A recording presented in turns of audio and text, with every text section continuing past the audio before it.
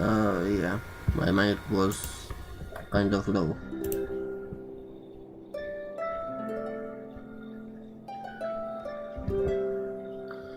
Okay, now I guess my voice is pretty good.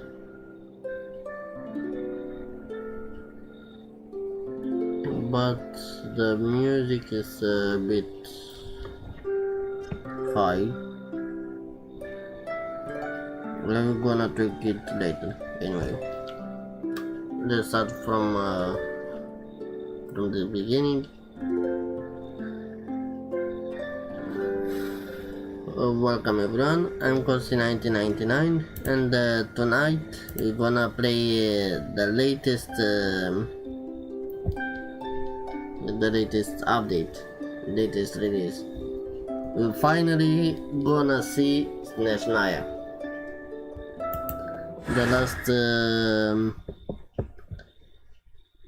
the last region from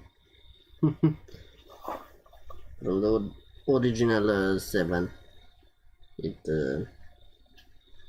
Seven Hey! Archons. A letter from the Knights of Favonius!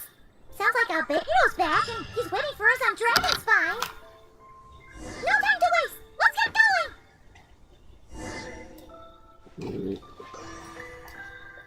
Yeah, better better I plug the headphones on this laptop too. I can barely hear the audio with one ear only, because the other ear is using the other headset for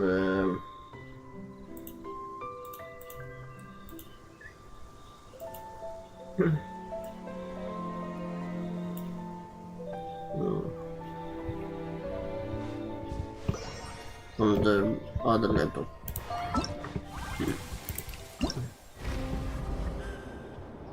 Okay, let's see.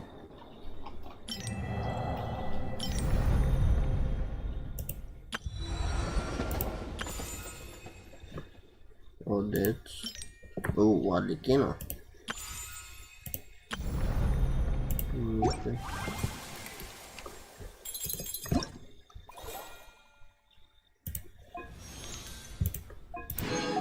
Yeah.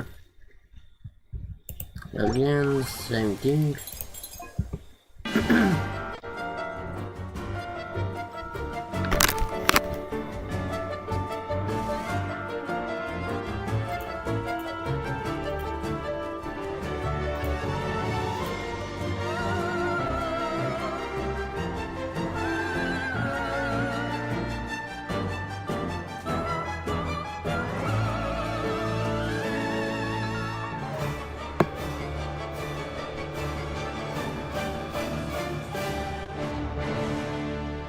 Wait, what the?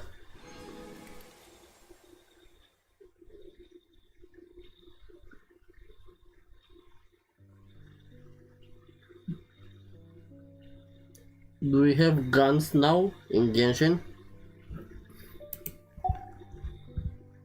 I know. I mean, I saw a few years ago, or months, some fan-made videos for that contest or something to showcase fun videos, and one kind of video was about Genshin and guns shooting, if I remember correctly, but that wasn't canon, so I didn't mind it.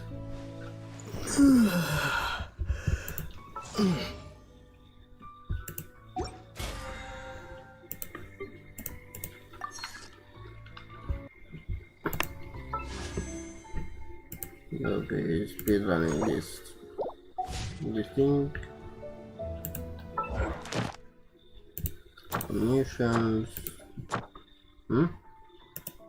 Already? What mission did I finish? Okay. Okay, let's see what we have here. Notices. Snezhnaya available. Yeah. No. The usual, as always. A lot of news that I missed because I took a long break from Genshin. Since there wasn't any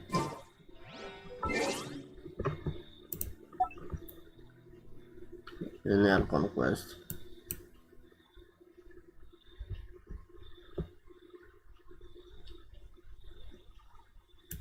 Yeah.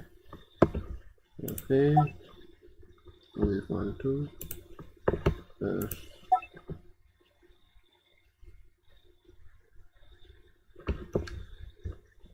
And this one. Yeah. Okay. This one. Now you should be done. What character?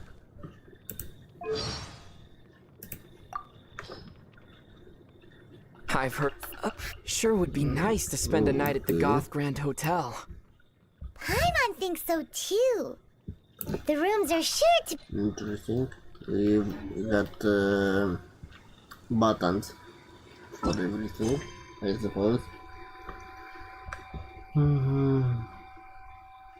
Oh, we still have the quest for Durin.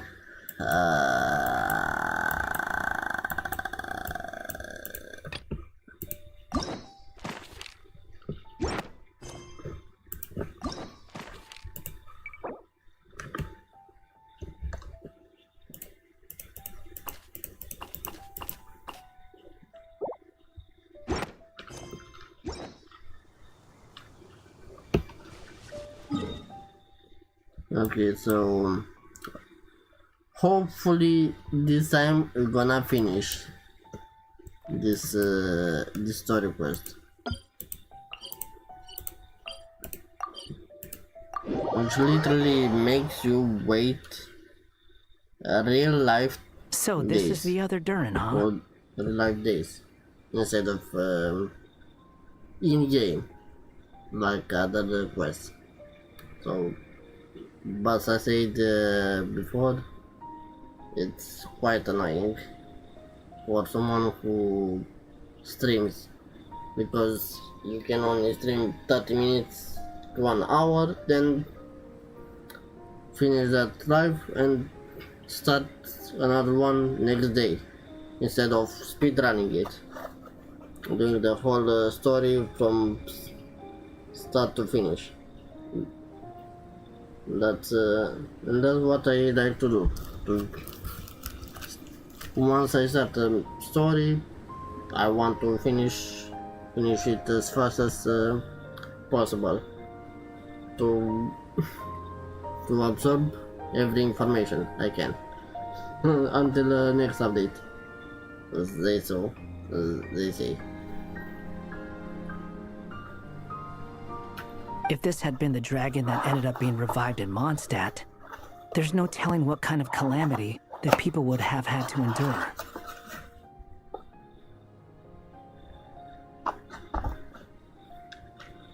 So, if you think about it like that, Durin's actually a hero. And you just thought you'd be nice, all of, and you just thought you'd be nice all of a sudden. No, I'm just a little envious, that's all. Not everyone gets a chance to be a hero. Actually, most of the credit belongs to Albedo. Then again, barely anyone even remembers you at this point. So I guess there's not much left to envy. Oh, Ah, so you three still remember Durin. Looks like the memory loss hasn't spread to close friends. Yet. I guess that means my memory of you must still be complete as well. Albedo, You're finally here! Oh, boy, do we have a whole pile of questions for you! Oh, you're here too. I think I've pieced together some of what happened to him. But what's your take on things?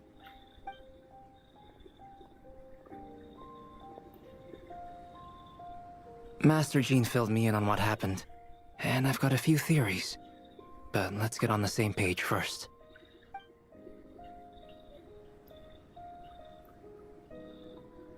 Well, physically, he's doing fine.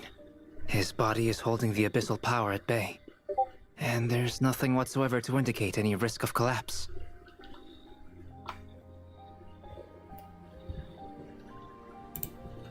So, from an alchemy point of view, there's nothing wrong with him?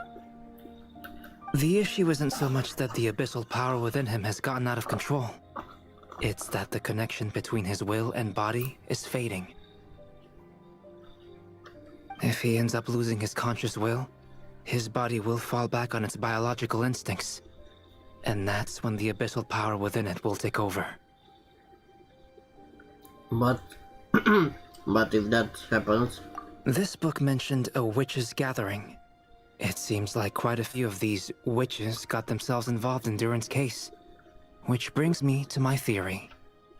Bringing Fairy Tale Durin into this world to replace the Durin on Dragonspine means using one Durin's fate to overwrite the others. But the power of alchemy alone would not be enough to pull off such a feat. It would have required the combined use of Miss Barbeloff's astrology, my teacher's alchemy, and Aunt Alice's magic. After learning of Miss Barbeloff's prophecy, Durin and I finally came up with a way to settle the Dragonspine Durin problem for good. And I took care of the alchemy side of things, which, looking back on it, seems to have been a part of their plan all along. So now, there's only one thing missing. the magic, right? As for the fate theory our friend in the hat just mentioned, I still can't figure out how any kind of magic could possibly influence the fate of Tevat. But I'm certain that the answer lies within this book. So, the reason Alice had us complete this book was to make that magic possible? A form of magic powerful enough to rewrite fate itself. Well, we've no time to lose. I just need to take a look at the book. The next part of the story most likely relates to me. So the memory that unlocks it must be connected to me too. Huh? The giant tree was home to a broken branch, the shape of its splintered arm aligning perfectly with the branch that had burst forth from the castle walls. Join yourself to that broken bough, for there you may take root at last, and henceforth bask in the sun and rain of the world beyond the castle. But first, fetch the stickiest clay and let it bind the scar of the break. I see.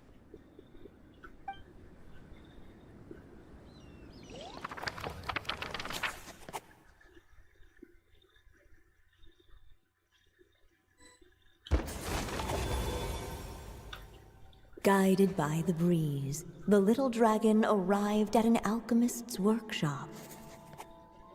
There he was greeted by a clay figure, a child molded by the Sage Witch's hands. Though gentle in appearance, he had inherited his mother's cold, sharp wisdom.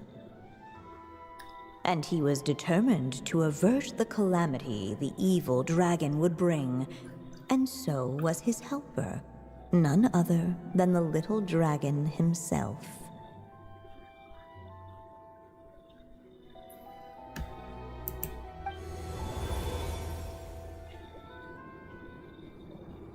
What place?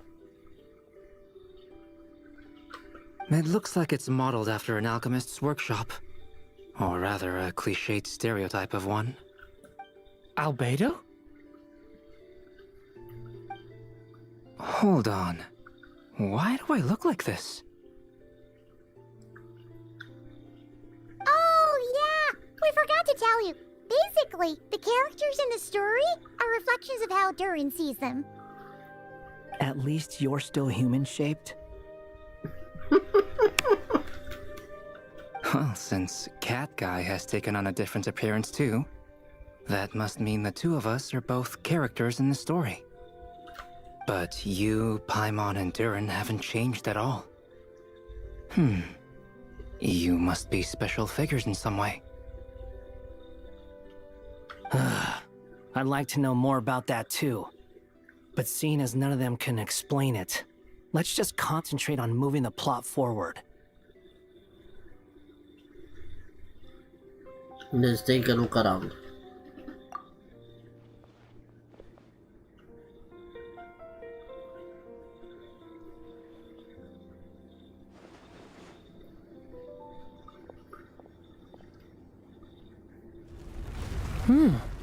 A secret door. Is that a hidden path? And just like that, the group stumbled upon a hidden passageway. Intricately crafted, it seemed to lead them towards another exciting chapter of the tale. Come on! What are we waiting for? Next chapter, here we come! Ouch! But this was a chapter that had not yet been written. Ahead of them was a storyless void, and they could go no further. What? Then what's the point of having a path here? Maybe the author had a flash of inspiration, and then their mind went blank. Sounds like a pretty bad habit for a writer.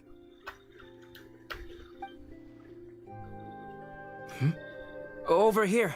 I found something. What the clay figure found was none other than the evil dragon's heart itself. Though the creature had perished long ago, its heart was still there, pulsing away and growing warmer with every beat. And the clay alchemist knew what it meant. That the evil dragon would return one day, just as the prophecy had foretold. Yet, guided by his mother's wisdom, he foresaw another fate. If only the alchemist could bestow this heart upon the little dragon, he might be reborn in the evil dragon's stead. Only then would the evil dragon's heart grow still, and the little one inherit its tale. Sounds like this chapter is about Albedo bringing me to life? If that really was the solution, though, this would have been over the minute I finished the transmutation. So why is Durin still being forgotten? There has to be some other reason. And there are still places we can check. We have time. Yeah, I'd like to explore the area a bit more.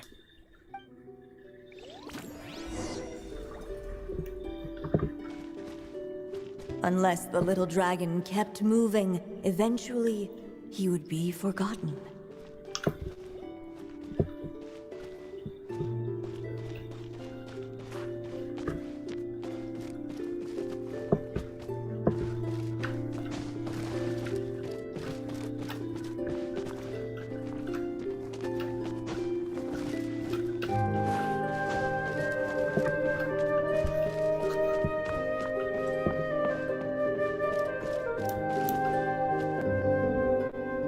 Returning to the castle. You seem like you're torn about something. I just never thought crossing over into a new world would create so much trouble. All I wanted was to make some friends. I'm starting to think I kind of miss being in Simulanka. You might look back on it with fondness, but if I were you, I wouldn't miss it. Why? Sometimes, moving on with your life comes at a cost. But that's better than going nowhere at all. You don't have to worry, Durin. No matter what problem you face, there will always be a solution. Okay. Sometimes I wish I could just go back and see it again.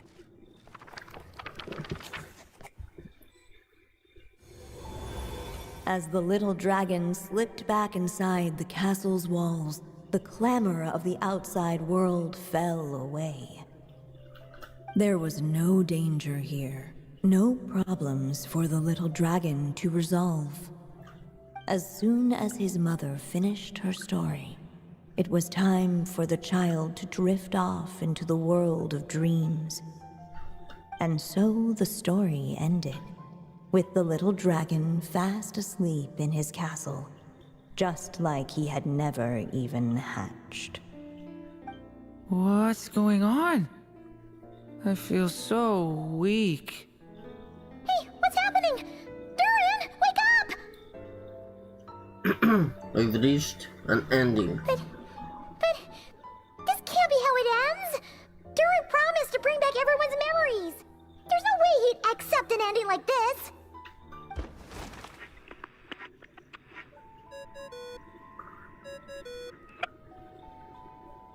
Hello, children. If you're hearing this recording, it's because you've reached a certain ending. Alice? You may have noticed that little Durin's experiences have been written into the pages of this book. Well, you should know that in the same way, its ending will also be written onto him. So be careful, because triggering a bad ending could be somewhat problematic. You're warning us. Let me guess. You're upset that I didn't warn you earlier? Don't worry, though. I've thought it all through. I built a very special feature into this book, just for you, the witnesses of this tale. So, go ahead. See if you can turn back the pages. If you're not happy with the ending you've reached, just flip back a few pages and let the tale unfold once more. Talk about the plot twist. Pretty incredible, huh? That's the power of magic.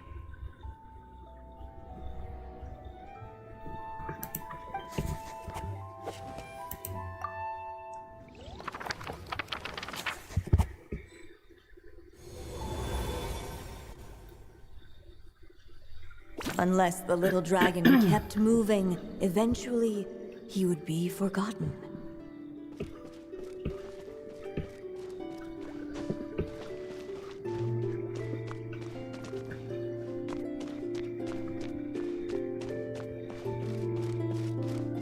Ahead of them was a storyless void, and they could go no further.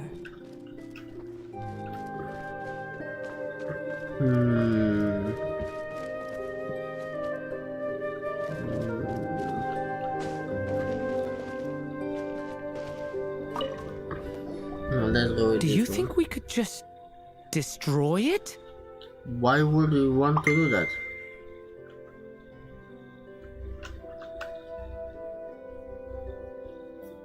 Oh. Thanks to my second laptop, I had my phone.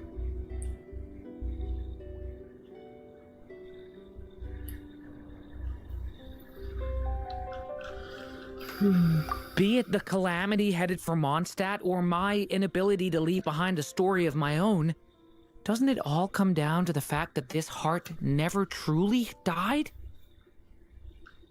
What if, here in this story, we could finally destroy it? Could Aunt Alice's magic really allow us to do what's theoretically meant to be impossible? Either way, it's an intriguing idea. I'm not opposed to giving it a shot. Durin! It's just... I'm still afraid someday even you guys will end up forgetting me. If there's even the slightest chance it'll prevent that, I'm willing to try anything. But I'm not sure if I can destroy it on my own. Chances are, I'm gonna need your help again. So please, everyone, help me destroy this heart, once and for all!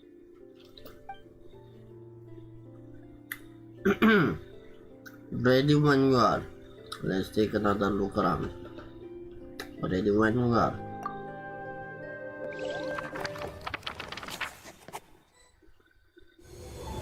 With the help of his friends, the little dragon destroyed the evil dragon's heart, using up every last ounce of his strength. In his eyes, this would ensure that his story and his alone remained in the world beyond the castle's walls. But the evil dragon's heart was like a great tree with roots digging deep beneath the surface. Cutting off the branches did not kill it. No, it just made it impossible for a new branch to take their place. The gnarled roots retreated back into the frozen earth, biding their time for a chance to bud again. Cut off from their source, the rootless branches above the surface slowly withered away. The little dragon's story faded into nothingness, and in the world beyond the castle, only the evil dragon's tale endured. Who am I? Is this... me? And so the story ended, with the little dragon fading from sight, leaving nothing but the evil dragon's shadow in his place. So the story's over. Oh no! That means Durin! What do we do now?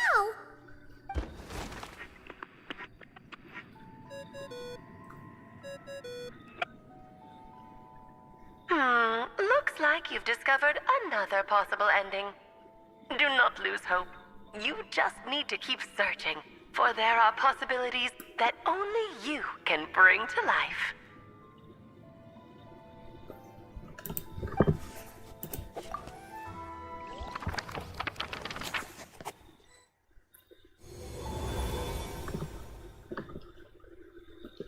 Unless the little dragon kept moving, eventually he would be forgotten.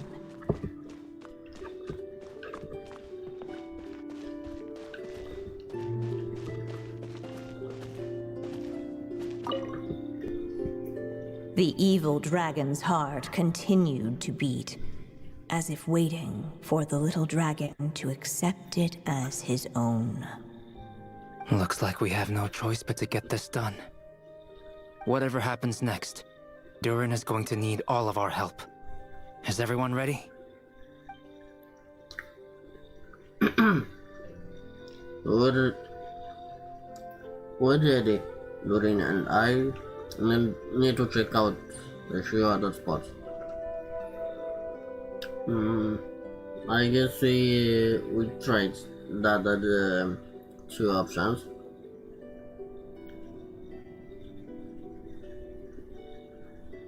Going back to the castle and destroying the evil dragon's heart.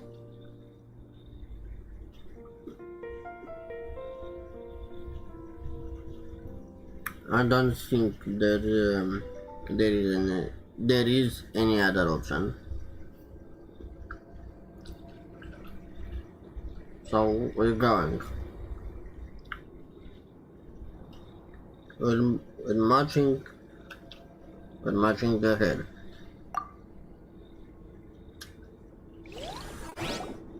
The little dragon and his companions blank again. Huh?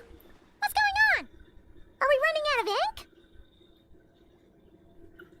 Once the ink runs out, is that the end of the story?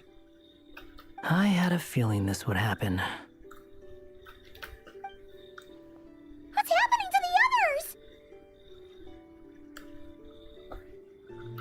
Now that the story's ink was spent, all that lay ahead were blank pages.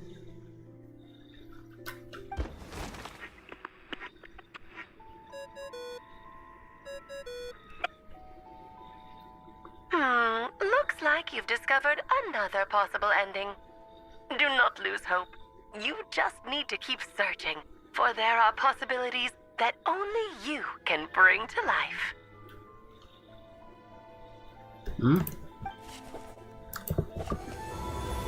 Is there anything else I missed? Didn't we already try all the options?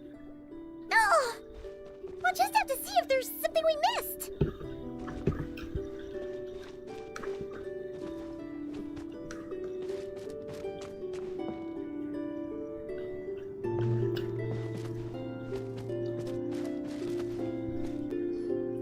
If we go this way, we'll be returning to the castle. Returning to the castle. There's nothing challenging for you back there. You'll end up stuck in one place. Yeah, you'll just be hiding from your problems and pretending like none of this ever happened. Is that really what you want, Durin? I see.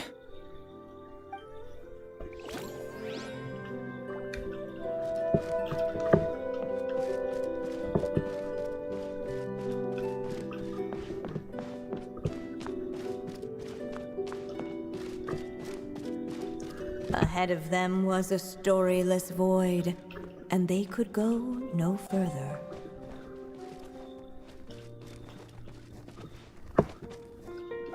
Little dragon.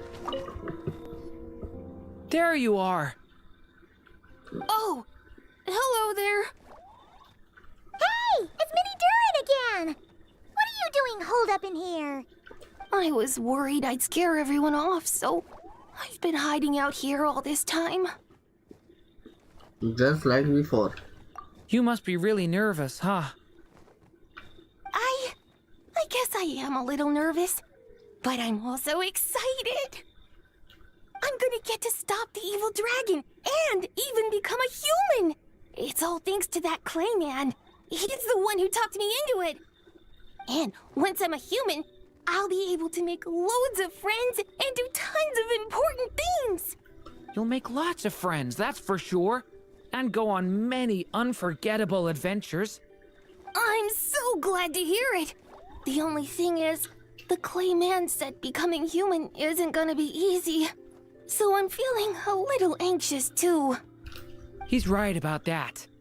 Even if you manage to become a human, there will always be tougher challenges on the road ahead. Really? But even so, your friends will be there to help you. Oh? Then I'm not afraid. Funny, isn't it? After talking to you, I'm not afraid anymore either. So, are you ready now? Yep, I'm ready to become a human. What the clay figure found was none other than the evil dragon's heart itself. Though the creature had perished long ago, its heart was still there, pulsing away and growing warmer with every beat. And the clay alchemist knew what it meant.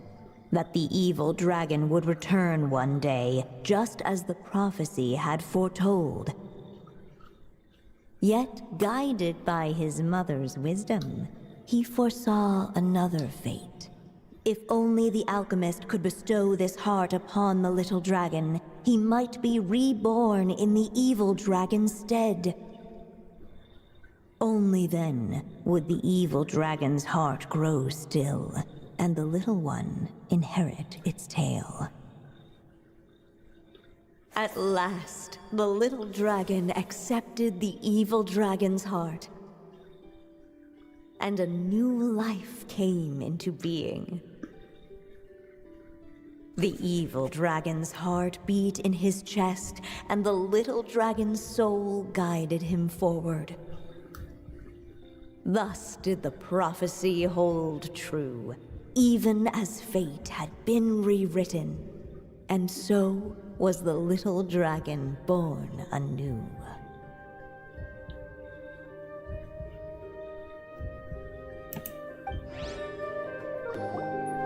Finally! A happy ending!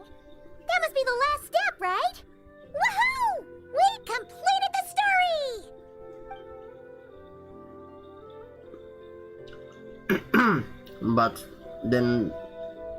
But then why are we still here?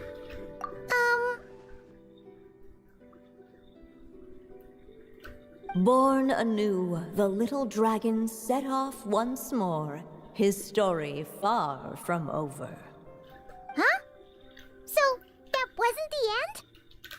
What comes next might be the most crucial part of all.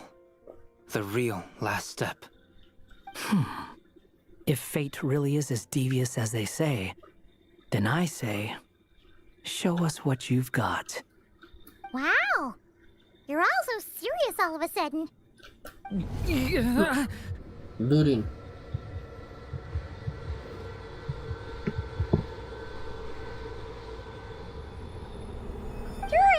are you alright?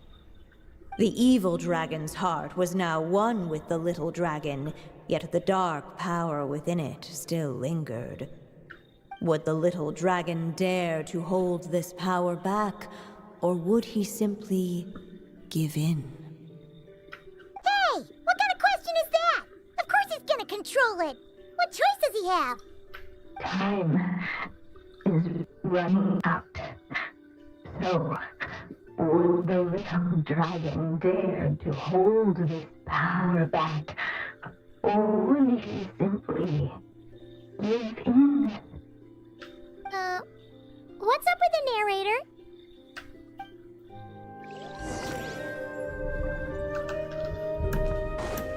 Would he dare to hold this power back?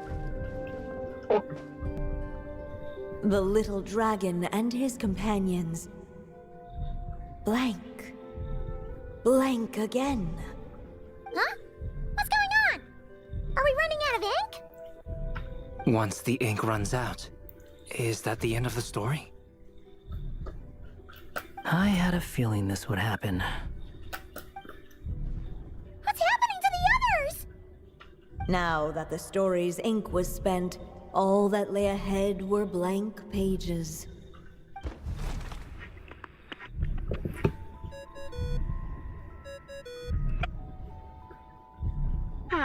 Looks like you've discovered another possible ending. Do not lose hope. You just need to keep searching, for there are possibilities that only you can bring to life.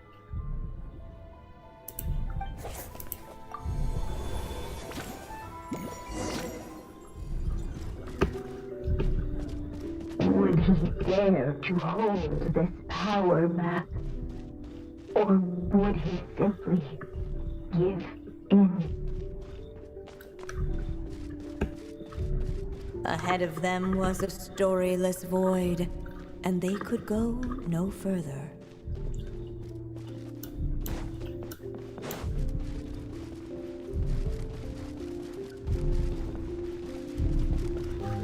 Would he dare to hold this power back? I guess I have no Or would choice. he simply give in?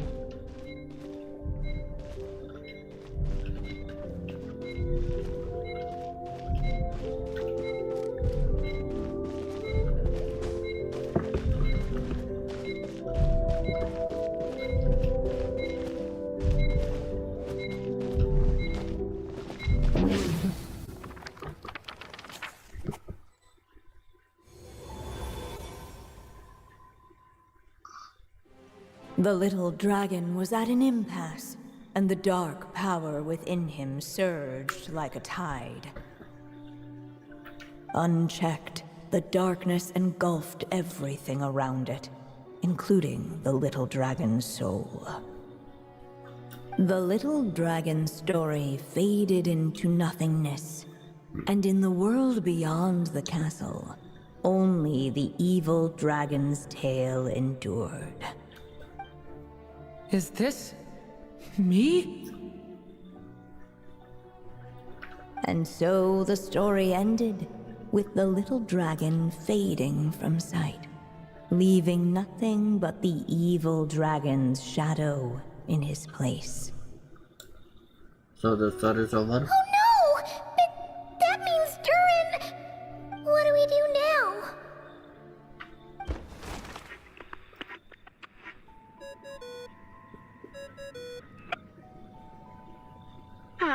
Looks like you've discovered another possible ending. Do not lose hope. You just need to keep searching, for there are possibilities that only you can bring to life.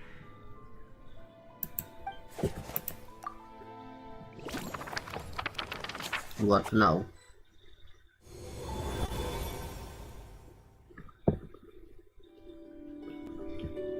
What's going on here?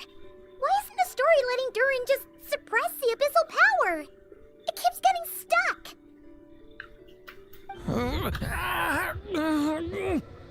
Durin.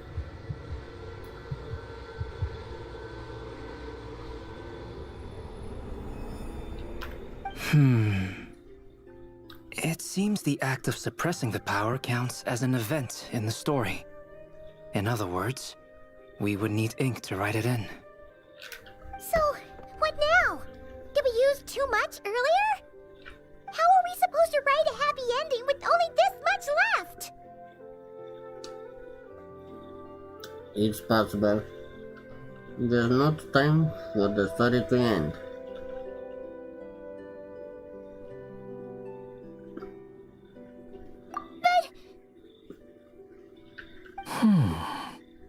Well, this is Durin's story. As long as he's alive and well, why should it end? If there really is such a direct correlation between the story and his fate, I may have a potential hypothesis. Durin was, and still is in essence, a storybook character, written into being by M. From the moment he was born, he has always dwelt within her story. And I suspect that has remained the case, even after his arrival in Tevat. Reviving Durin in the evil dragon's place was an act of grafting this Durin story onto the latter's fate. In essence, that is how his fate was rewritten. But there is a fundamental difference between a being's story and its fate. As Miss Barbeloth reminded us, the fate of every living being in Tevat has been woven into the fabric of time. Its most natural path, therefore, is to proceed along its given track. But Durin's story, on the other hand... Need an author to continue writing it. As Durin's connection to this world wore thin, not only have people started to forget him, he started to lose control of the abyssal power within. In other words, his story can't continue, because the author's ink is drying up. That's what it seems like to me. It would seem the little dragon had made a group of fine friends indeed. Save it. The question is, are you here to help him, or stand in his way? This is as far as the story can go. What path will you choose?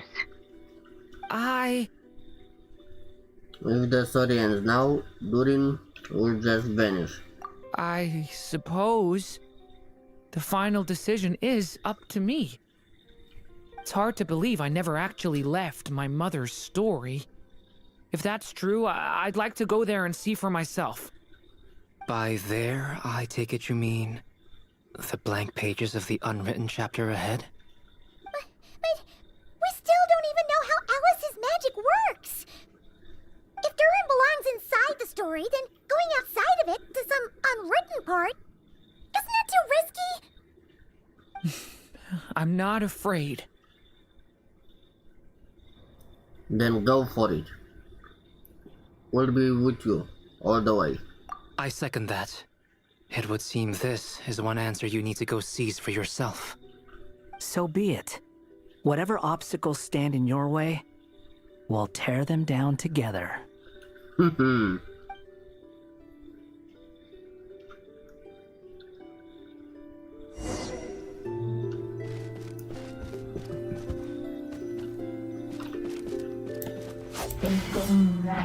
invisible. It was as if the little dragon was staring at the uncrossable edge of existence itself.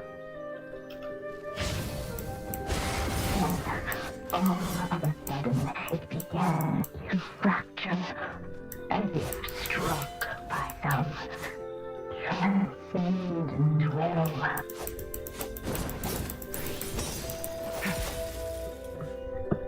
Gotta keep going.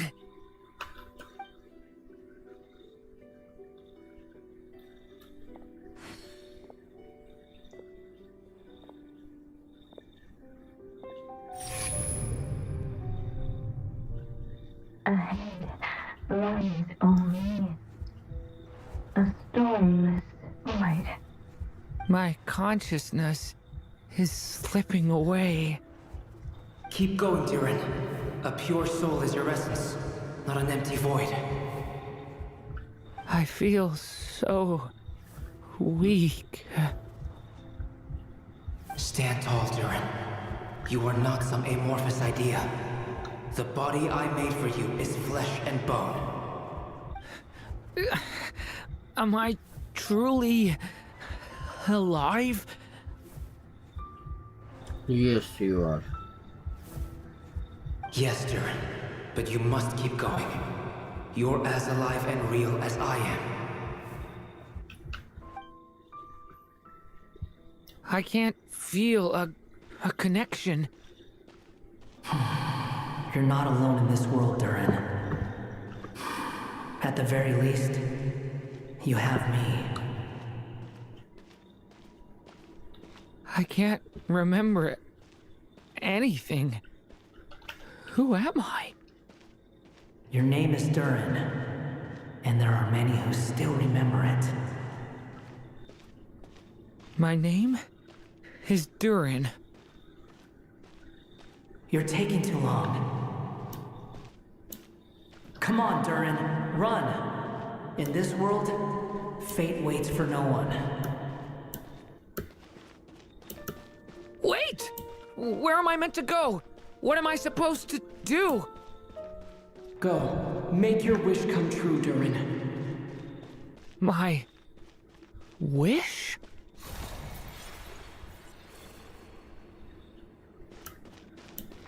Your story's not over yet!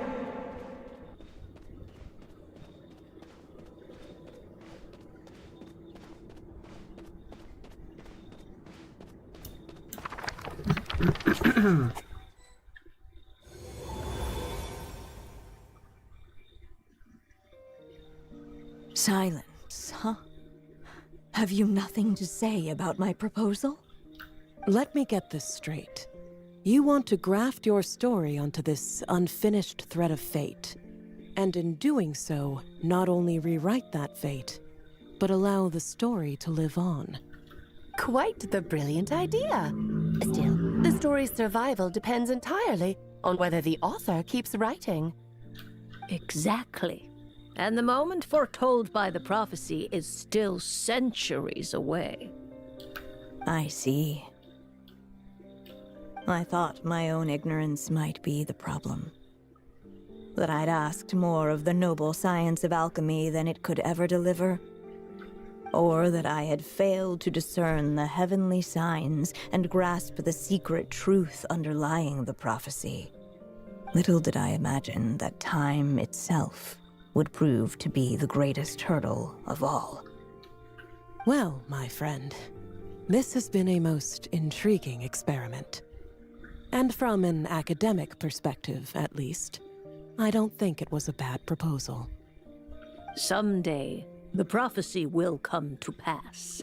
So remember, my friend, much like the stars themselves, there will always be something that transcends the test of time. Thank you, everyone. You've helped me so much already. But, Alice, I still have one final favor to ask of you. Will you lend me your magic one last time, just enough for me to keep his story alive until the prophecy is fulfilled? You mean you want me to extend your lifespan? No, not in that sense. As Rheindotter once told me, the laws governing life and death are among the most unyielding in this world. I'm well aware of that. Whether it lasts a day or an age, the span of one's life is determined by fate alone. If I tried to breach that law by force, I'm afraid I would lose what makes me human. This is not a path I want to go down. If I am to die, then I shall die a human. So, what is it that you want me to do? I would like you to send this pen of mine into the future. I see. Then perhaps there really is a way I can help. I could create a kind of story magic to take over the writing once you're gone. Oh, but for it to work, you would need to provide enough of your own words for it to learn from. How much? Oh, an immense amount. So much, in fact, that you would have to spend the rest of your life writing. And even then, I'm sorry to say, it would not last forever. No matter how much you write, there is a limit to the number of words you can leave behind. But the world itself will never stop changing. Someday, perhaps, even your entire corpus will not be enough for the magic to continue describing this world. And when that happens, the story will end. Still, it's worth a try.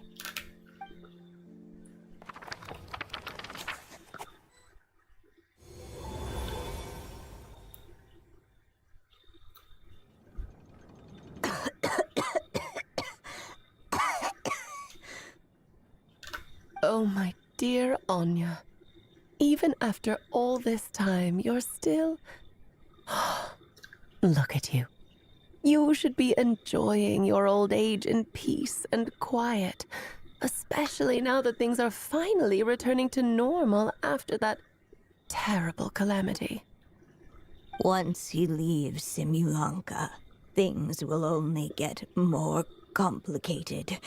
If his story is to continue, there needs to be more material for the magic to draw upon. I'll just have to skip over some of the less important details. Anya, why do you insist on sending him out of the storybook world? Why must he face his fate into that? Why not just let him remain within the story? With my magic, even fate's curse could be undone and he could live happily ever after. I suppose. In fairy tales, all it takes is a heartfelt wish. And even a wooden puppet can turn himself into a real boy and live happily ever after. That's just how fairy tales end, isn't it? But have you ever wondered what happens to the main character after the ever after? Tell me, Alice, in your eyes, what would be a writer's greatest regret? To leave a story without an ending. Not a bad answer. It's true, many writers come to consider that their greatest regret. But I see things differently. My greatest regret is that every story I write has to come to an end in the first place. Anya. No matter how brilliantly a character shines, the moment their story ends, their potential is lost forever. For them, the story itself becomes an inescapable fate. But what if, instead, I could place my pen in their hand and let them continue the story themselves? You mean You said it yourself. I can only leave so many words behind. Even with your magic, the idea that I could keep the story going until the prophecy comes to pass is wishful thinking at best. But I've found a way to use your magic to transform some of my finished stories into a special kind of ink. This ink is a magical medium he can use to complete the story the way he wants to. For what is storytelling but another kind of magic? And if he can experience the whole tale himself while leaving behind his own wishes and aspirations, even once he reaches the chapter where I stopped, he'll still be able to carry the story forward on his own. And so, by leaving him this ink, I can entrust him with the responsibility of writing his own story. A character with the power to write their own story. That way, he'll finally be free from the cage that is my pen. And like anyone else living in the real world, he can go on to create a life of his own. And you no longer need to worry about the constraints of my magic. What a brilliant idea, Anya. But there are still risks. First of all, once he arrives in Teyvat, he'll have to rely entirely on the story you left him to maintain his connection to that world. As you gradually hand over creative control, that connection will grow weaker, and at some point, he might lose it altogether. But at the same time, he'll also have the chance to forge that connection for himself. The issue is, this method taps into too many of Teyvat's core secrets. Any overt hints you try to leave will be erased in no time. In fact, it'd be hard for you to leave anything at all to guide them. We still have the story itself, though. I can use that to show them the way. It's entirely possible he burns through all your ink, never reaches the chapter you had in mind, and gets stuck roaming the chapters of his past.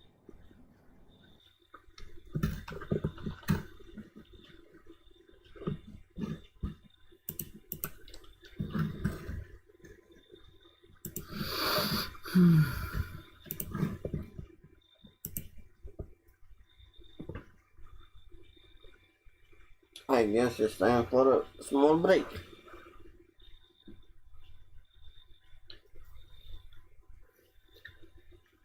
We've been playing for an hour or so, and we didn't even start it. The new update, our conquest.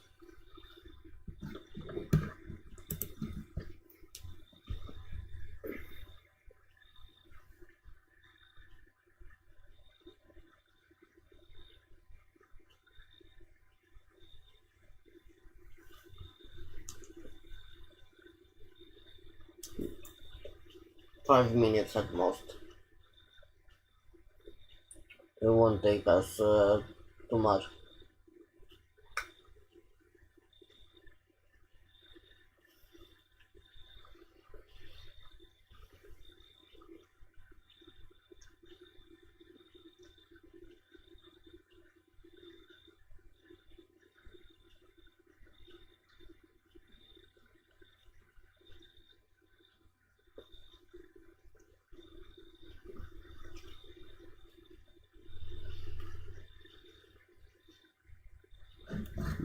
In the meantime, I will go and bring more, some more, bring back some more water.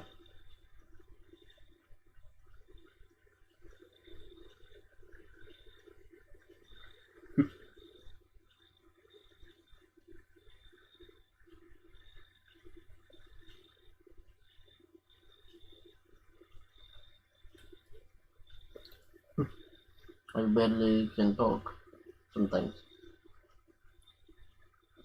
But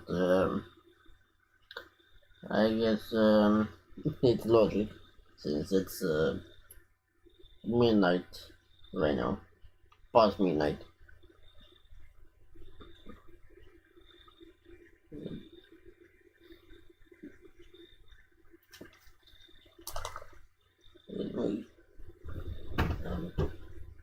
So,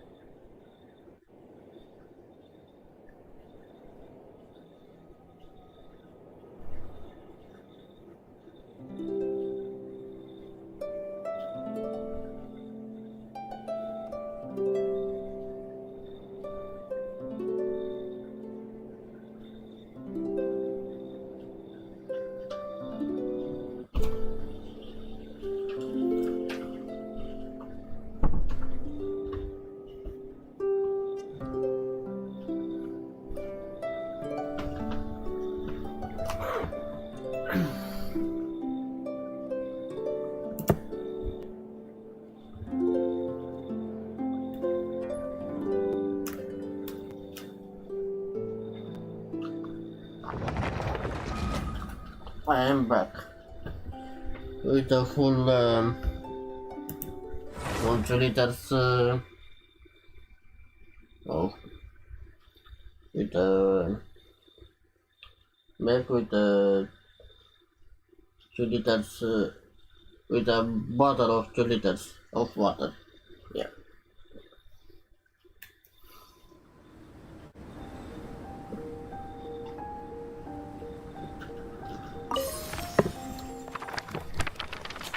Let's see how behind are we?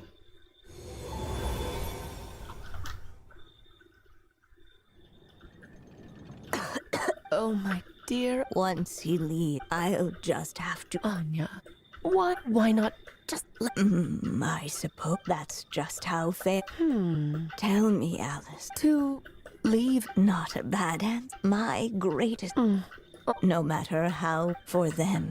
But what if instead? You mean... You said it, but I found a way. This ink is for what is, even once he reaches the. And so. a character? That way. And you no longer... But, first of all, as you gradually hand over creative But at the same time, The issue is, in fact, we still have the story. it's entirely possible, but I still believe his hopes and wishes. what the writer... And you do know how much I love a happy ending. Thank you, my friend. Wait. Did I skip too much?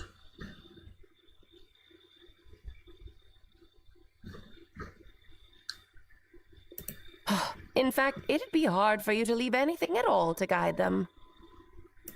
We still have the story itself, though. I can use that to show them the way. It's entirely possible he burns through all your ink, never reaches the chapter you had in mind, and gets stuck, roaming the chapters of his past.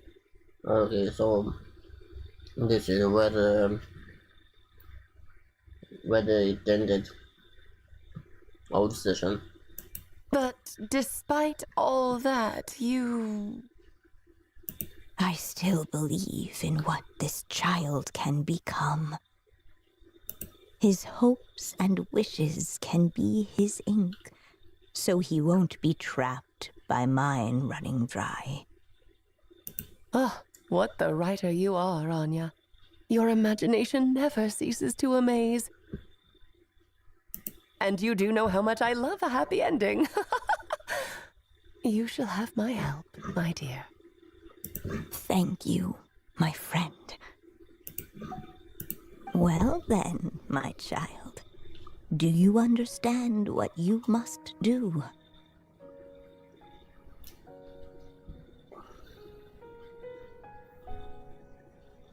Yes, I think I do. It's my turn to keep this story alive. Then what's holding you back? What will become of you after I take up this pen? I will fade away. There will no longer be a reason for me to go on existing. My child, or your mother, I should say, passed away long ago. The voice you're hearing is nothing but a magical echo that has now fulfilled its purpose. You needn't feel so reluctant to let me go. I know my mother died long ago.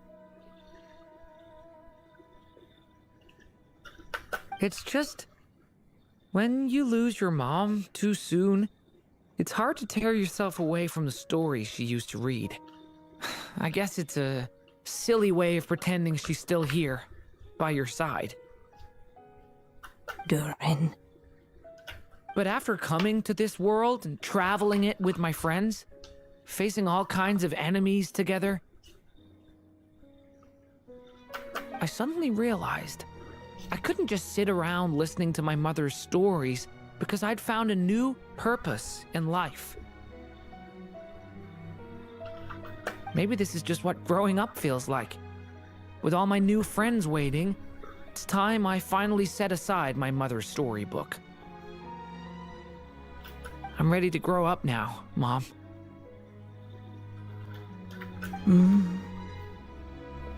Then take this. A gift I should have given you a long time ago. You've witnessed this story from the very beginning. Made your wishes, offered your blessings, and even wrote your choices into its pages. From here on out, this pen is yours. Now I ask of you, the other pillar of this story, as both its reader and its witness. Will you turn the page so the next chapter can begin? Turn the page.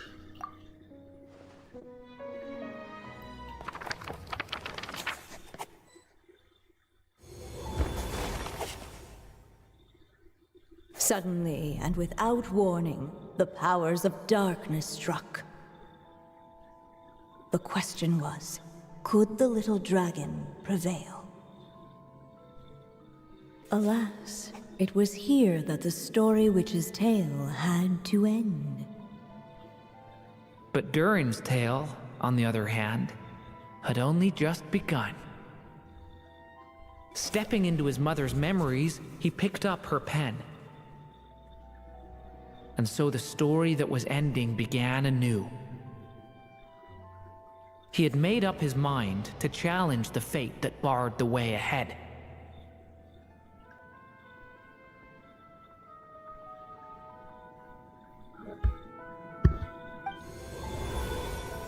Looks like this is the final step. A chance to strike back at fate? Now that's not something that comes knocking every day. Go get it, Durin!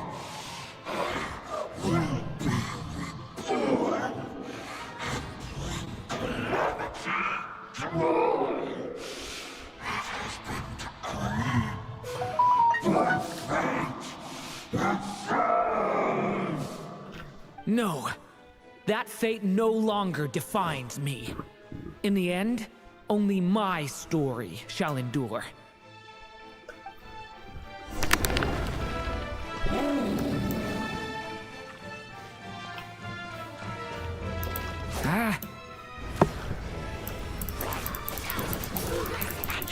Get back!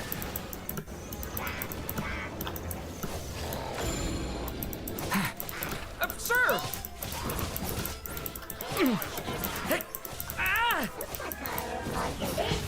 Get back! I'll lament for the end!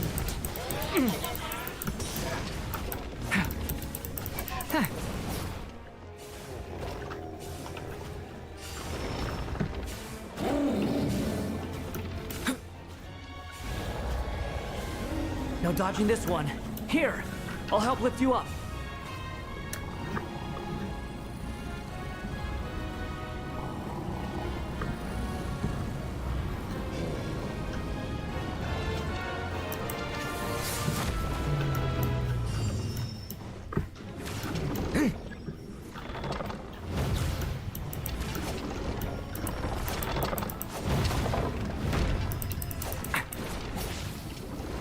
Leave it, only my story shall endure.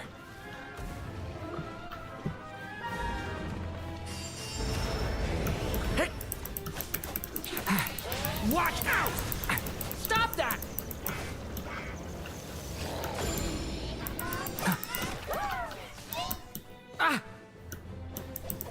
No! Watch out! The story has only just begun!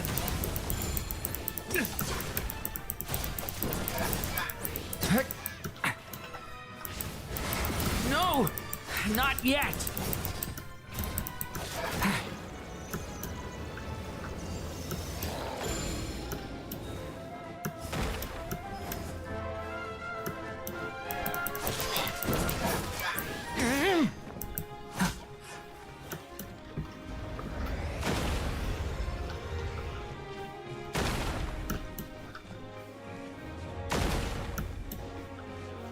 Looks like there's nowhere to hide. Here, I'll cover for you.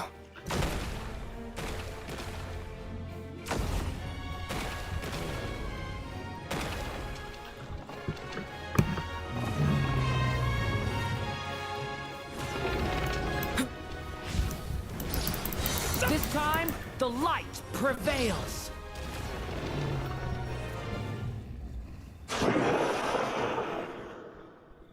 Thank you, Mom. And so it was that Durin defeated the darkness and rewrote his fate. But his story is far from over.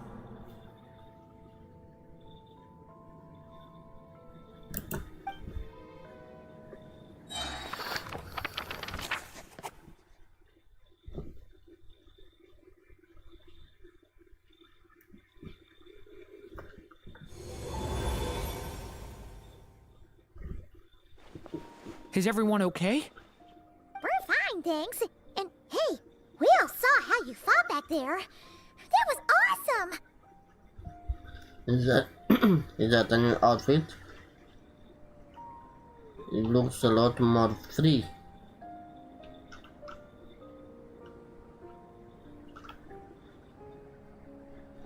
I have to admit, I do feel like something in me has changed.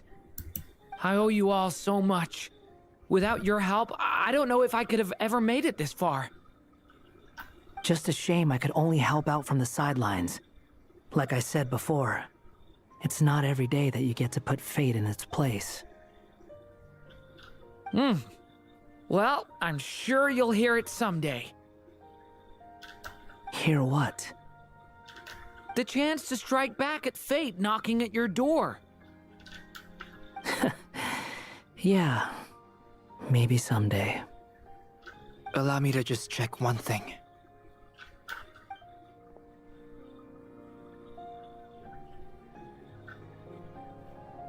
Yes. The abyssal power within you has stabilized again. And those strange symptoms you were experiencing seem to have completely disappeared. Oh, thank goodness! We did it. I wonder what it means, though. Aside from the principles of alchemy, what other law of this world governs his being? Look, it all turned out fine, so just leave it at that. Now that this one's out of danger, it's time for me to get out of here. You're leaving so soon? What, don't humans usually throw a party after something like this? A party? Do I look like that kind of guy? Not really. Anyway, come find me again next time you're in trouble. That's what friends are for, right? Some people never change.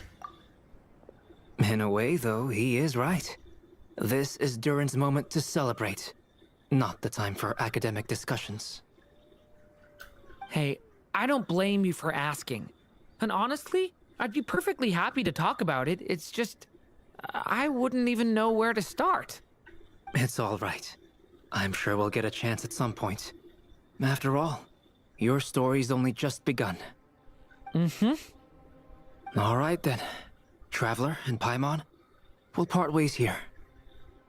Given the extraordinary nature of the things we witnessed today, I need to make sure it's all recorded properly.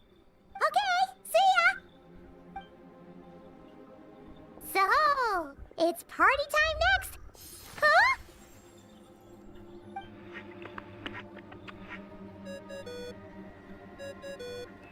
Congratulations on completing your mission. Now then, as per our agreement, it's about time you returned that book. She must have known the moment we finished, just like she said she would. I've heard dressing appropriately is a must for socializing.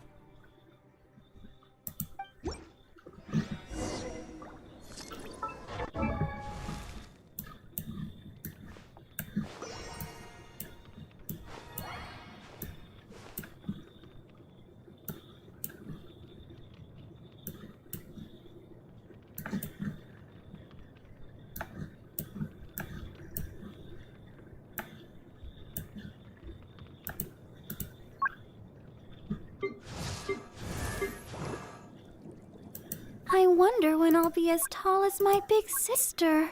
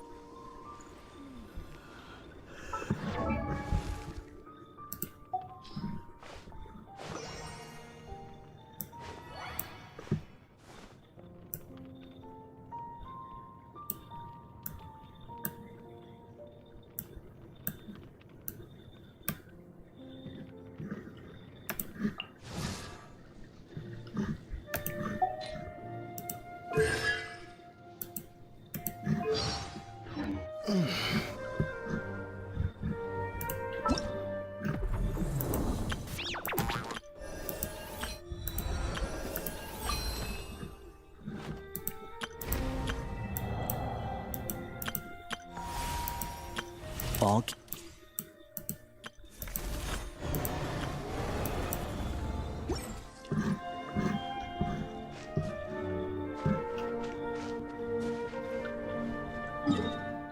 I guess we finally finished the story.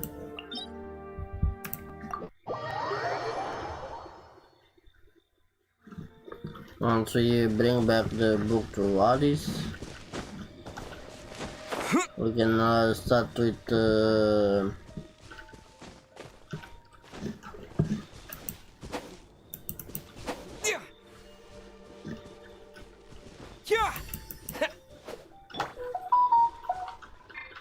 Dodge this!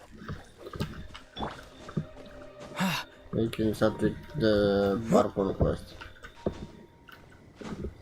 for Snezhnaya.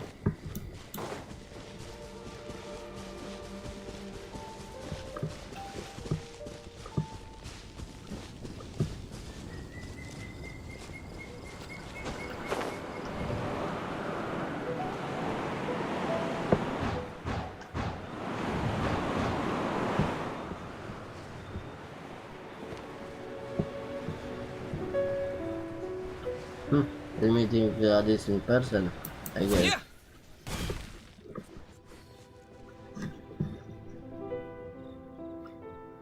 Oh, my writer and witness. It's been quite the journey, hasn't it? You had special plans for the traveler from the start, didn't you? But of course, that goes without saying. For a story to live on, it needs both a writer and a reader. Only then can my magic take effect. I chose the traveler as the witness because of the special nature of who he is. It's not easy finding someone with that kind of background, you know. For a moment, I even considered taking the role myself. Well, you were the only one who understood what was going on. At least it made for an interesting story, right? Huh? What are you doing here, tone-deaf bard? With the Hexenzirkel carrying out such a risky experiment in Mondstadt, it didn't cross your minds that the Animo Archon might be slightly curious? Sorry for the trouble, Lord Barbados. Think nothing of it. I dare say the Animo Archon quite enjoyed coming along for the ride. And now then, as agreed, let us see the fruits of your labor. Here, please take a look. Well. Somehow, despite all my careful planning, it still turned out to be full of surprises. It never even crossed my mind that Rhindotter's child would be capable of handling that kind of alchemy in her stead. When he asked for help with the materials, oh my, I nearly couldn't believe it. If only the others were here too, we could all celebrate together. I'm right here, you know. The only one who hasn't responded is the one busy stuffing her face over there. Is that you, Barbie? A little late to the party, don't you think? Come here, child. Let me take a closer look at you. All right, Aunt Seer Witch. Here I am. Just as I thought. This child's fate does not appear among the stars. Anya has accomplished what almost no one before her could. What does that mean? Child, all you need to know is that you're very lucky indeed. Oh. So, what does it mean? The teacup falls silent. Perhaps the mage's thoughts have already drifted elsewhere. Just like how she was in the story, huh? Tell me, little Durin, what will you do next? I, for one, cannot wait to see how your story unfolds. Well, there's so much I want to do. I'm not even sure where to begin. How about settling your most recent regret?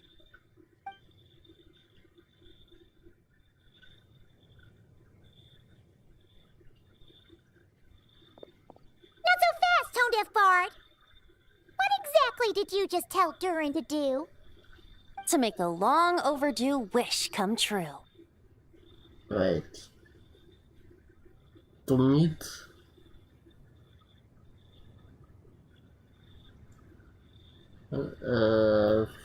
that other dragon. Forgot its name.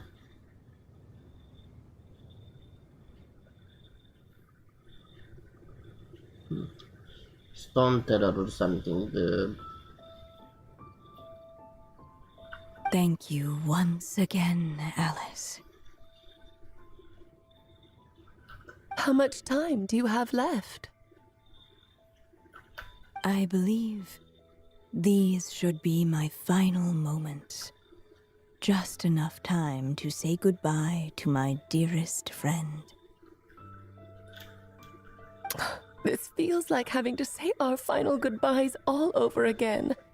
I don't like it. Not one bit. I don't know how to respond to that. Strange.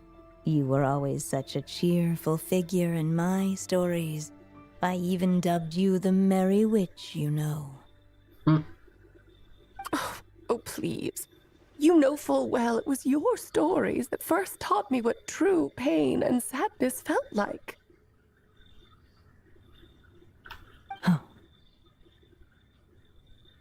Aside from saying goodbye to me, shouldn't you also leave a few words for the child? Since the book will be his to continue, why don't you write him a little parting note? There's no need. His mother already did that long, long ago.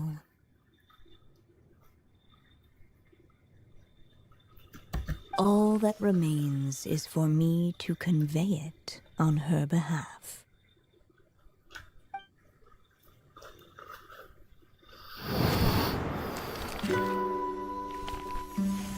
My child, these may be the last words I get to leave you. I've always thought of the characters in my stories as my children, loving each one of them, just like a mother would. But you are the most extraordinary of them all. You alone can defy the fate of this world and write the perfect ending to my story. You alone shall leave these pages for a future I will not see. Still I say to you, fly, my sweet child. Just like a forest breeze yearns for the open sky, head into the unknown and seek an adventure to call your own. If you meet a dragon bright as 1,000 jewels, dance through the air together. You are not alone, for this world has accepted your place in it. Do not lose heart. You still have many wishes left to fulfill. A long tale awaits you, my love. Let songs and flowers be the ink that fills its pages. Take my pen and use it to continue your story.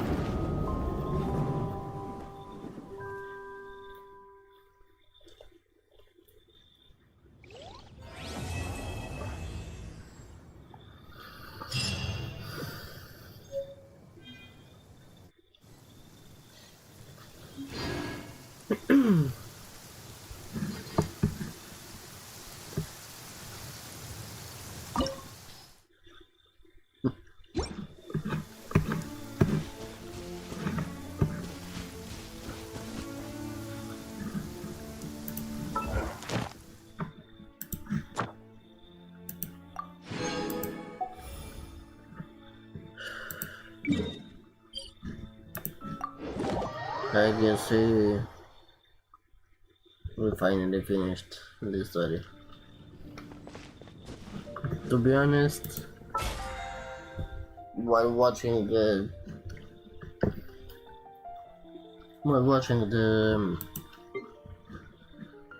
cutscene and hearing Alice voice trembling, so to say, I kind of started tearing up Come myself. take a look. There will definitely be something that catches your eye. Think about is Diluc. I guess I still have tears that are not dried up yet. Given how sad the stories and from games and mostly anime I watched, Haven't you because heard? There's a at some strange time there was a period where I watched a bit of uh, a bit of a lot of animes with drama or sad stories in general with sad endings. Thinking maybe There will definitely be something I that could catches your eye. become immune to this kind of thing and act like I don't know, to not be emotionally affected, but I guess I still have a bit of resistance here and there, but not Haven't you heard? high enough to call it a nullification. If we take it in intentional terms, I mean resistance. It resists up to some point, and nullification, yeah, nullifies everything. But Haven't you heard? yeah, There's a strange wander. I'm still Abyssosk. I'm still affected by some Thank you for stories, completing even today's. though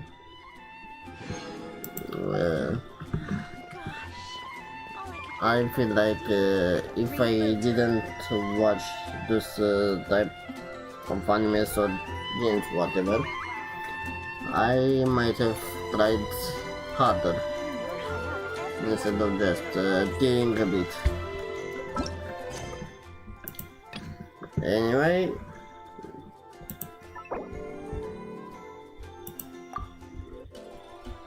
let's finally start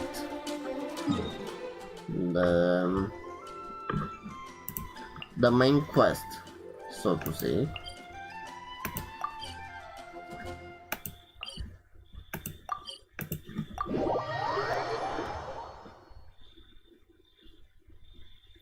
The quest everyone has been waiting The day's for a long time. come.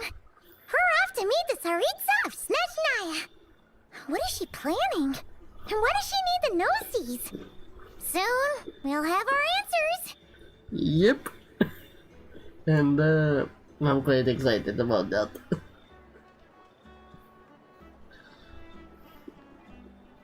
To be honest, at the start I kind of hated Tsaritsa and the Fatui,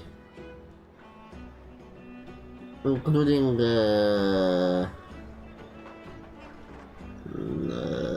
Rosaria, was it? That that girl that got killed by Raiden Shogun. Forgot her name too. I guess I've been yes, I forgot a lot of names because of this long period of time. Probably it will happen with NTA Neverness 2 at some point. If it not, if it not, if it did not happen yet. To be honest, I didn't think of any character. Anyway, let's continue. Guess this will be the end of your journey that your sister mentioned. What is she expecting you to find there? Snezhnaya still feels like a long way away. Hopefully, there'll be plenty of time to relax, eat some good food, and have fun before we arrive. But whenever Paimon gets thinking about how our destination is right around the corner, all these questions come flooding into Paimon's head. It makes her so nervous.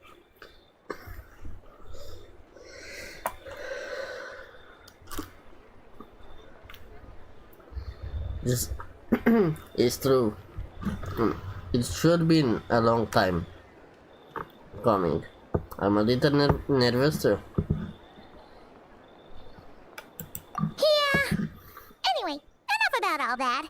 We can't start the final leg of our journey with that kind of mindset. Just think. We've fought dragons and sea monsters, defeated creations of the gods, faced prophecies of doom and the threat of the abyss. Heck, we've even been to the moon! Yeah. We did a lot. And I changed the word quiet a bit. To be honest. We saved a lot of nations from literally being wiped out completely.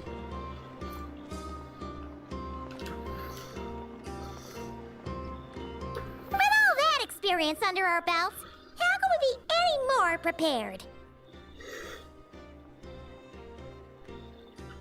Great point. Thanks for the prep talk. Thanks for the pep talk. Sure thing! Now, stick close to Paimon, the best guide you could ever ask for, and let's charge straight for the finish line! Off we go! What about me? Oh. Do I get a call out? Colombina. Whoa! Columbina? Whew, you kinda snuck up on us there. How did you know I was here? I don't think I told anyone.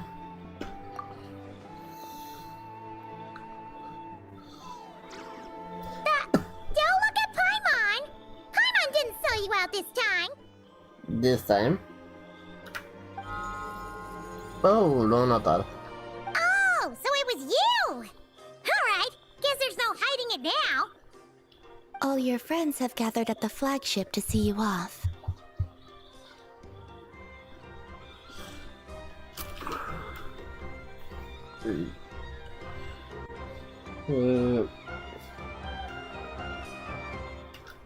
Bear be a bit.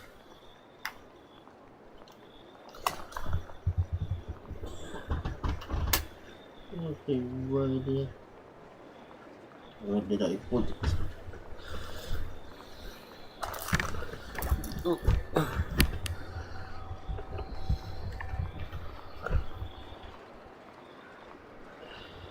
Oh, it was right here.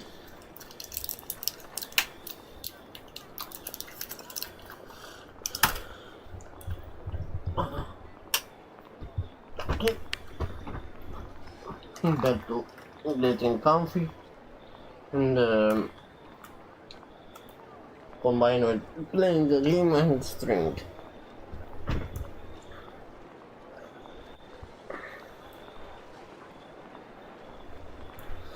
I had to take some meds for my stomach. Mostly for burn after effect or something. After which happens after I eat some things.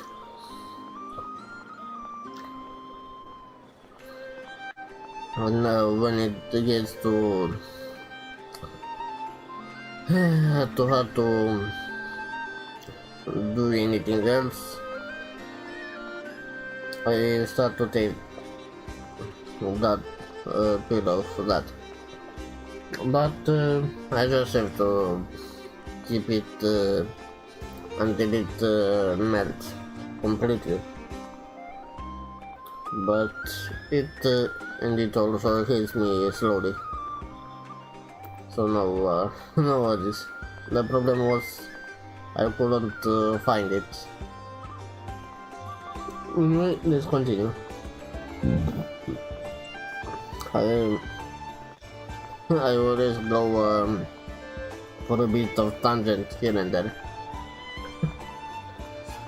I invited Sandrone too, but she said she had to go back to Snezhnaya.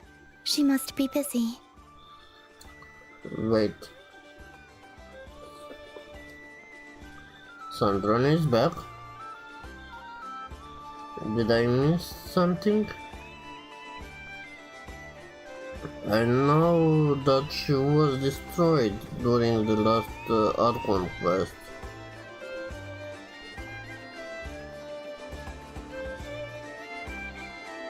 And I don't remember doing any quests for Sandrone.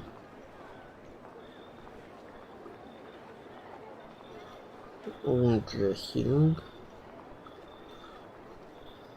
She had some nasty things to say about you before leaving. Would you like to hear them? She hasn't changed a bit. Alright, let's hear it. If they're heading to Snezhnaya, I'll bet it's to cause trouble for Her Majesty the Tsaritsa. Attending a farewell party for people like that would not be a good look for me right now.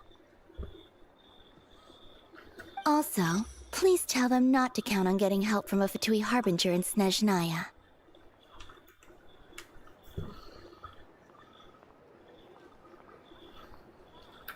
Our time working together was not terrible, precisely, but we're on different sides. So when you get there, don't do anything to make life difficult for both of us. Well, that definitely sounds on brand for her. The attitude, the reasoning. Alright, we'll do our best to keep our distance then.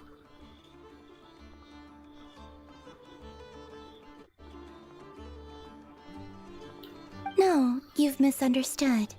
I think she means that she'd like you to go see her. How do you figure that? As long as you don't make things difficult for both of you, you'll be fine. Huh. You really have to read between the lines with Centrone. Go on, get to the flagship. Everyone should be there by now. I told Lama that you once treated me to a truly unforgettable meal. Today, I want to return the favor. It's my gift to you.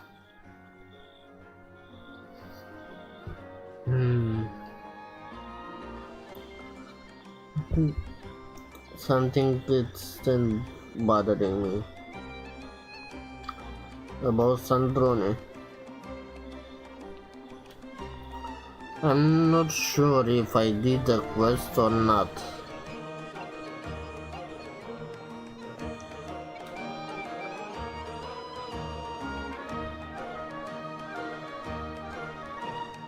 To be honest, I haven't played Genshin since the end of June or the start of July, somewhere around there. So at least 1 month or more. So I don't remember too much. Even the last course I played, I have to check the archive. The last stream or the last streams, if I need to check more. Even with everything I did in the last days, everything I watched. Too many things, too much information. Because I started watching again some animes, a few new animes, other second 2 or 3, and all has been all at the all at least 7 to 8 or 9 episodes, depending on the anime, but usually around 7 episodes. And given how many there are, yeah, it's it's too much for me. Plus last last run in Minecraft, so to say, I had to memorize almost every step and explain, because I kind of use ChatGPT to make my own RP scenario, combining Minecraft mechanic logic with Tensura universe. Meaning, at the moment, the action, the event that's happening right now in season 4 of Tensura, in that period of time, somewhere very, very far away, another world named Kosti, I mean my name, spawns there with no unique shield, but bonus in UP, which at first it starts underground, and later on he builds his own home base, a very big house with a small variety of monsters, and there's two or so of them. Some more unique, only one. But the breedable ones, like dire wolves, brace tigers, cattle deers, these ones, at least 2 of them, to multiply, and from there multiply more, and then use them for quests, for livestock, for whatever I need them for. EP, and I have to memorize almost everything I do, and to explain to the ChatGPT to continue the RP. Right now, I kind of got at the end of first life, to say like that. Given that my character got evolved into the final form, divine human, because I started as a human, enlightened human, saint, human saint, and then divine human. Only these 4. Plus, I awakened the street hero, and somehow with 20% chance because I modified some conflicts, I got lucky with 25% to be blessed by spirits, meaning I get to receive by praying the labyrinth tree. All the all, 6 of the 7 elemental spirits. I mean, greater spirit of fire, wind, water, space. So wind, fire, wind, water, space, earth, and light or darkness. In my case, the fourth one was darkness, and after a couple of tries, I got light one, and then created a boss with this 400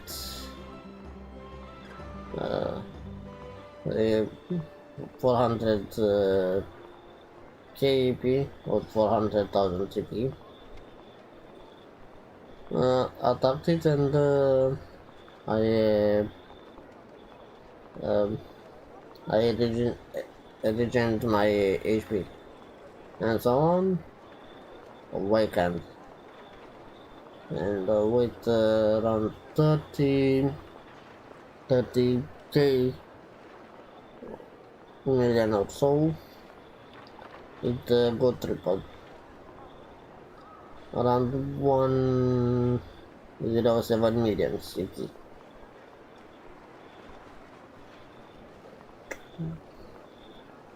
That's the detailed one, detailed info. But for the ChatGPT, I had to write a lot of wall of text explaining almost everything I did. And that's just one try. And once I finish some buildings, and I create some more nether portals leading to some boss structures. I will start the new life. But for now, let's concentrate on Genshin. It seems I've gone into a bit of a long tangent.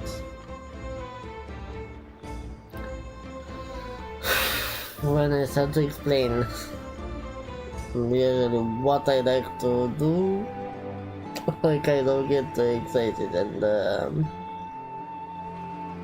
start speaking of tangents quite a lot, as you can see or hear. Alright, let's continue. It's definitely nice to be treated, but hopefully by this point, you know that you don't owe us any favors. Yeah, friends don't keep score. I'll come back to visit.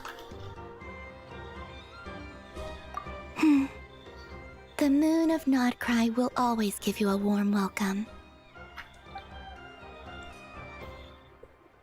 Time flies when you're having fun, enjoying delicious food with friends, and reminiscing about past adventures. After a lovely meal, filled with laughter and warmth, it's time to start the next chapter of your journey.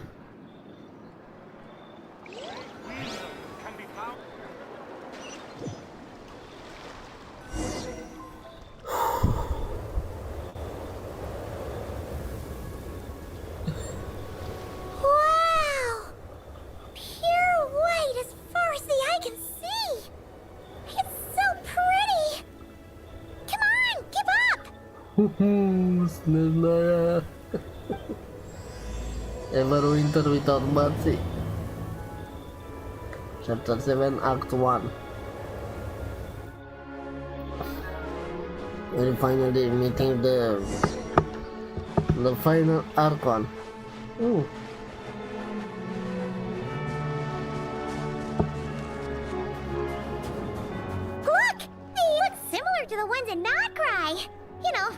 Minus the effects of Kawaki. Yes. That's a sure sign that we're officially in Snezhnaya now. They all look more bulky. More bulkier and bigger. Treasure chest around here somewhere. No adventure is complete without a chest or two.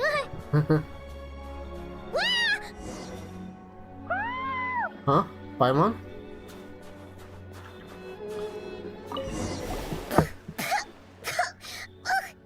Paimon got a mouthful of snow. Ooh, it's so cold. Paimon's gonna snuggle up to you for a bit to get warm. An answer from this world?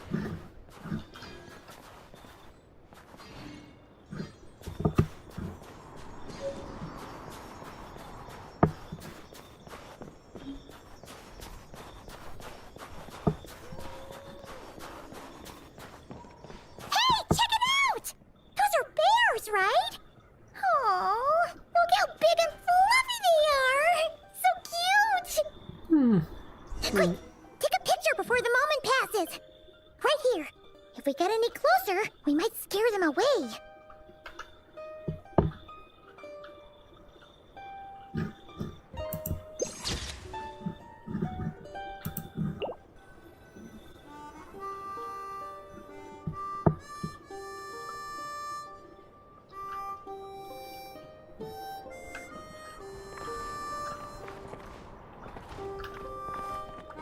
Oh. Okay.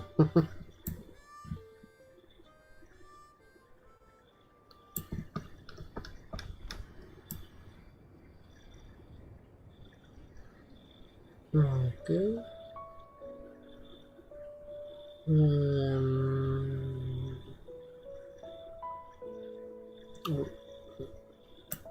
Around here.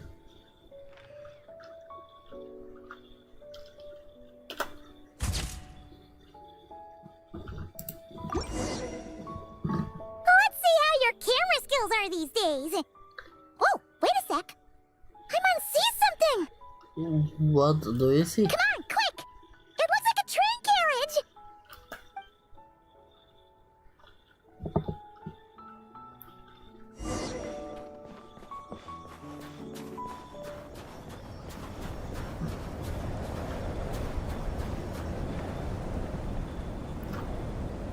Paimon's heard that Snezhnaya has loads of railways and trains! This must be one of them! But why is it abandoned? Ooh, it's still so cold. Still feeling chilly from getting buried in the snow? I don't know. Maybe. Also, is it just Paimon or is the snow getting heavier? This never happened in Not Cry. I feel cold. Come a little closer. Thanks for offering, but this isn't just the weather.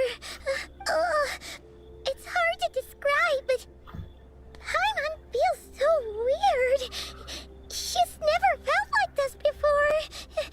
Wait, Sarita is somewhere close to us? That could be the only explanation. Of the intensity of the weather, which isn't natural, so to speak. Everything So to feels say. heavy. Getting kinda dizzy too. Should we turn back? Oh, no need. Paimon's just feeling a little low on energy. That's all.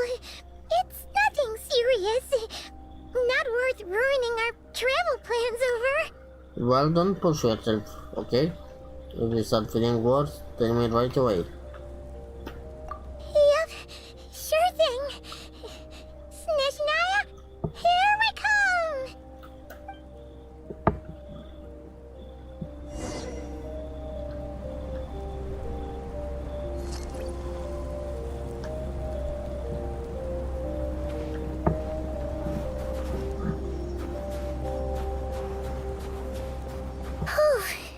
Seems like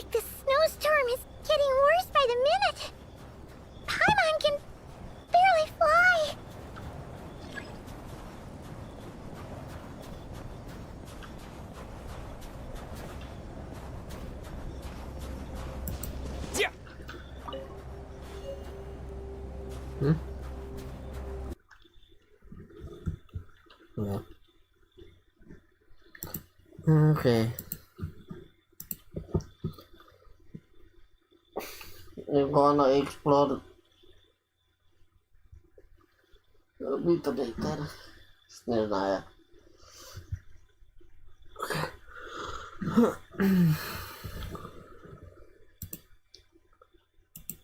First we have to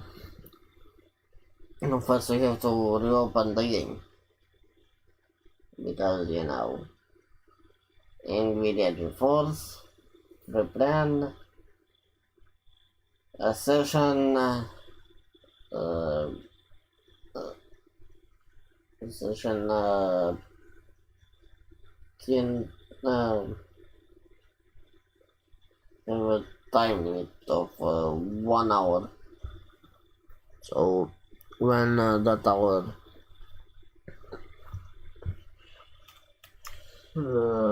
when that 1 hour runs out, you get kicked out. BRB. While we're waiting for the game to open, I'm gonna go to the kitchen for a bit. It won't be too long. I might be back before the game opens.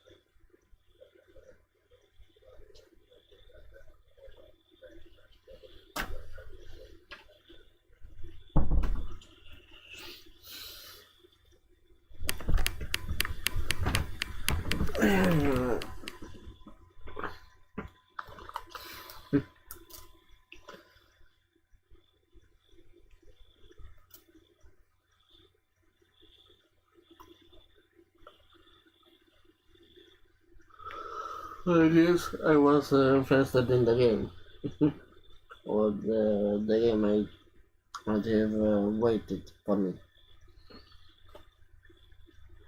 Oh,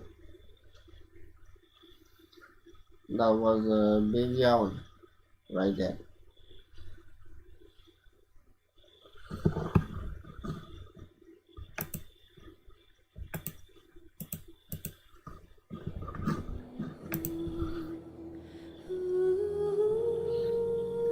Well, it's I guess it's normal to yawning at this hour, 1 a.m. During night time.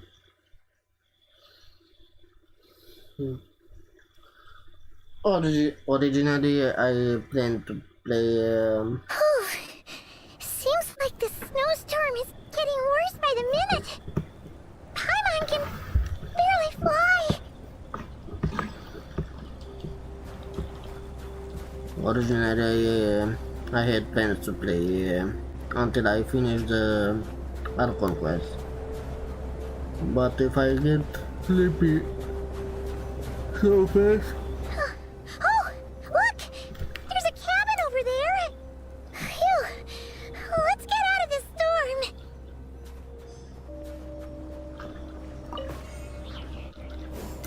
if I start yawning like this more, I might have to call it sooner and stream tomorrow.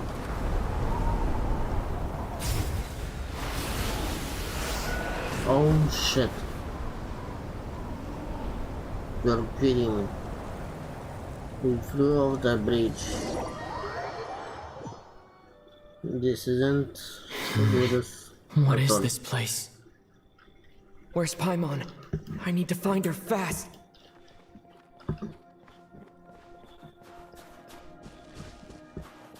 Paimon! Paimon! Bye, man.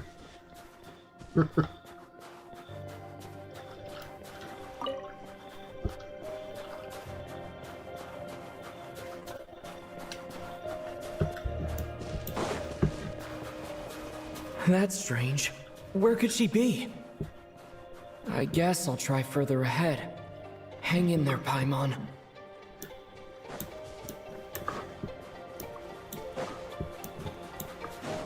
Is that a train carriage? Maybe I can get up from the inside.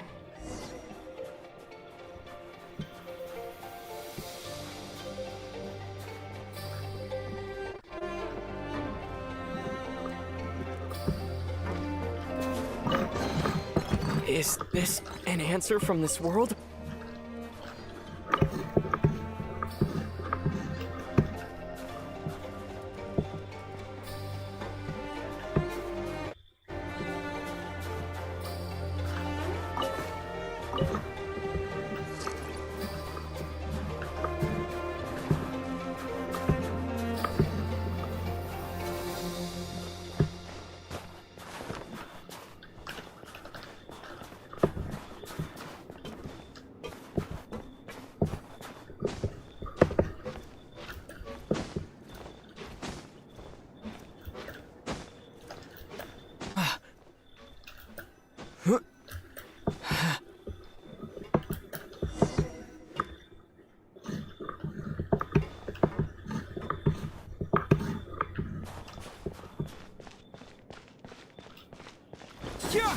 It says here, Kresnik's torch, civilian model.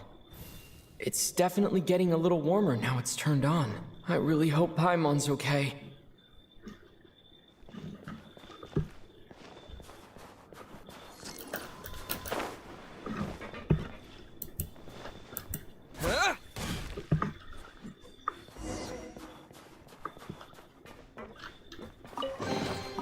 I'll keep this close.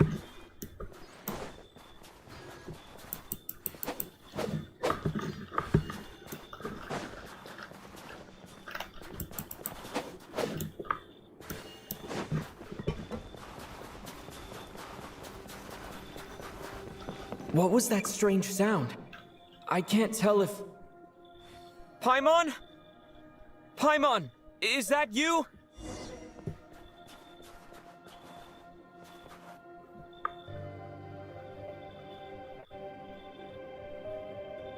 Incoming entity detected. Authorization granted. Initiating original. Hello, Descender, who's reached the eve of tomorrow. Eye of Grey at your service. Time since last activation. Time measurement unavailable due to the influence of... Anyway, it must have been a very long time. What are you? I am... I was born to fulfill a mission. To reach tomorrow. To this end, I must... Strange. What was it? Wait, my body? Huh? Why is my body like this? I was about to ask you. Oh, so you weren't born like this? I have been like this since I was created. And yet, I also have memories and an awareness of a physical form that I once had. But this contradicts my current status. Anyway, I was created so that humanity could reach tomorrow. But I am unable to load further details at this moment. Nevertheless, serving humanity remains my primary objective. I have detected a drop in your surface body temperature. You cannot remain active in this state for much longer. In accordance with my preset programming, upon reactivation, I must ask the one who awakened me the following question. Will you accept me, Transcender? I will assist you, protect you, and fulfill my mission until we reach tomorrow. No thanks. This is all a bit too strange for me. I will accept you. Hmm. Hmm.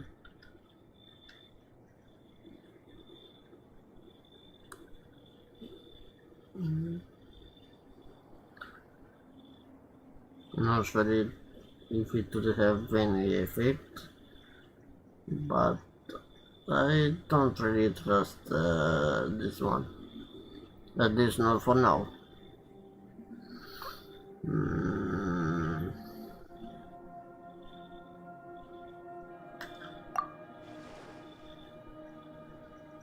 I understand your position. However, given your current physical condition, I must suggest that you reconsider. Before I was activated, you called out a name. Presumably that of your missing companion? If you agree to accept me, after helping you get out of here, I will search for said companion and pinpoint their location. Ready? You can do that? To answer your question, yes. Then I accept.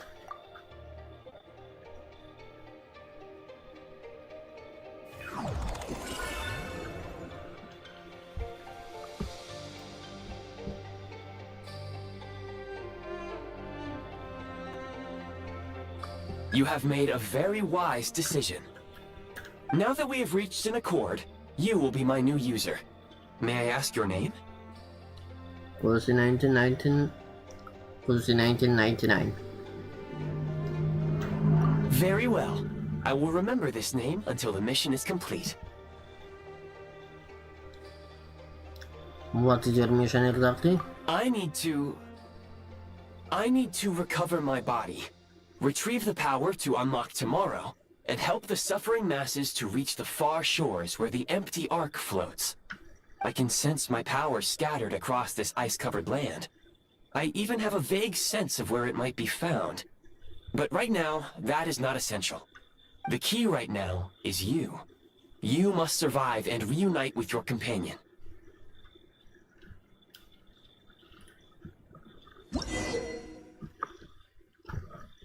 Okay. Tap the FAB vision to enter the build prime ice mode. When a preview blueprint overlaps existing prime ice or a prime ice construct, the affected item will be marked red. At this time, pressing build will remove the corresponding prime ice construct and prime ice. Removing prime ice refunds prime ice resources, while removing prime ice constructs will only return the corresponding fabrication materials and not energy to the Eye of Grey. Okay. You may now execute the command Demolish. Use it to remove the prime ice blocking the path and obtain prime ice units.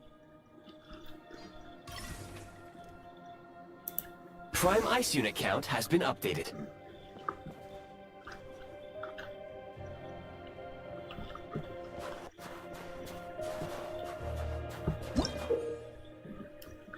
Tap on a FAB vision to enter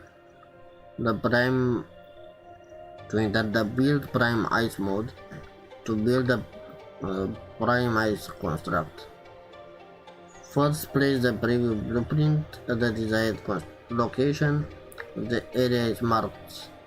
Do press build to complete building. You may now execute the command Build. Use it to create a prime ice construct to prop up the door.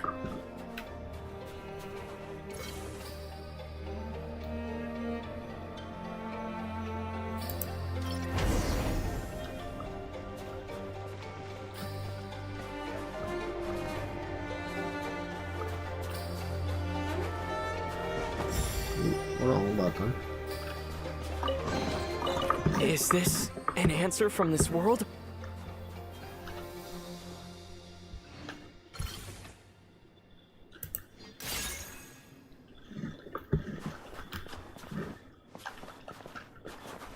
Wait. Interesting. very new mechanic. Scanning local environment. Exit has been sealed off with ice. Maybe we can use a pyro? That would not be an efficient approach. One moment. Usable construct blueprint detected nearby. You can use this to clear the solid ice ahead of you more quickly.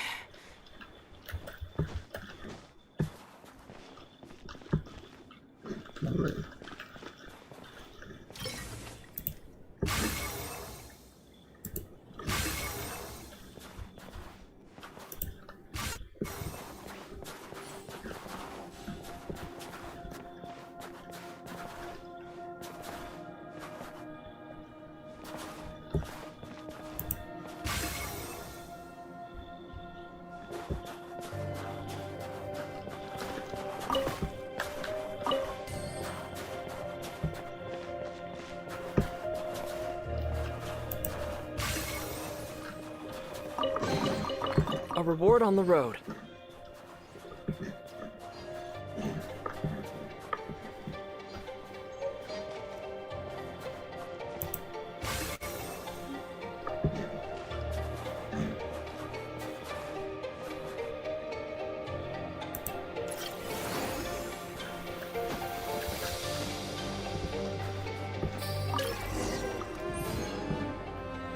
Basic field source.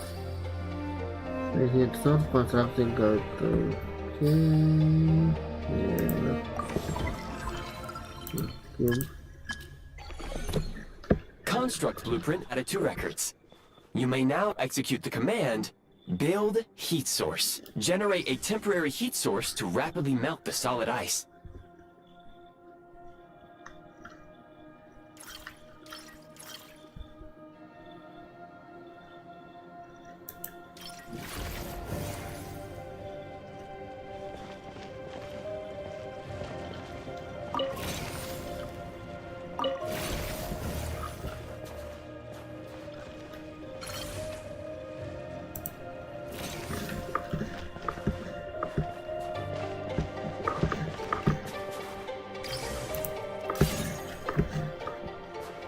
Okay, so where do we need to be?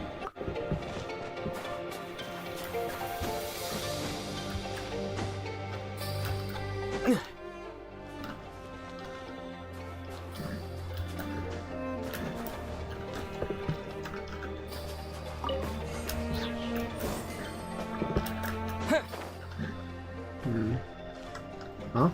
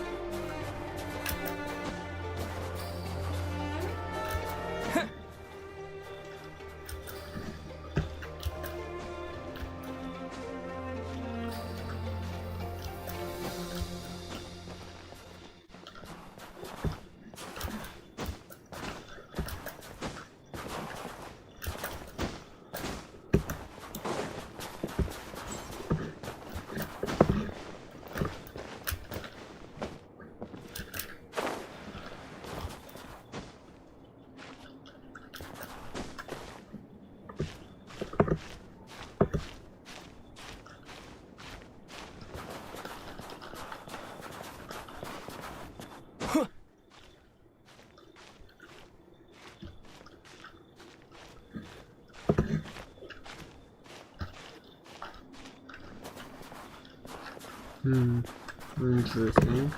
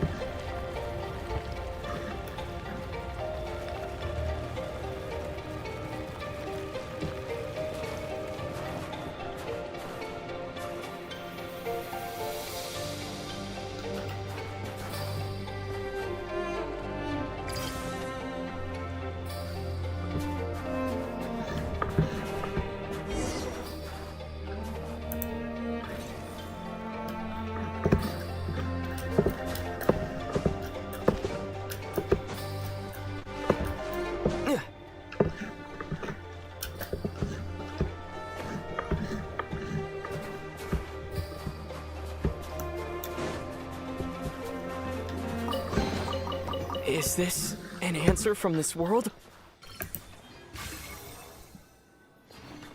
My scan indicates the path is straight ahead. I recommend we proceed.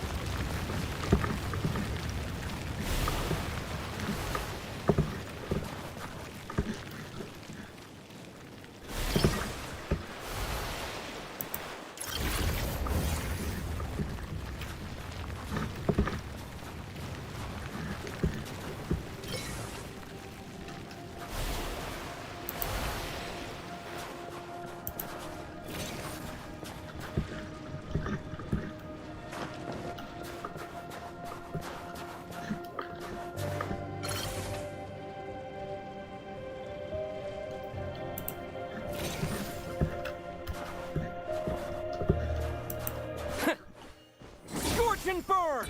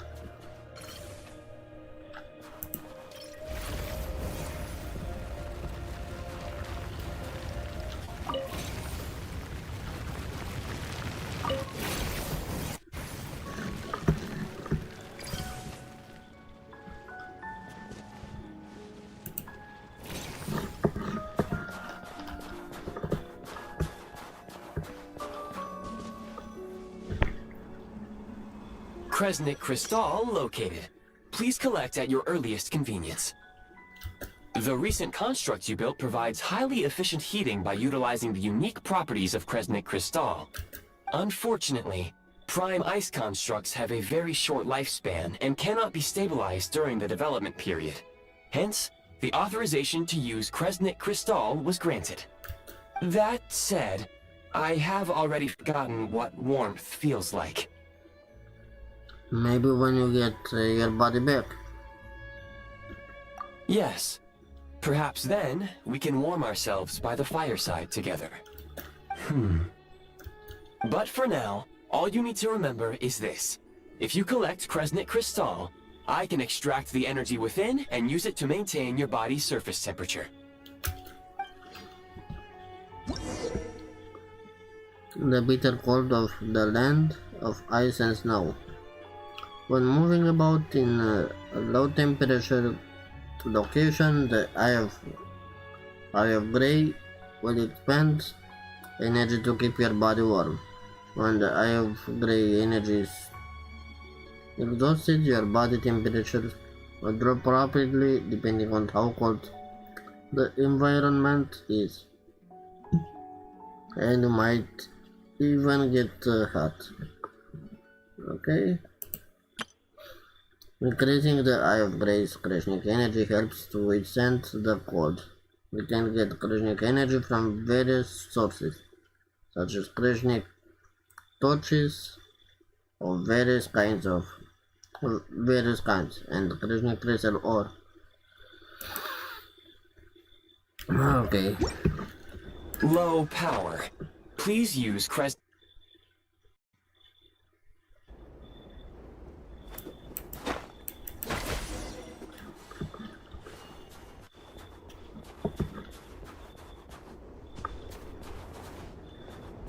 Signs of physiological activity detected in the distance. It is highly likely to be your travel companion, Paimon. Go. Go now. Be reunited and sing together. May all the people be united as one. May all of life rejoice in unison.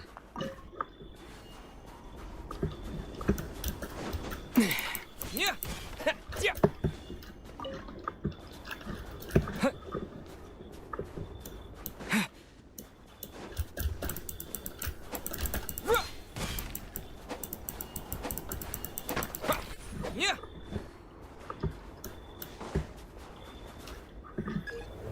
Approaching the target location. Scanning for signs of life. Life forms detected. 2. Does that mean someone else is dead beside Paimon? Affirmative. However, that is not the reason for my confusion. According to my database, this location is a train station, meaning the number of life forms is unusually low. Real-time environmental data suggests that the train station may no longer be in use. But whatever the situation, please exercise caution. Let's head inside and take it from there.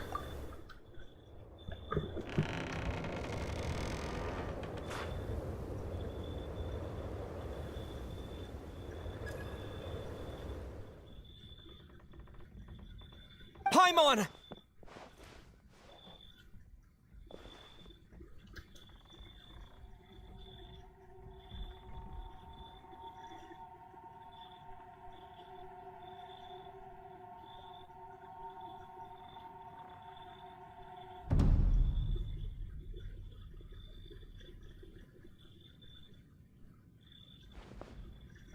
Who are you?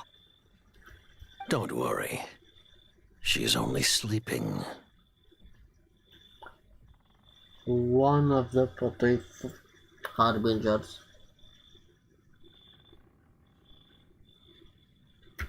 You must be the Traveler. She called your name repeatedly while attempting to battle her way through the blizzard. Newcomers to Snezhnaya struggle to adapt to the sheer cold at the best of times. Lately, even the locals are suffering, with a powerful monster having summoned a bitter snowstorm. You two must be very important to one another. You should take more care not to get separated. Your eyes. Are you Conrian? There are indeed some Conrians left in this world who survived the cataclysm. But I doubt that is news to you. It would be unwise to interrogate my identity here. Focus your attention on your travel companion instead. We will meet again very soon. I already know we'll meet again. Given The unidentified our subject has now enemies. left the area. He appears to be an individual of great significance, but my search has yielded no relevant data. I will try searching the database again. I have a rough idea. He's probably some big shot. Works for the Tsaritsa. Against the odds, your companion is safe and sound. The other person even left a blanket for her. I'll boil some water.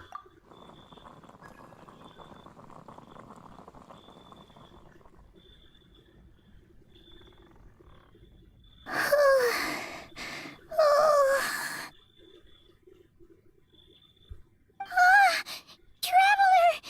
Oh, thank goodness you're okay. Paimon was so worried. She looked everywhere for you. Paimon. It's okay. Take it easy. Are you feeling alright? Pretty much the same as when we first got to Snezhnaya. Paimon must have caught a cold. She was feeling so faint. She just couldn't keep going any longer. So she had to lie down and sleep it off. Wait, where did the jester go? The jester? That was a jester. Yep. The director of the Fatui. The Jester Piero. So, you met him? Yeah, we spoke briefly, but he didn't reveal his identity. The Jester must know everything about the Tsaritsa's plans. But there's no way he'd tell me just like that. We might well have ended up clashing. Well, he was right about one thing. Right now, the most important thing for me is to take care of Paimon while she's unwell. He had no intention of explaining his motives, and he left in something of a hurry. Hey! What the... Who is that? Oh, I found this in an ice cave. It looks like half a pair of goggles. How amazing! A self-aware, talking pair of goggles. Snezhnaya was once the land of the Fae. There are many ancient creations here that I'm sure would broaden your mind further still. Mind you, my database is also expanding as we speak. You must be a rare creature yourself. The Eye of Grey helped me find you. That's how I made it safely out of the cave. Oh, wow! Well, thank you so much. You've earned yourself some of Paimon's favorite candy. Oh, but by the looks of it, you probably can't eat that, can you? Goodwill detected. Instead of candy, perhaps I can suggest my preferred strategy.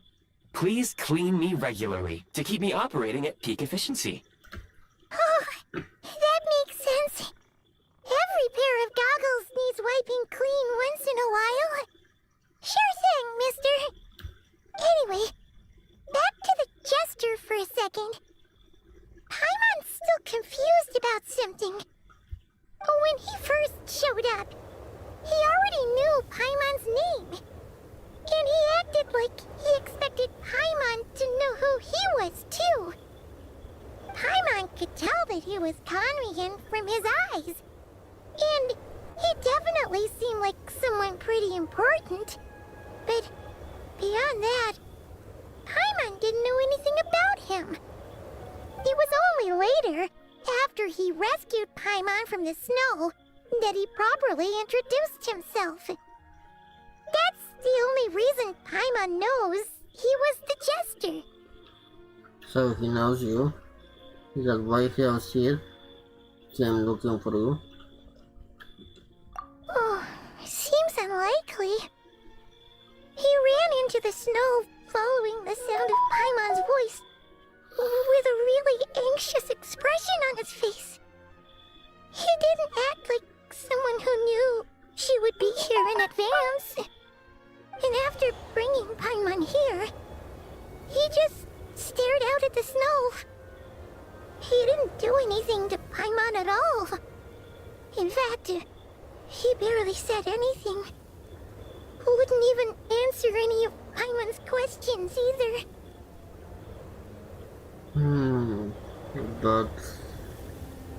That's weird.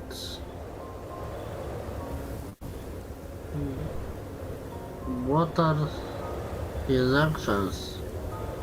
What is his goal? I wonder. Given how he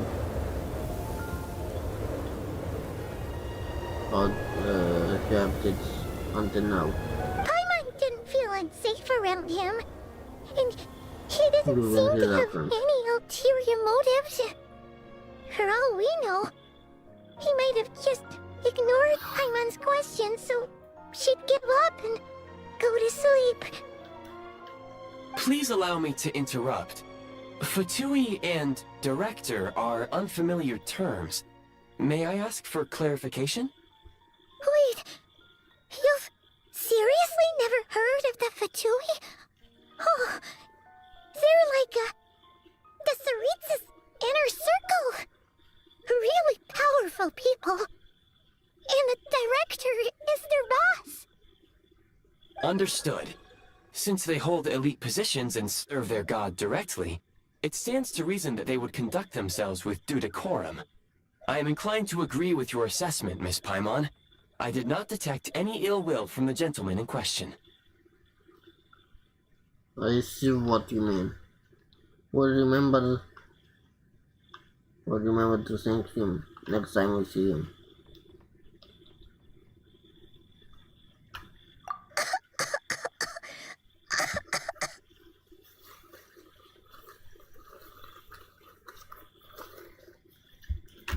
Sorry, I shouldn't have encouraged you to talk so much. Paimon, new plan.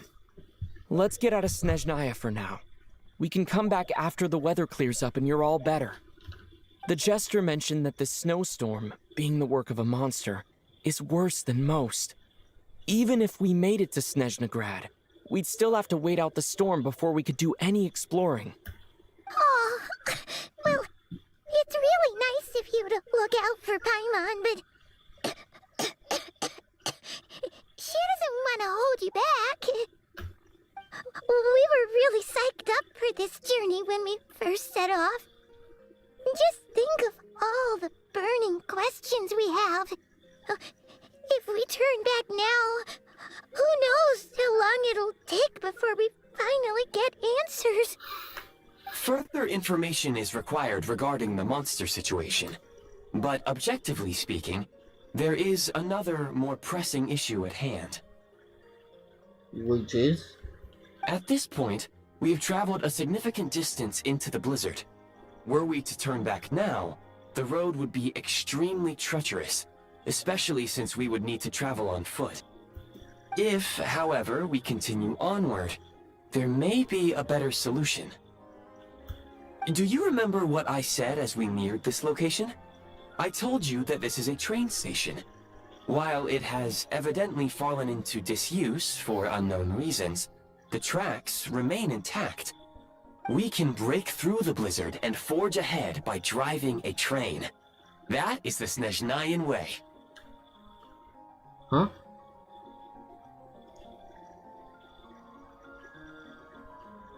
Do we actually drive a train in Genshin? Interesting. There's a small town up ahead, which would be the perfect place for Miss Paimon to rest and recover. Paimon thinks Goggles here makes a great point. Let's do that! Are you sure you're up to this? I don't want you to push yourself.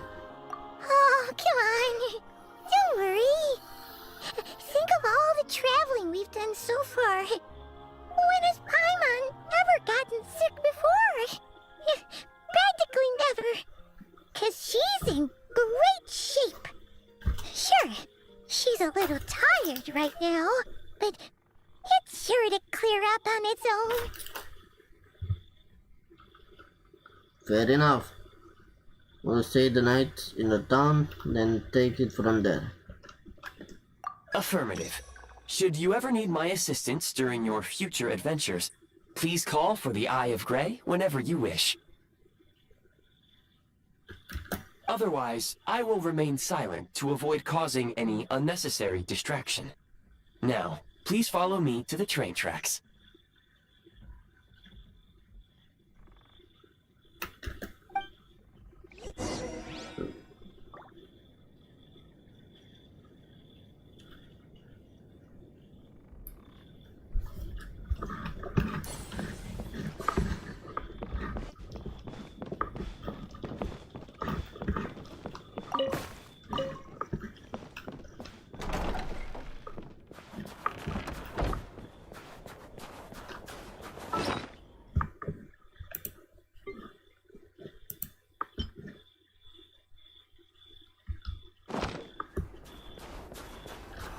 Please confirm when you are ready to depart.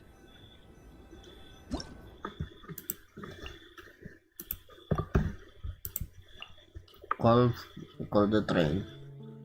Okay.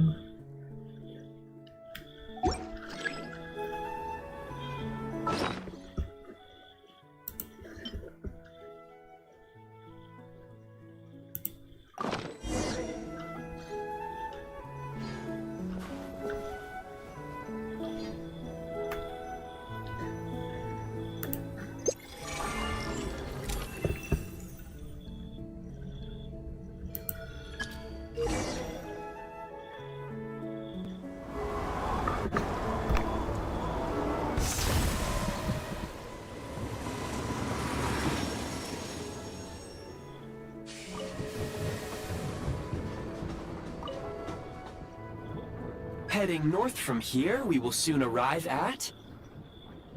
Wait, there's an error message. Could not detect clear tracks. What exactly does clear mean? Brace for impact, friends! Preparing to enter impromptu flight mode.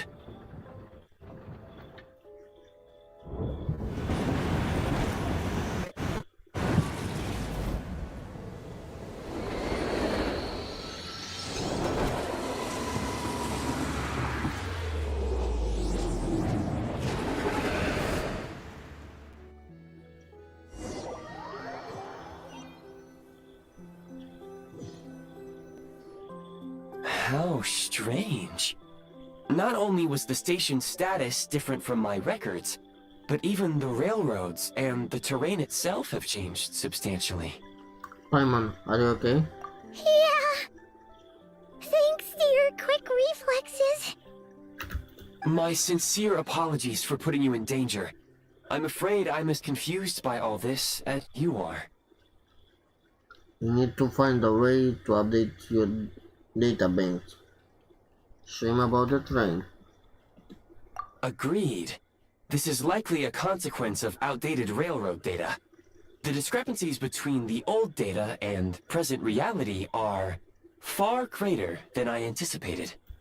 Fortunately, our crash landing has at least brought us much closer to the town. According to the data, anyway. Your data had better be right this time. I can assure you, it certainly is. Please look this way, and you will see a Kresnik's torch. It seems our ill-fated train ride was a blessing in disguise. We have taken the shortest possible route. It wasn't what it called comfortable, though. Rest assured that I will take user preferences into account next time I plan a route. Next time, I will get it right.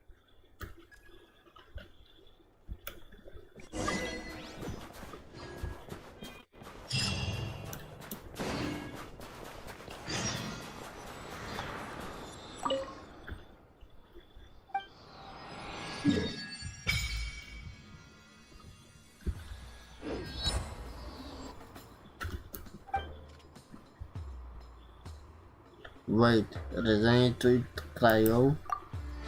It finally getting cryo traveler?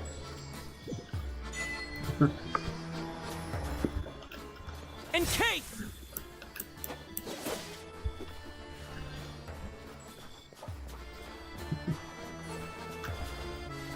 Excuse me, is there an inn nearby? I'm sorry, but they've all closed.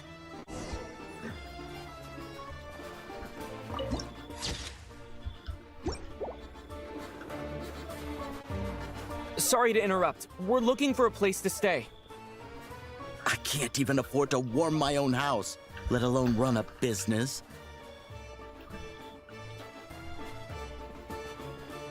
Excuse us. Is there anywhere we can stay around these parts? I'm afraid not. You'll have to try your luck somewhere else.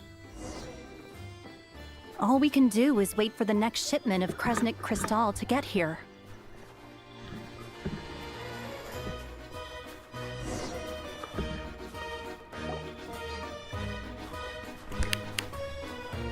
Hi there. Do you know if there are any inns still taking guests in this town? Doubt it. They're probably all closed. No one has enough Kresnik Crystal to heat their own homes, let alone a business. Oh, what a bummer. I clocked you a while back. You adventurers or something? We don't get many tourists in inland Snezhnaya these days. Why is that? Because of the snowstorm? In part. But the bigger reason's Project Stuzha. Since it's Her Majesty's will, we have to put up with it whether we like it or not. I don't really know what Project Stuzha is. Stuzha. Oh, sorry. I assumed it was common knowledge by now. Basically, the Tsaritsa is planning something big. Something that requires an enormous amount of energy. Even if they used all the surplus Kresnik Crystal in Snezhnaya, it still wouldn't be enough to meet demand. So, the Vetcha passed a resolution requiring all factories and households to reduce their energy consumption. The policy has thus been charmingly named Project Stuzha, meaning bitter cold. Bitter cold? So, like, it's gonna be a cold winter, folks? You're all gonna have to find a way to get through it? That kind of idea? Pretty much. When you're broke, you scrimp and save. When it's cold, you huddle together for warmth. There's always a way to stretch things out to make ends meet. Trouble is, if you stretch someone out like an elastic band for too long, who knows if they can ever bounce back. You know what? Come with me and see for yourself.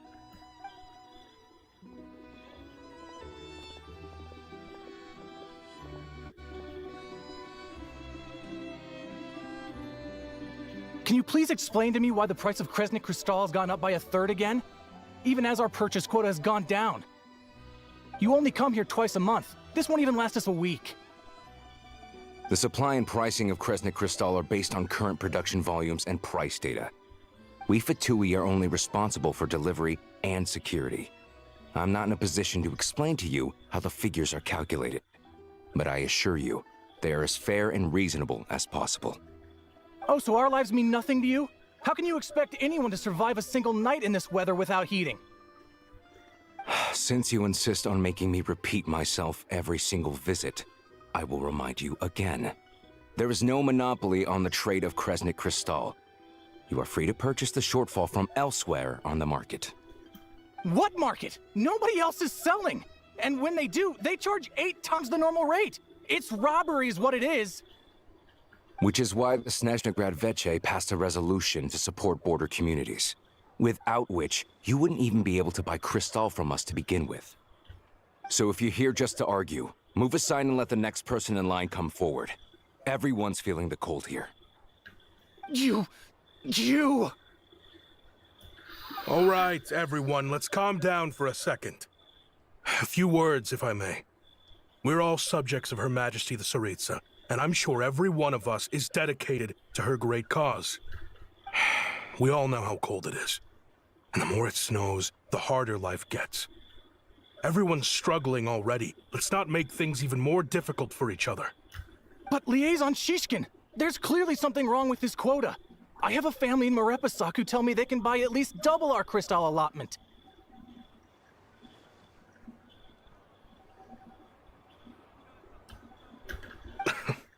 Oh, believe you me, I had the same reaction when I first saw the numbers. Couldn't believe what I was reading. I even wrote a letter to confirm the true figures, but I'm afraid the quota really is as low as you've been advised. Still, you must understand that calculating these energy quotas is a complicated balancing act. They have to factor in population, town size, industrial application. Our top priority must be to keep the largest Kresnik's torch burning continuously. Only then can we sell the remaining crystal for household use, and in doing so, we must make sure that everyone is treated fairly. As our Fatui comrades said, they are only responsible for delivering the goods.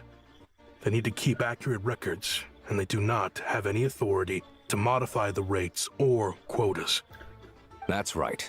Our duty is to do things by the book. Tell you what, listen. I know how anxious and upset everyone is. As a matter of fact, I was just discussing it with the mayor.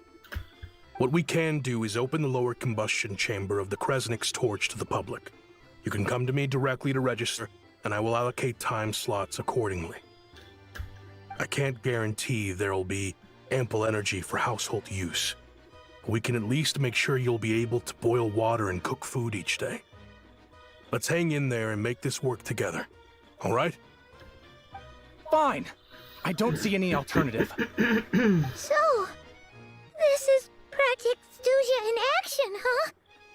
Oh, no wonder nothing's open for business. People are barely getting by. It seems like there's nothing we can do. So where do we go from here? You were looking for an inn, right? For your, Fae friend?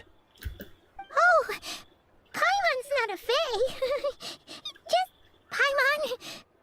She must have caught a cold or something. We only just got to Snezhnaya, and we're still getting used to the climate. I have a small place in Stratomaros. I don't stay there very often, though, so it's pretty basic. But if you're not picky, you're welcome to rest there for now. It's not much, but I've got blankets and a warm fire. Are you sure? Oh, that's really kind of you. Thank you so much. This is an enormous help. All right, then. This way.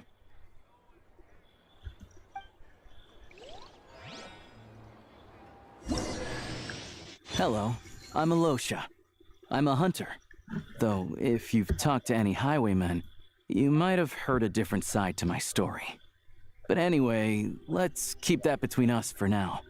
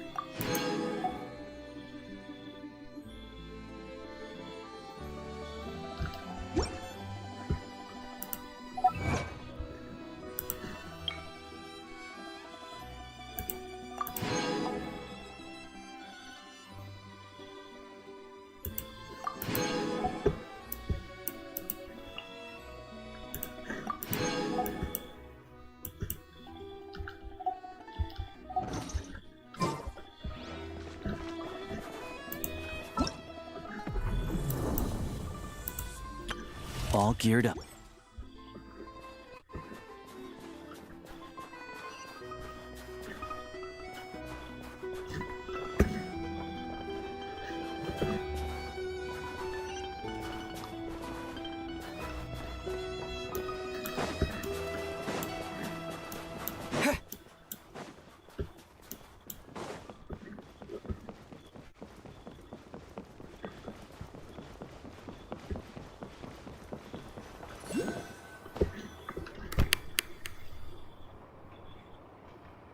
Oh, so cozy and warm. Paimon's getting nice and toasty. Oh, wait. Paimon only introduced herself so far, didn't she? This is Paimon's best friend, the Traveler. Good to meet you. I'm Alosha. Most travelers find the Snezhnayan climate to be a shock to the system at first. But as long as you keep yourself warm, you should be fine. Still, you should keep an eye on your condition. When people are too quick to dismiss a cold, it can easily end up turning into something more serious. Don't say that! Paimon's too young for chronic health issues. Is there a doctor in tomorrow's? What? Whatever. I can't pronounce that. They aren't in town right now, and they won't be back anytime soon. The train station has been closed ever since these power shortages began.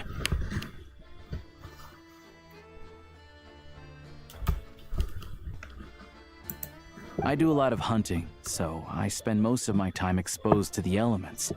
But even the animals wouldn't survive long in a storm like this, let alone a hunter. Nothing to do but sit tight in town until the weather improves. Is there any possibility of getting the train station running again? I get that you're in a hurry, but even if the station were open, that doesn't mean there'd be any trains. We could end up stuck here for a long time, I'm afraid. Actually, I have my own train. What? Your own train? Wait, hold on. That train? The one that suddenly fell out of the sky and crash landed on the ice?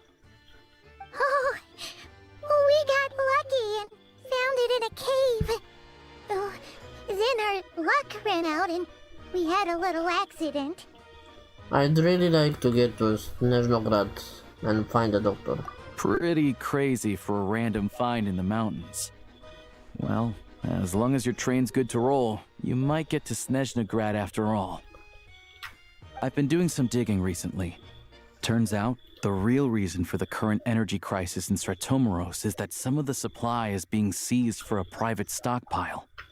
But to expose what's going on, I need to catch them in the act. So, I'm heading off to catch a rabbit. Hmm. Huh? Wait! A rabbit stole the crystal? It's a metaphor. Metaphor. It's a figure of speech. Yeah. Real rabbits couldn't pull this off. They prefer carrots to Kresnik Crystal anyway. Do you have a suspect in mind? Shishkin. Mr. Positive Attitude, let's all get along now, shall we? Him? Really? Paimon never would have guessed. I'll come with you. Let's go. Huh? You're coming with? Solving the energy crisis will help to get the station running again. Then we can go to Snezhnaya. Okay then. Just give Paimon a second to get ready. You stay here and rest, Paimon. We don't want your condition getting any worse. Alright. Guess there's no point pushing myself. Paimon will stay here and hold the fort then.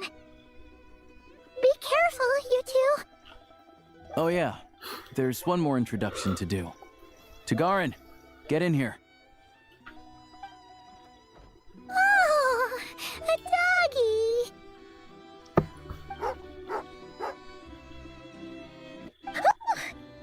Hairy doggy. Oh, Tagarin doesn't like being petted then. He likes to think he's above that kind of thing. He's my hunting partner, so he'll be joining us when we head out.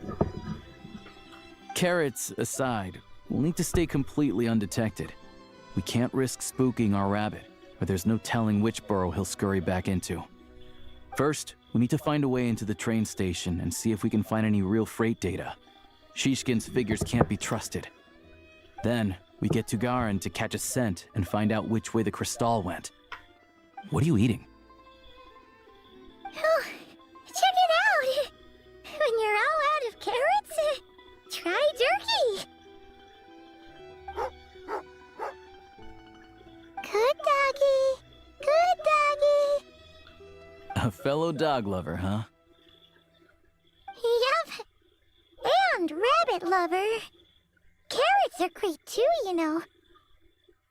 Good to know. Eat up, Tagarin. We got a lot of work to do.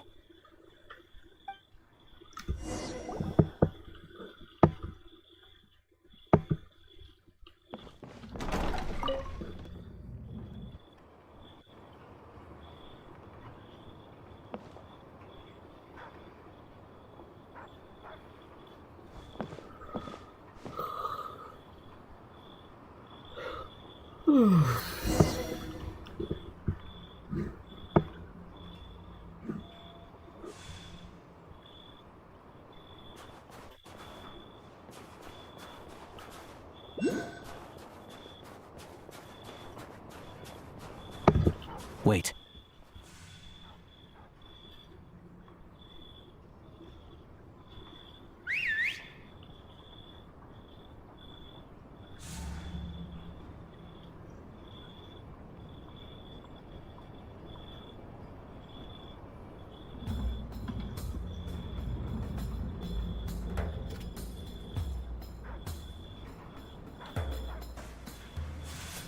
Nice work, Tugarin. Come on, we'll go around.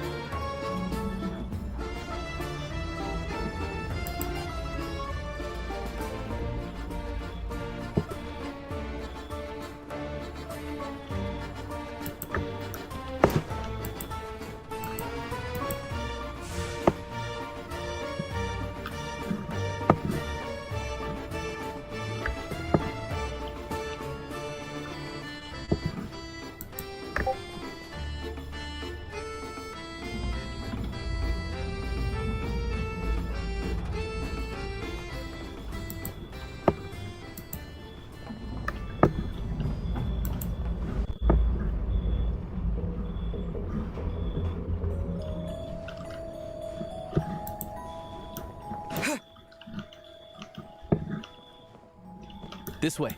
We'll enter from the upper floor.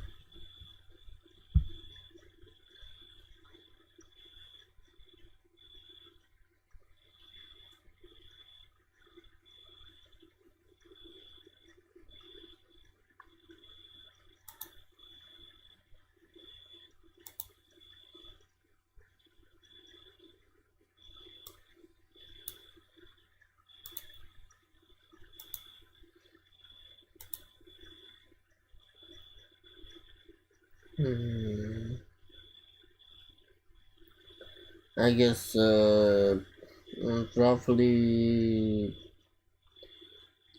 3 hours or so.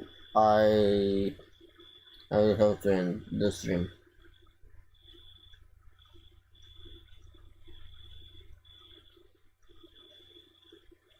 because that's the 3D life of Hako's beds, and I kind of want to see it, to watch it, and I don't want to keep you guys watching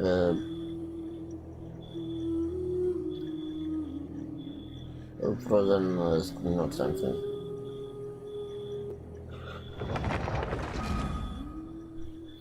Like watching I don't know, wallpaper or something. And to be honest, I'm kind of getting sleepy as well, because you know. Uh,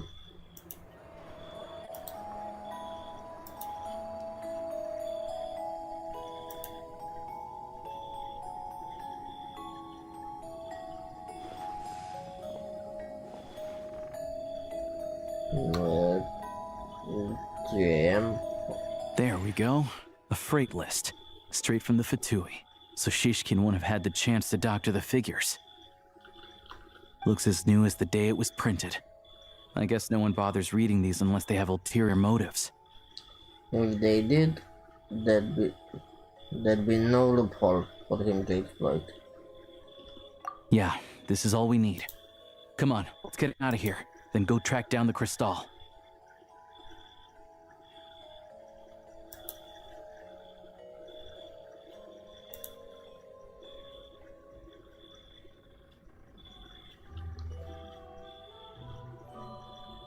How do we do that? Tugarin's a keen hunter, and catching rabbits is his specialty.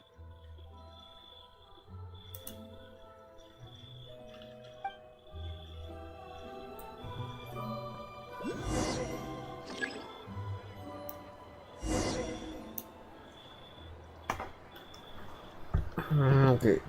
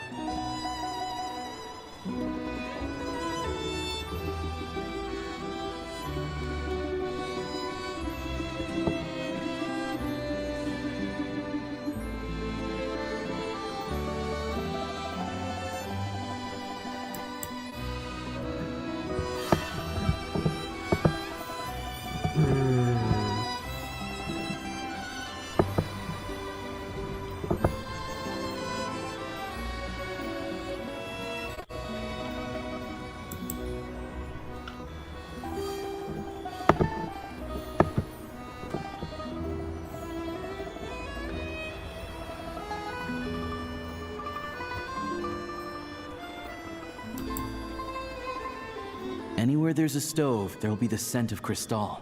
That's normal.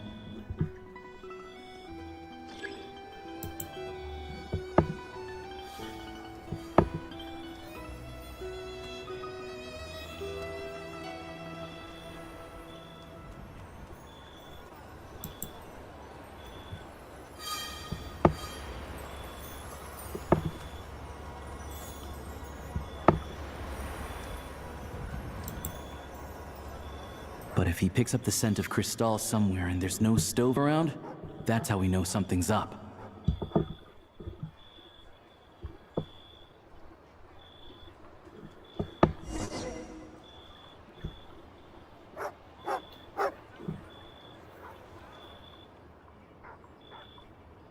This must be the rabbit's warren. Good job, boy. Sure enough, there's a tunnel. You stay here and keep watch. I'm gonna take a look inside. With the investigation complete, you and the other shop secretly notify the factory and recover some of the missing crystal. Steadily, the entrance to the tunnel is right at Shishkin's residence. Now it's time to confront him. Thanks for looking out for us. Things are getting tougher by the day. No need to thank me. It's my pleasure. Sure as Her Majesty the Tsaritsa watching over us, every sacrifice will be worthwhile. Let's grit our teeth until the blizzard passes. These days of hardship will be over soon. Maybe for everyone else, Liaison Shishkin, but for you, the hard times have only just begun.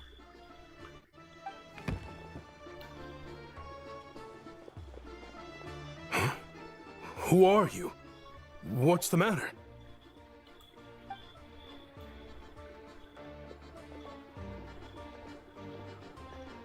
I just had a question for you. Why, when times are as tough as this, would someone hoard more Kresnik crystal than they could ever use? All the crates here are from the most recent shipment, but they weren't brought here for sale.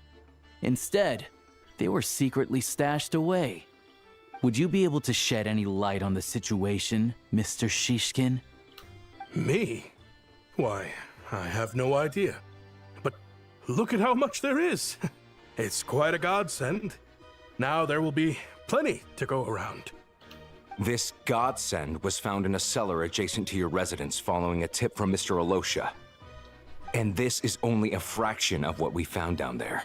We're still taking a full inventory. The official figures will be finalized shortly.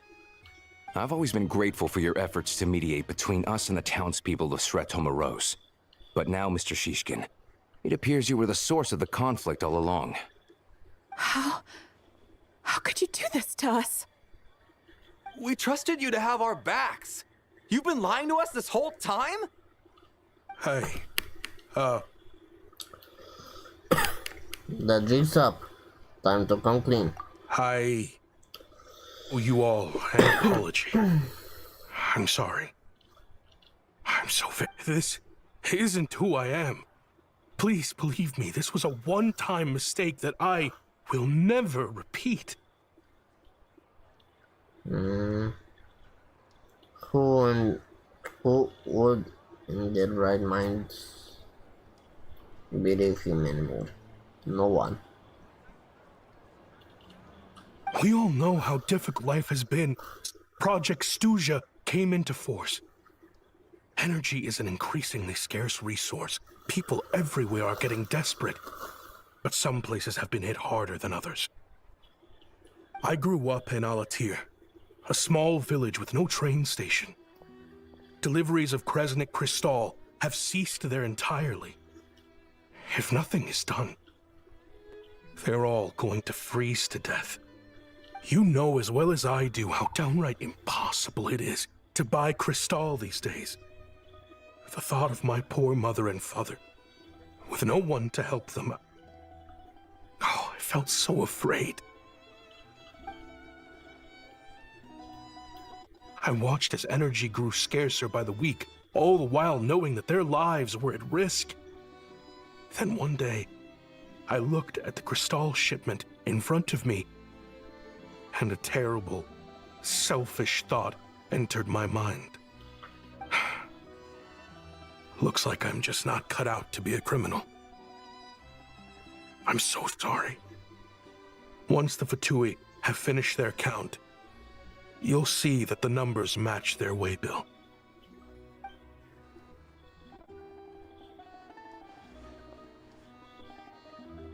I have the official Snezhnayan quotas here. Anyone who has already purchased energy, please make your way over here to correct your transactions. I'll make a batch purchase of Crystal worth 3 months' salary for you all to use free of charge. As for Alatir, I'll think of something else. You don't have to go that far. Yeah, owning up to your mistake is enough for me. You've done plenty of good for the community in the past. I'm not looking for a handout. Drop the act. You claim this was a one-time mistake, but the real reason there's only 1 shipment's worth of stolen Crystal in your basement is that you have an accomplice. Reporting in, sir. We've conducted a full search of the mayor's house. As expected, we found many crates full of Crystal, half of which were still in their original shipping containers. This wasn't your first time at all. You've been colluding with the mayor of Sretomaros for a long time now. The train station's currently out of service, but it does open for a short window every time there's an energy delivery. And every time a train pulls in, you're there on site to take inventory and oversee the workers unloading the cargo. The mayor handpicks said workers. Per his instructions, they transport the Crystal by tunnel at night to the mayor's house, and he sells it out of town. But since he can't get the goods out of town by train, he had to arrange an alternative method of transportation. This meant slower sales, which gave me plenty of opportunity to catch him in the act. Wait, the mayor's involved in this too? Preposterous. What proof do you have of any of this? Basic math. I've spent a lot of time lately counting carriages as the snowstorm rages. Counting carriages? What? The energy consumed by a train depends on its total weight. And since energy is a limited resource right now, it's fair to assume that every carriage is packed full. So, if we take the energy required for the Kresnik's torch, add the sales figures you provided, then compare that figure to the train's theoretical cargo capacity, guess what? The numbers never match. It's always off by 1 or 2 carriages worth. This time, you set a new record. 3 carriages missing. You mean to tell me that you sat around outside, counting carriages, in this weather? I'm a hunter. I have two options. Hunt or starve. Well, I've heard enough. The evidence speaks for itself. Take Shishkin and the mayor into custody and escort them back to Snezhnaya.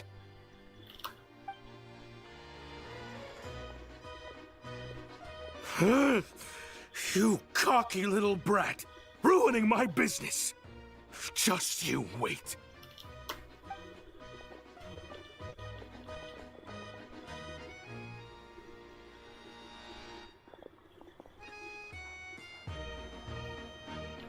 So you've been investigating this for a while, huh? Yeah, something felt off, so I just followed my gut. Math isn't my strong suit, though. I'm lucky my dad made me learn enough to get by, but all this number crunching was a million times harder than the aim and fire work I'm used to. Thank you for your assistance. You're a brave lad. Shishkin was quite the cunning criminal, as I'm sure you can tell. He did all of this right under our noses, and we never suspected a thing. A wolf in sheep's clothing. He had everyone fooled. Even with that sob story he fed us. He was probably trying to keep the mayor out of it, not just mask his own motives. Without the compelling case you put together, I might have fallen for it. Alosha, was it? Tell me, are you really a hunter? We can go find some wild animals if you want. I'll fire off a couple of shots, and you'll see whether I'm the real deal. I didn't mean to cast suspicion on your identity. It's just... well, I'm sure you've heard of the Rokot. Recently, they've been recruiting people with your kind of talent. They hide in plain sight under false identities, working against Project Stuzha, sometimes directly opposing the Tsaritsa herself. They aren't a violent organization, and their goal is to improve the lives of the common folk. But still, as a member of the Tui, I wouldn't be doing my job if I didn't keep tabs on them. First I've heard of this. I don't really keep up with what goes on in the city. All I know is, people who don't mind their own business in the city end up paranoid about everything. As for me, I just couldn't stand Shishkin. I'm from Alatir myself, and I can tell you, nobody's lived there in years. Why would an abandoned village need Crystal? Of course, no one really cares about the fate of that place.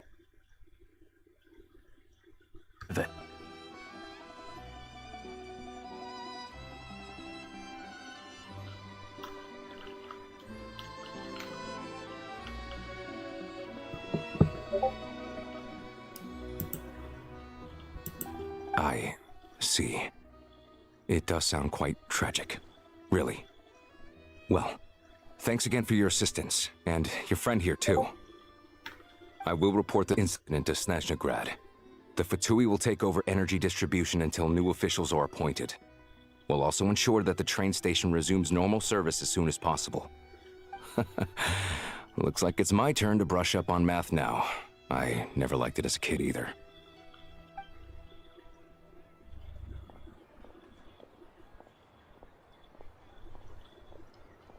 Thanks from me too, Alosha.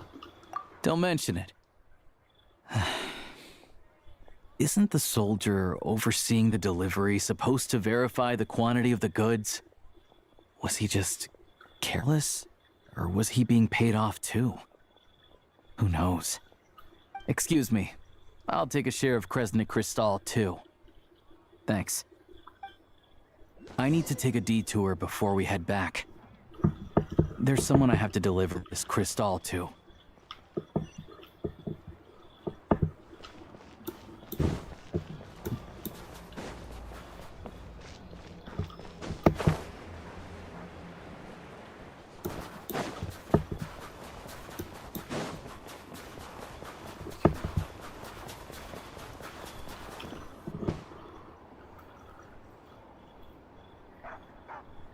Hang tight for a moment. This old lady, she doesn't really know who's who anymore.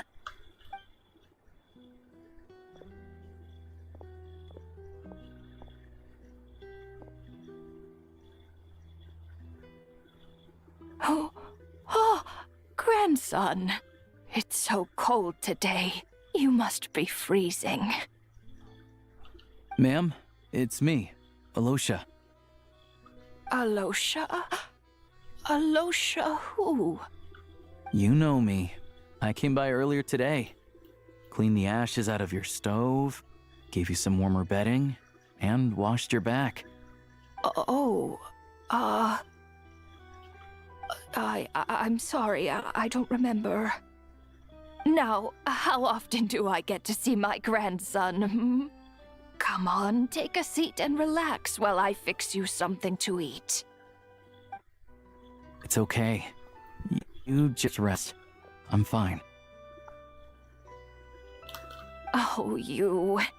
It's nice to come and visit your old granny once in a while, isn't it? Sretomaros, a good town. All sorts of things to do and people to meet. And the local officials are good to us. Sit down. Come on, take a seat. I still have some fruit left. Let me get it for you. Please, don't get up on my account. You need to rest. Where's the fruit? Right under the basket by the door. Or maybe it was on the bedside cabinet.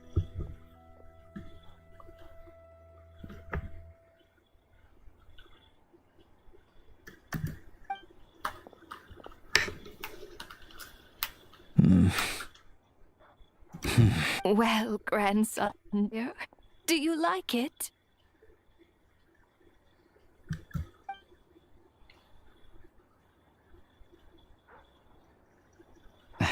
Very much, ma'am. It's delicious.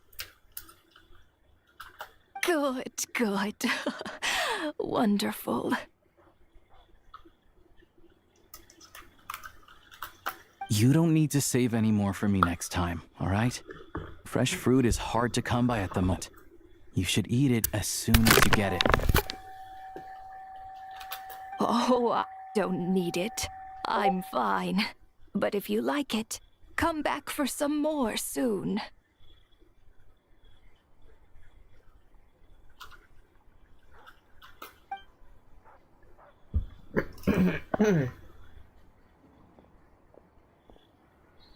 Some kind soul must have given these to her.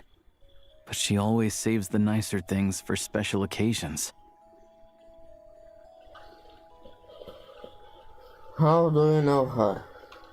I met her at the market back before her health began declining. She was a lovely old lady. We're from the same hometown. Not many people have heard of Alatir, and if they have, it's usually for all the wrong reasons. There's a gang of highwaymen that came from there.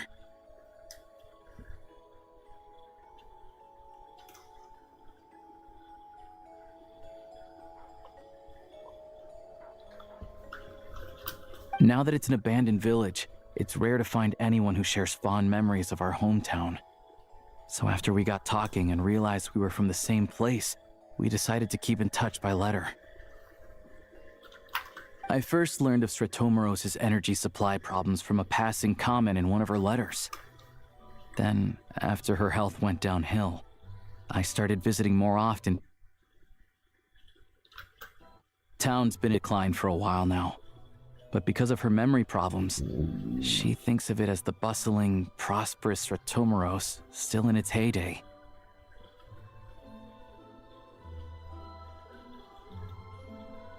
That said, I kind of appreciate her optimism. There's not much of it going around in this world of ice and snow. Sorry, maybe I shouldn't have asked. It's fine. Everyone grows old. In Snezhnaya, some people believe that in your final moments, you'll sense a familiar presence by your side. You turn to look at them, but their face is blurry. So you focus hard, trying to make out who it is. And when you finally see their face, the Grim Reaper reaches out and takes your life. She still calls me grandson, though. So at least I'm not a blurry face in her world just yet.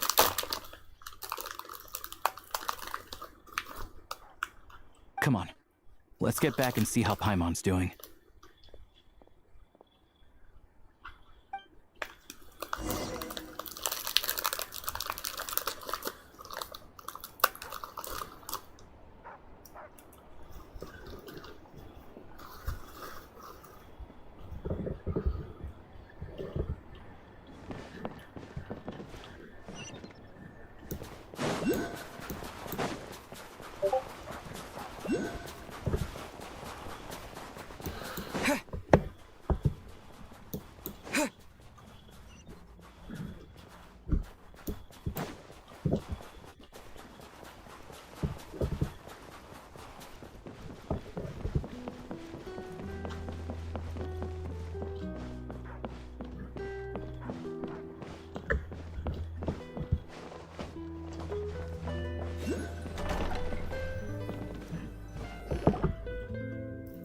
Paimon, we're back. Are you feeling any better? Yep. Paimon's not cold anymore. But she's still a little dizzy. Flying probably isn't a good idea right now. Paimon might lose her balance. But Paimon's sure she'll be fine. It's probably just from getting hit on the head by that pile of snow when we first arrived in Snezhnaya. Her complexion's looking much better. Let's keep an eye on her. I still think we should see a doctor when we get the chance. Sure, but enough about that. How did everything go on your end? Are you all set? Did you have any trouble? I'll explain. It's a bit of a long story.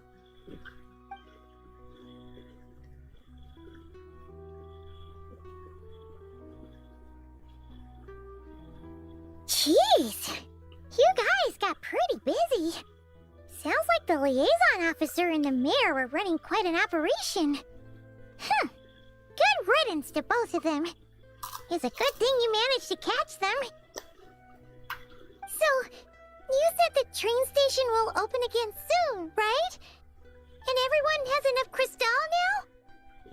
Yeah. Well, enough to survive at least. Project Snezhnaya isn't going away anytime soon. People will still have to scrimp and save to make ends meet. I've been meaning to ask, what exactly is the Tsaritsa trying to achieve? Don't know. The goal of Project Snezhnaya is to gather energy for the Tsaritsa, but no one knows where that energy's going. It's never been made public. The thing is, we were told that the project would only last for 6 months, but time and time again, they keep extending it. Extending it? Does that mean the Tsaritsa's plan isn't going very smoothly? That's what everyone suspects. In principle, any proposed extension needs to pass by majority vote in the Snezhnaya Veche. But even though opposition has been growing, any detractors end up caving in to political pressure from the rooster, Pulcinella. He's the chair of the Snezhnaya Veche and a key figure in the voting process. He has the backing of many powerful and influential people. Sounds like part for the course of the Fatui. How come the Fatui are picking on ordinary people even here in Snezhnaya? I don't see it like that. Fundamentally, the Fatui will always think and act in the Tsaritsa's interests. But that doesn't mean they don't care about the plight of the common folk. The only reason Stratomero still receives crystal shipments is because of a relief proposal put forward by the rooster himself. Then there's the Fatui soldiers providing support in every corner of the nation. Even the Northland Bank provided some mora for disaster relief, and they're as conservative and indifferent as they come. It's just that the rich and powerful in their fancy palaces live in a completely different world from us. There's always going to be some conflict when those worlds collide. I'm reminded of something that Fatui officer mentioned. The Rokot. Yeah, well, even though we all believe in Her Majesty the Tsaritsa, there are still many differences of opinion on how best to tackle the big issues of the day. Regular folk don't have an easy way of getting their voices heard in Snezhnaya, while the rich and powerful are either unwilling or afraid to speak out for all sorts of complicated reasons.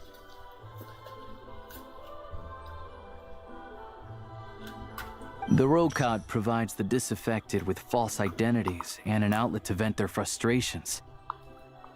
Of course, an organization like that exists in a gray area. The moment the Veche think they've crossed a line, there's sure to be a crackdown. But so far, they've been doing their best to help the common folk. They sound a lot like you. Like us, don't you mean? You didn't hesitate to join in. You're not new to this, I can tell. That's because we're adventurers. It's our job to help people out with commissions and get to the bottom of things. It's less about the money and more about the adventure itself. Sounds like we're going to get along. So, what's your business in Snezhnaya? Aside from taking your friend to see a doctor, of course. I want to meet the Tsaritsa. It's complicated. I've had run-ins with many of the Harbingers along the way, and I really need to know what the Tsaritsa is up to. Her ultimate goal, what the Gnosis mean in all of this. Since I've made it this far in my journey, I have to find the truth, whatever it takes. Wait, so... no way. Are you who I think you are? Sounds like you've heard of us then. We're getting more famous by the day. Of course, I know it won't be easy. So, I'm not planning to get that by force. I didn't realize I was in the company of giants. Giants, you say? That famous even in Snezhnaya? I'm surprised no one recognized us. Especially the Fatuis. Since they have some more details than the common folk about us. Honestly, we're all as curious as you are about what the Tsaritsa's planning, and why it has to involve us freezing to death in the snow. But getting in the same room as her won't be easy. The common folk aren't permitted to meet her at the best of times, and right now, she's probably not even in Snezhnaya. Word is, she's heading east on a campaign to slay a monster. The one that's been summoning blizzards? Yeah. So you've heard of it. A wild, unpredictable monster with the power to summon snowstorms. It also absorbs everything around it into its body, so it's growing constantly. Now, it's so big that the Tsaritsa has deemed it the #1 threat.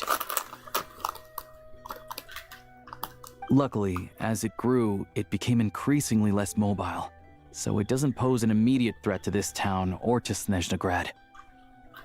I'm sure that Tsaritsa and her personal guard, the Druzhna, won't have any trouble defeating the creature between them. It's just a question of how long it'll take. Suffice to say, you won't be seeing her anytime soon. You'll have to wait until she gets back. That's fine. Getting Paimon treated is more urgent right now.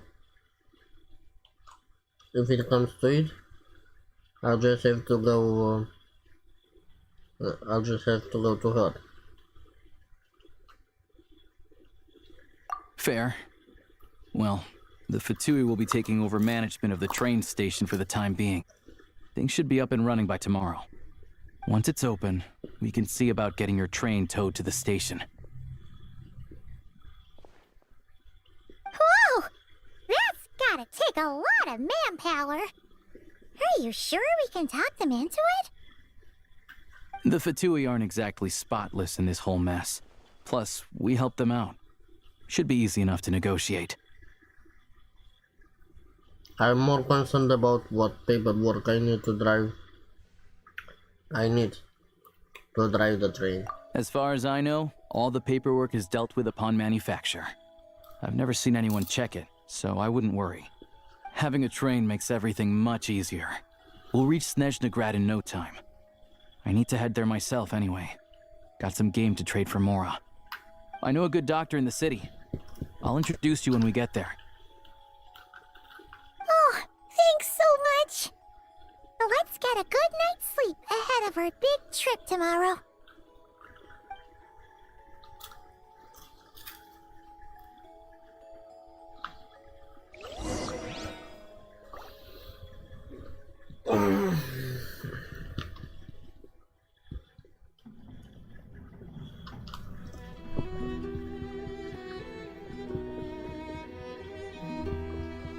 I was getting too comfy.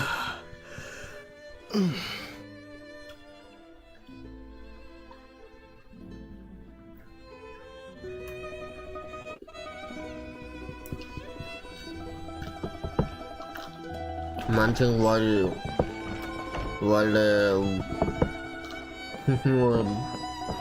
reading the story.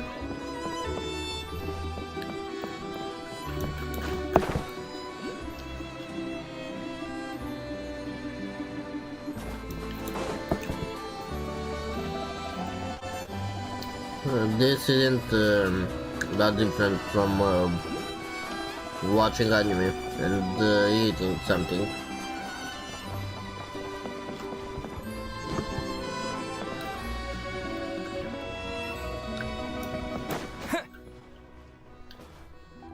The only difference is that it's not fully animated. It's just what how to say it.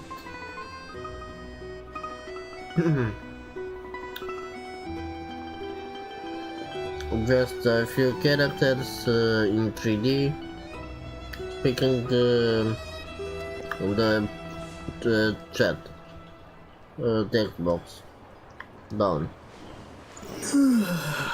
And that's it most of the time during conversations.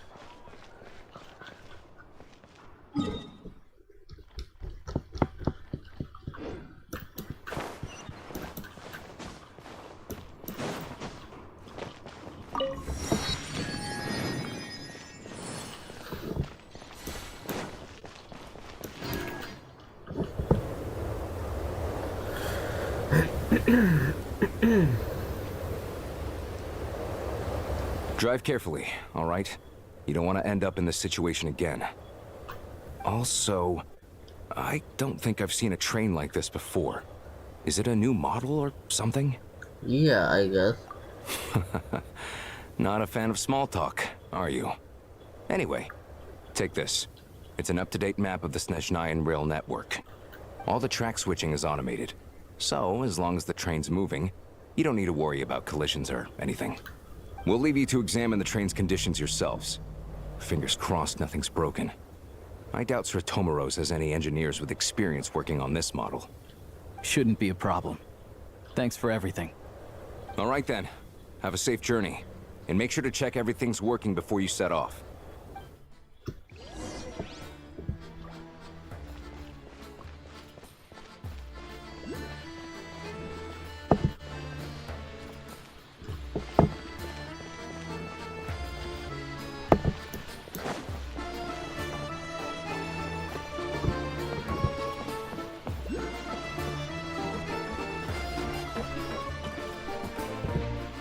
Time to drive the train.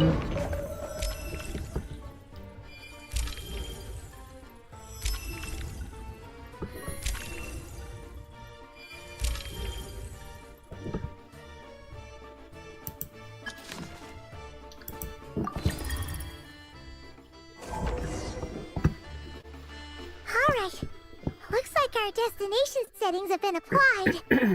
Let's give this thing a final once-over and then head out. Goggles, your time to shine. What do you? Affirmative. Running vehicle diagnostics. What's this? Think of it as a kind of autopilot system. Engine green. Wheels Green. Frame? Minor damage, but no impact on function. Diagnostics complete. All systems nominal. Neat! Huh. Paimon still can't get over the fact that you just found this tech lying around in a random cave. Yeah, I definitely lucked out there. I've lived in Snezhnaya my whole life, and I've never heard of an interactive, talking train autopilot. Strictly speaking, I wasn't designed purely to drive trains, though I doubt you have any interest in navigating the practically unreadable operator's manual yourself. All configurations are complete. Should you require any further assistance, please call for the Eye of Grey. Away we go! Oh, nope. Paimon's gonna find a warmer seat.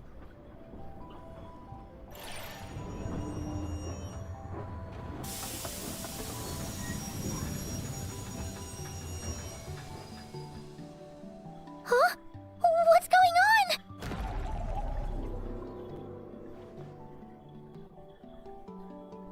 Oh no. What's happening?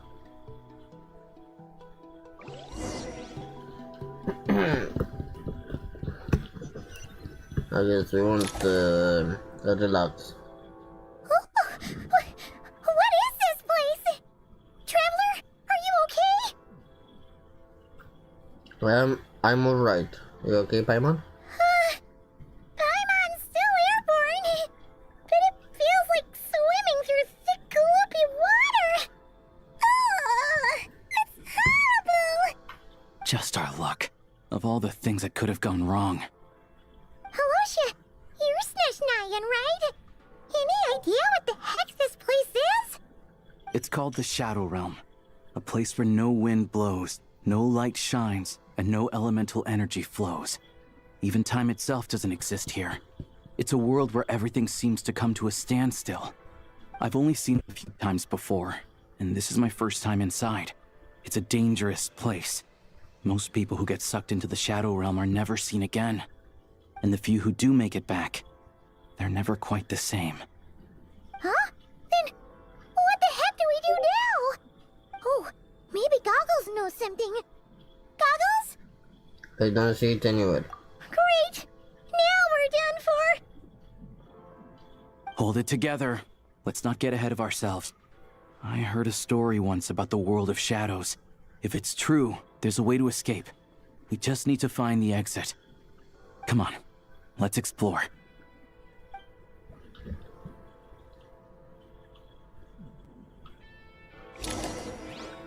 Oh. We have the old outfit. Look at these Fatui! It's like they've lost their minds! Their shadows have been devoured. They're no longer amongst the living.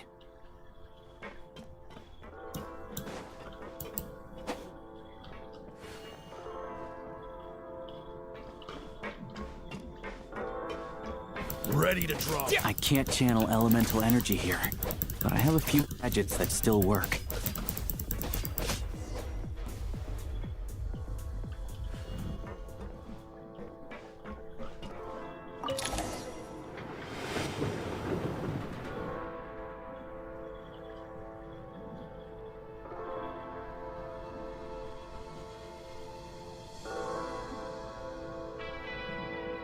Wait! What's that blue thing? Is that... Goggles? Guess we'd better find a way over.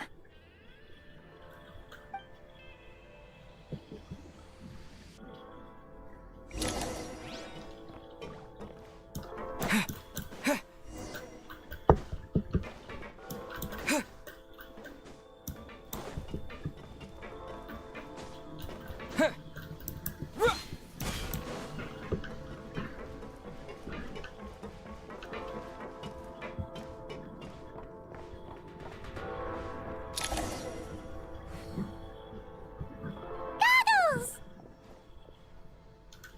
Hello. I am glad to see the three of you safe and sound. For now, at least. But things aren't looking too good. Correct.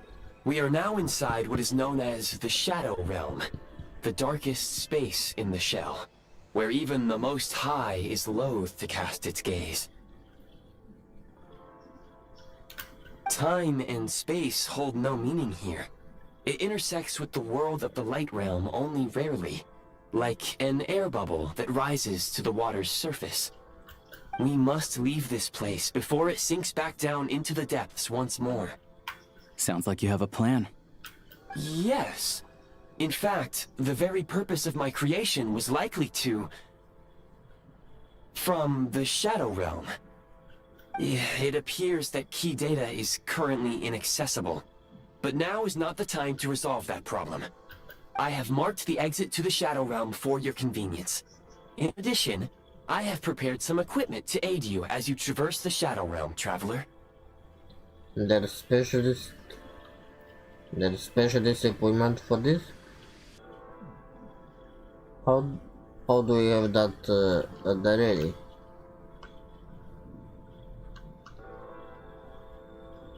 It may well be one of my core functions. Scan complete. Construction in progress. Activation code? We once peered into the past from the ruins of the shadows. This is what remains of the Golden City, Hyperborea.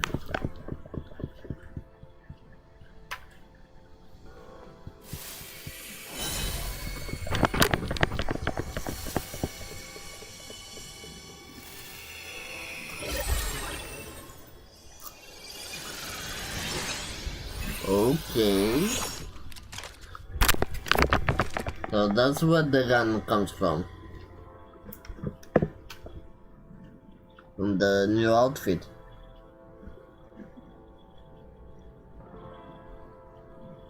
Whoa! Now go. Arm yourselves with weapons of the spirit. Bring down the walls of the stronghold and extinguish the flaming arrows of the wicked. Is this a gun? In the Shadow Realm, where humans cannot channel the elements, there once was one who, after much research and many attempts, found this to be the most effective means of attack. Let's go. We don't have much time.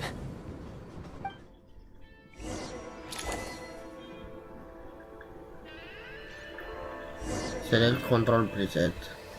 Hold to enter aiming mode. Sprint slide shift. Then shift. R reload. Okay.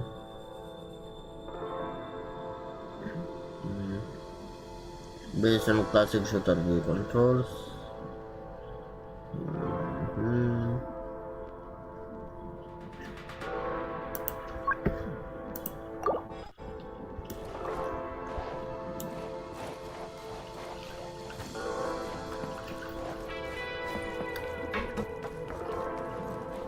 When you encounter small obstacles, you can simply clamber over them. Yeah.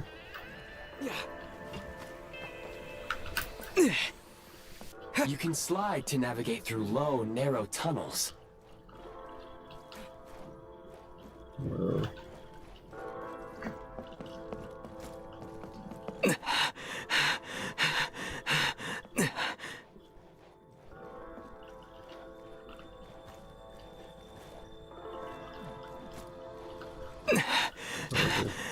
Obstruction ahead. You may be able to use the explode. Since elemental energy is unavailable in the Shadow Realm, ammunition is an important resource. You can replenish your ammunition at various supply points. Reload!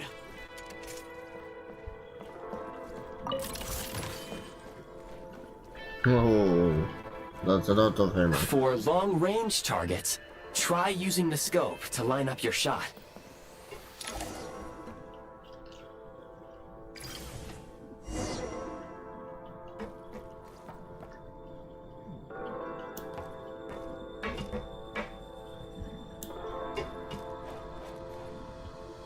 Many hostile units approaching. I suggest a new strategy. Take cover and pick them off one by one. The advantage is ours! Charge!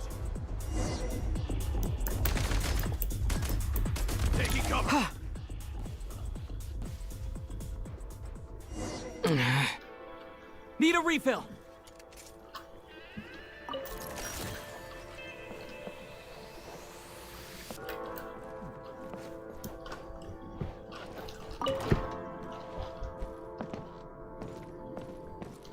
More enemies detected.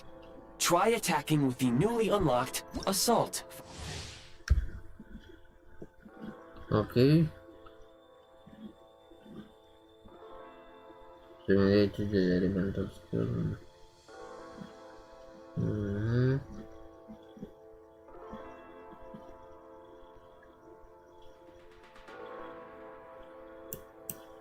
Function. Oh. Take great care not to fall down. Should you... Okay. Yeah. I didn't see the flow down there. I was looking somewhere else.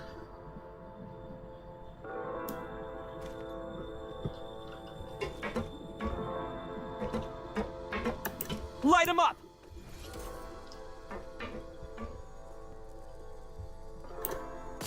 Where's the...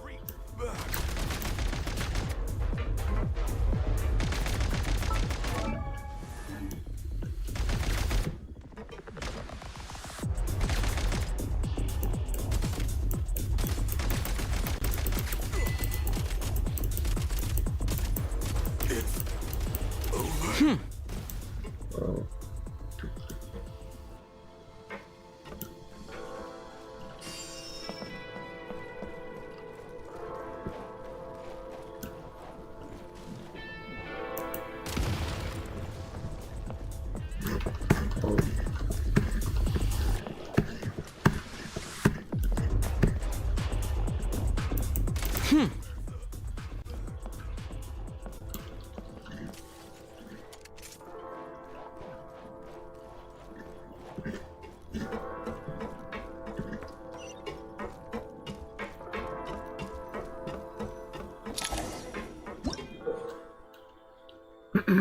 Freeze mark.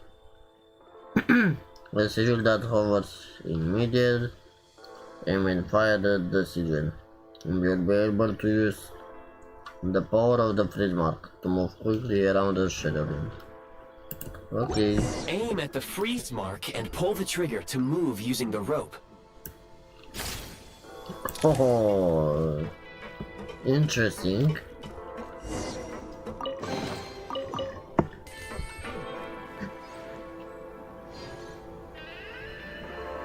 Switch mode!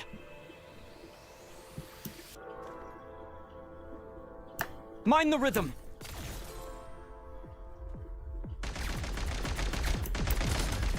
Oh.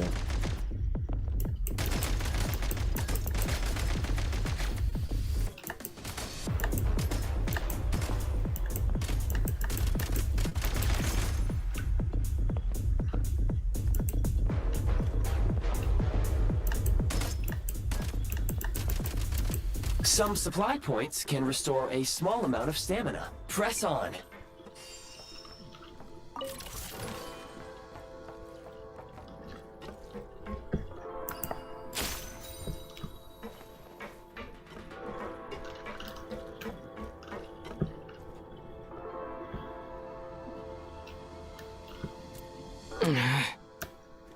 Light him up!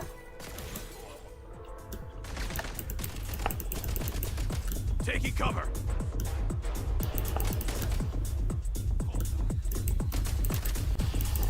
Where's the backup?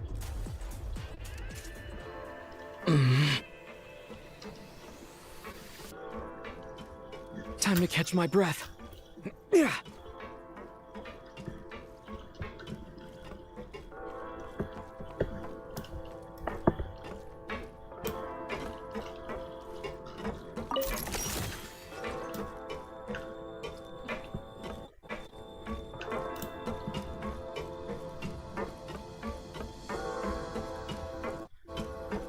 You should be able to use the prime ice construct left here to cover long distances.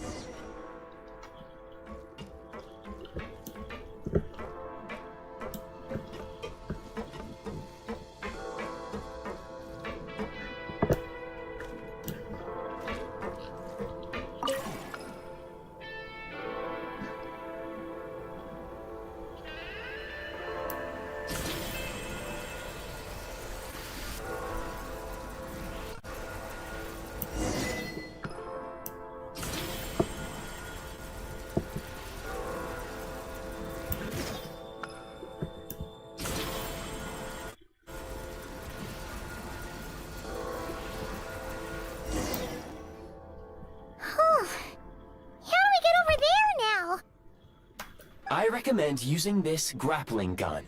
Such devices were originally used to secure structures in the Shadow Realm.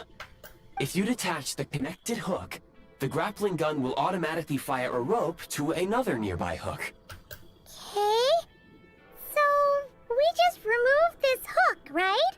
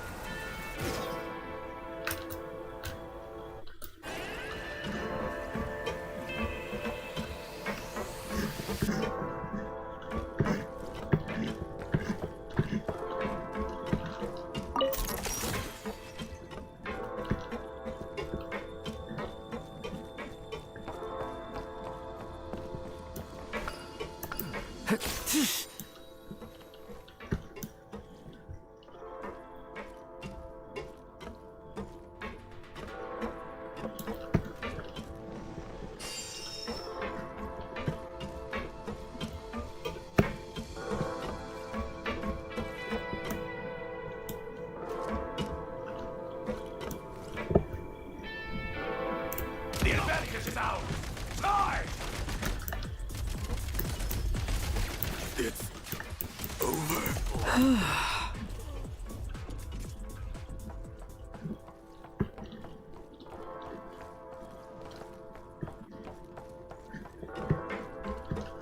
Sprint at the prime ice launcher to reach high places with ease.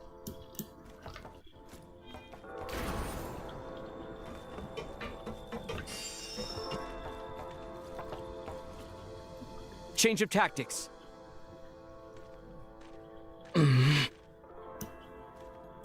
Mind the rhythm. Taking cover.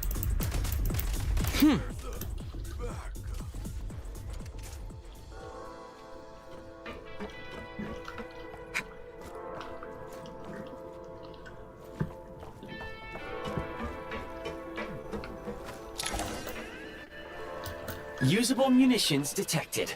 Frag crystal.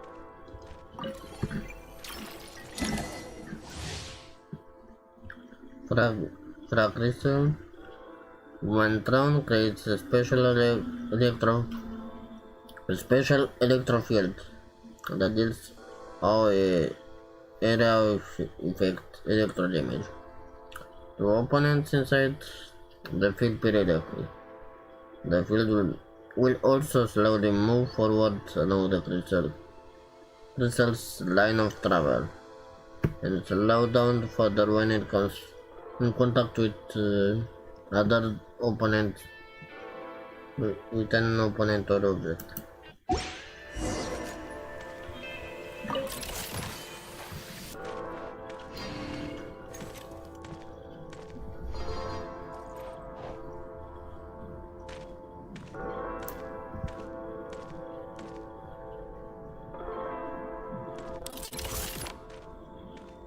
Try this! Fall back.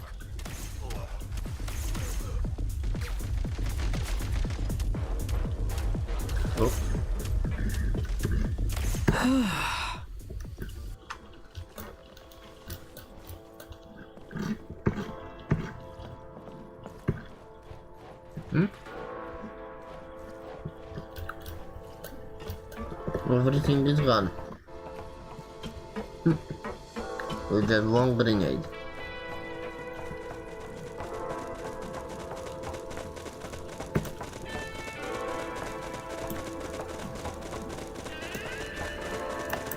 Defenses have been breached. Die!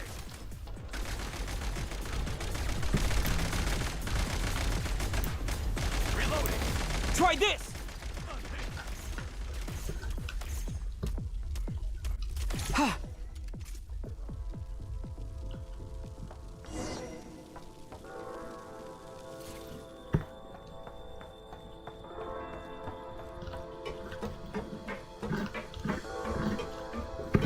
Behind the door.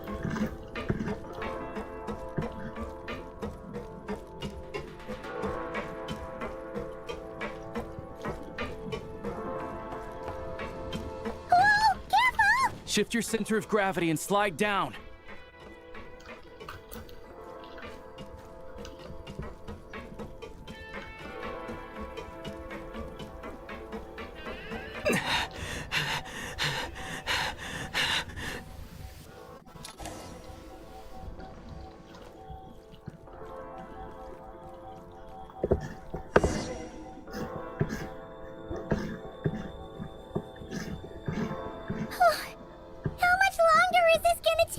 The exit is right ahead. We are very close now. However... It's like they're trying to keep us trapped here. That platform and the carriages are swarming with undead Fatui. Guess we gotta storm through.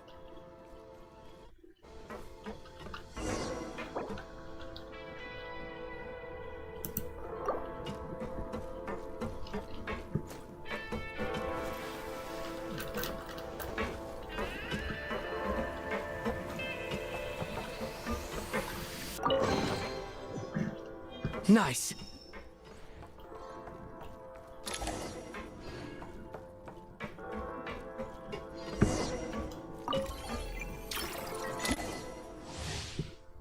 Firearm overview.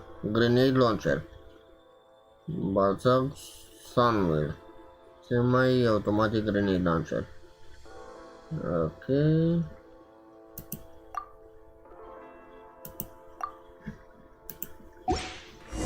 You may find switching to assault mode makes your attacks more effective.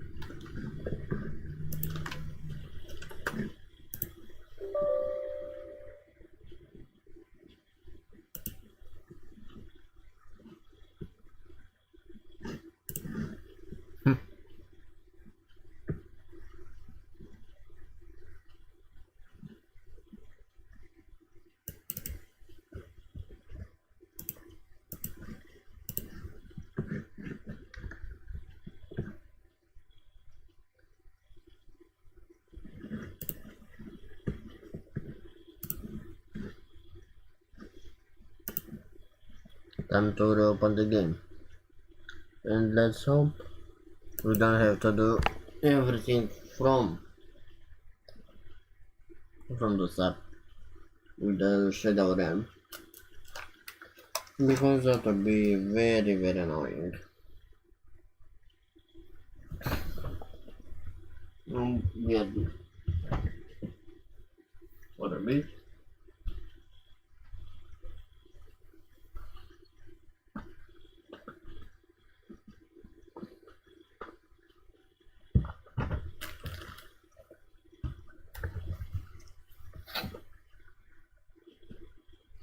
Very good generator.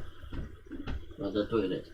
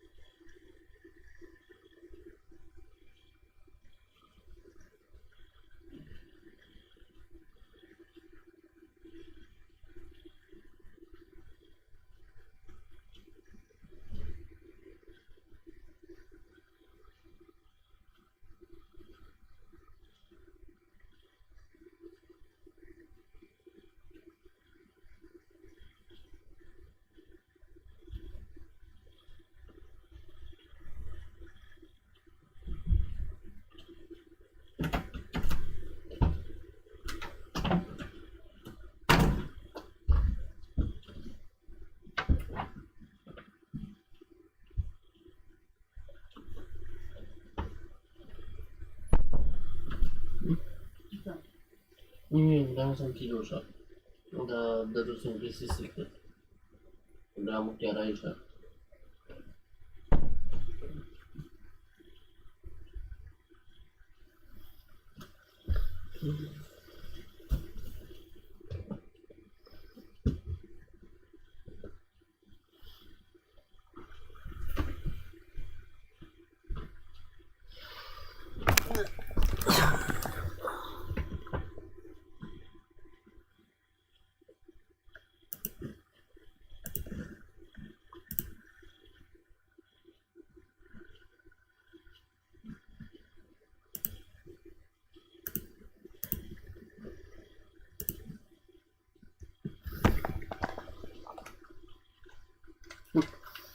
Sorry for the long wait.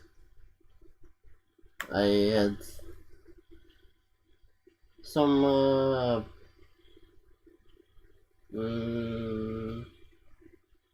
I'm not sure what to say. Let's say some work on the toilet without going into too many details.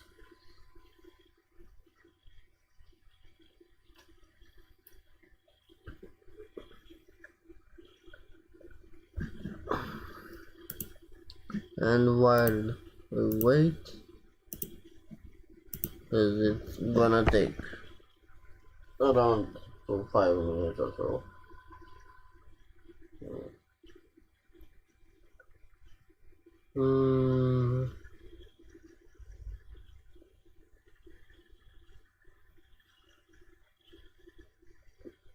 4 a.m.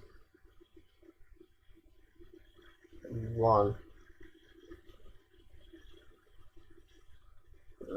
5 and then 6.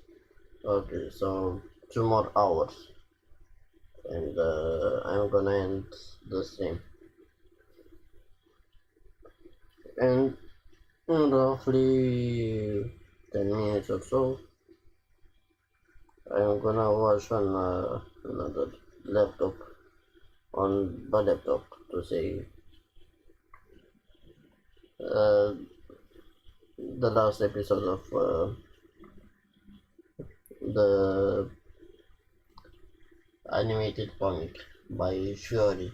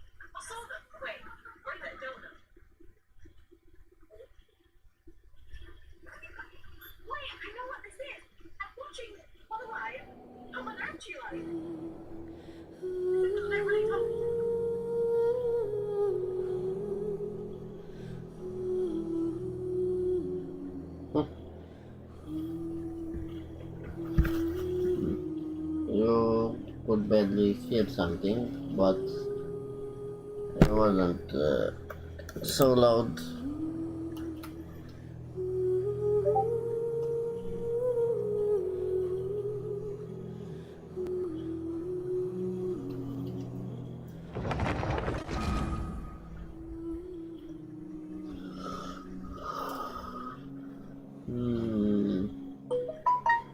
Or maybe I guess at 5 I'm gonna end the stream. I'm gonna stream just one one more hour.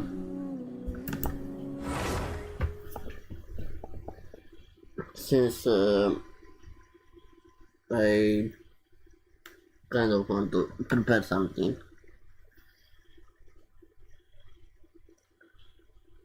And relax a bit.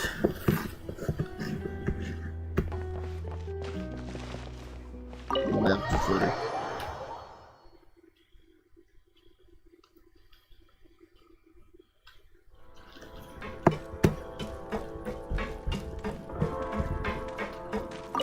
Okay, so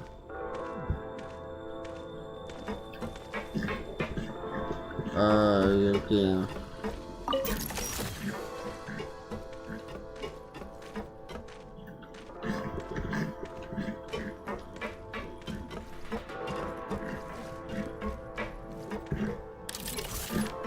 Oh.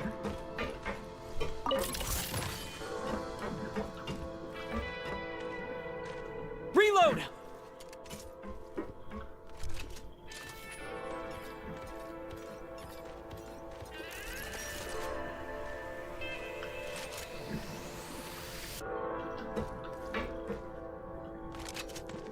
State number 2.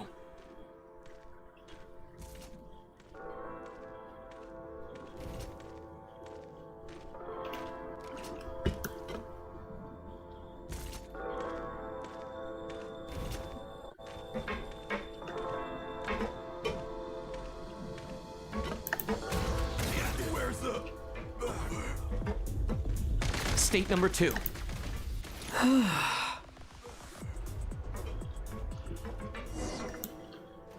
Reload!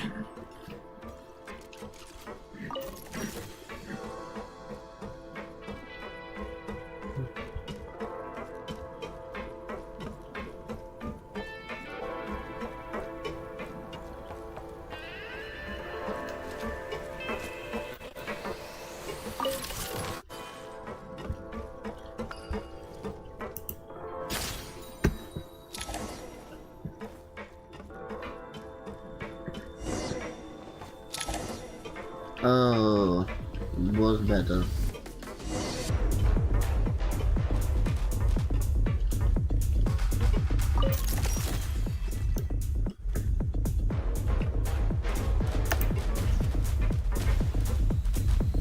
State number 2.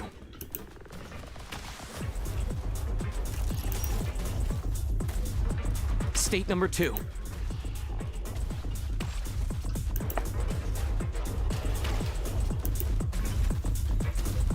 State number 2.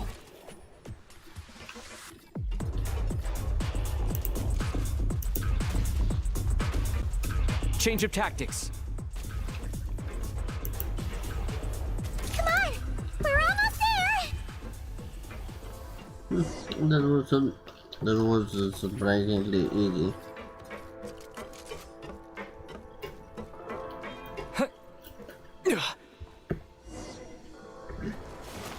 Huh? Why is everything shaking so much? Looks like the Shadow Realm is about to sink back down into the depths. The exit is right here. You mean this weird bubble thing? Wait! How exactly do we... No time to think. We just gotta go for it.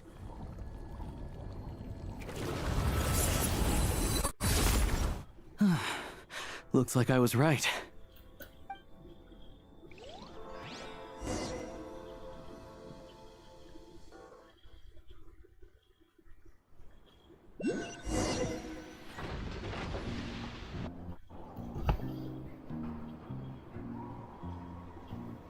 I can't believe the Shadow Realm manifested right on the railroad tracks. It's almost unheard of. Lucky we made it out. All thanks to you and that awesome gun. While we were in there, you mentioned Hyperborea. Ah, so you have heard of the Golden City before? Yeah, it came up a whole bunch in Nokrai. You're a pretty neat surprise in that sense, aren't you, Goggles? We had no idea they left cool gadgets like you behind. Thanks for saving us again. I have Gray. Make no mistake, it was a team effort. For a first-time firearm user, your performance was quite outstanding, far beyond my expectations. As Alosha said, it is highly unusual for the Shadow Realm to manifest in a place like this, but we should still watch out for similar dangers ahead. Oh, let's hope not. If anything else goes wrong with this trip, Paimon's gonna have train trauma for life. The Shadow Realm can appear anywhere, not just on the railroad.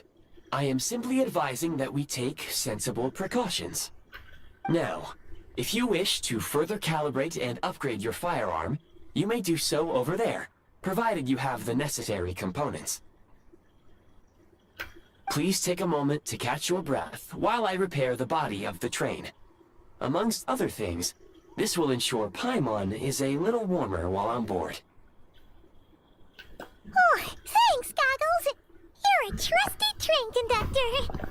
Well, maybe trusty isn't quite the right word, considering. Anyway, at least you get the job done. So the gun can be upgraded? Yes, of course. And just like the Eye of Grey, I am sure it will be a great asset to you in your future adventures. If not the trustiest, then it will at least get the job done. Let's get some fresh air while the Eye of Grey fixes the train. Would it be okay, Paimon? Yeah, sure.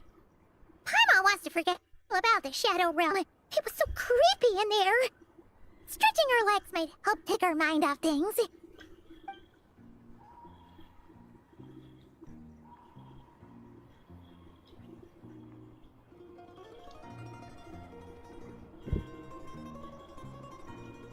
It's so quiet here for a train station. Not a person in sight.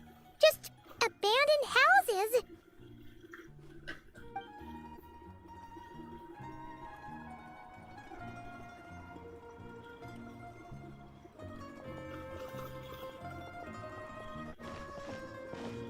Huh? So much for repair. You've swapped our train out for a whole new model. My plan was to restore the train to its original appearance per my records as quickly as possible. Now that the repairs are complete, the train offers optimized performance and a significantly improved trendiness level. Huh. Didn't know trendiness was a parameter. According to my calculations, parameterization is the most effective way for the Eye of Grey to understand trendiness. Hyperborea, huh? I'm sure I've heard of that in a story somewhere. What an incredible little gadget you are.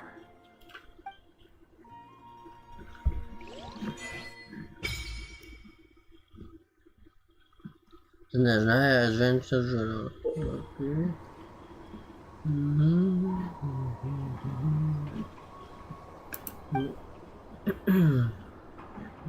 Yeah.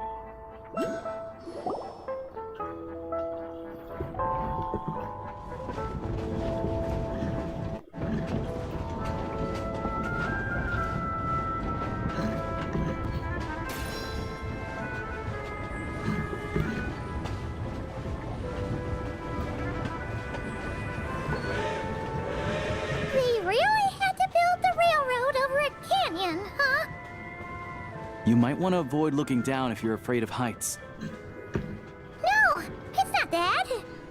Paimon's just praying that we don't have yet another accident.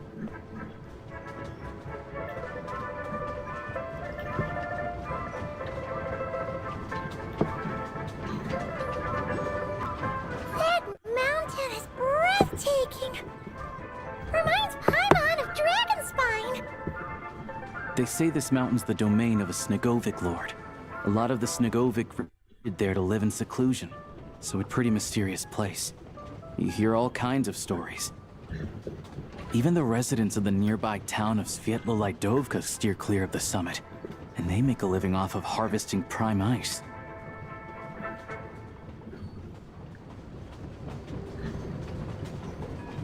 Look, Snezhnagrad's just up ahead.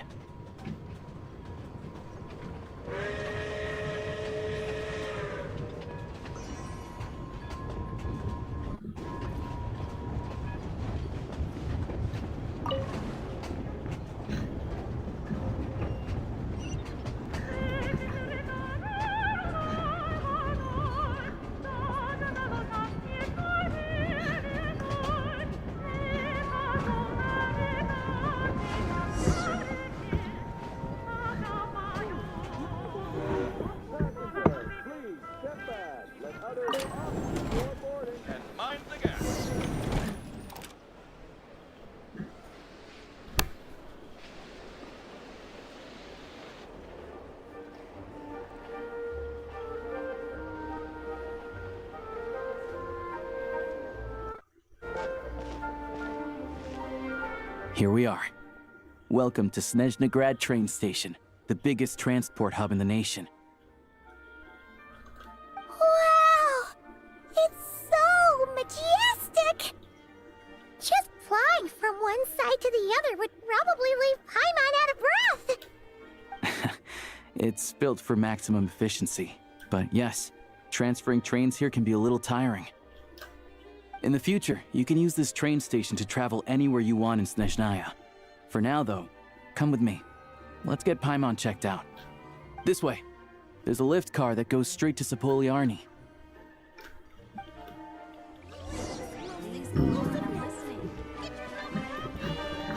Even if I What am I supposed to do? Look!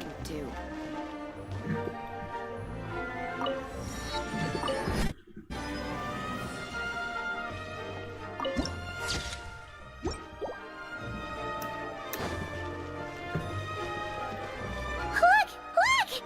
They have really funny-looking heads! And those ones are about the same height as Paimon! But it looks like they can't fly! Those would be Volkudlak and Domovoy.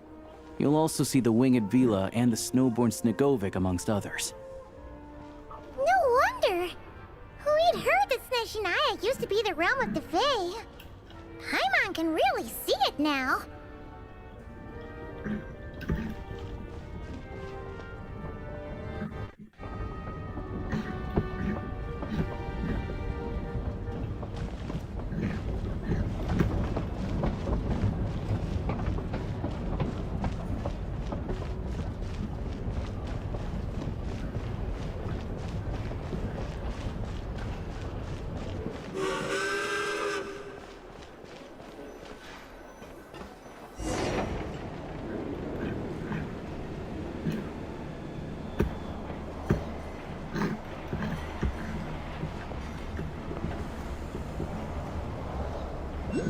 To the left is the market of Zolny. They sell everything there. You can often find some nifty little trinkets. To the right, you'll see the Korolyevsky Theater in the distance. Look at that! Incredible!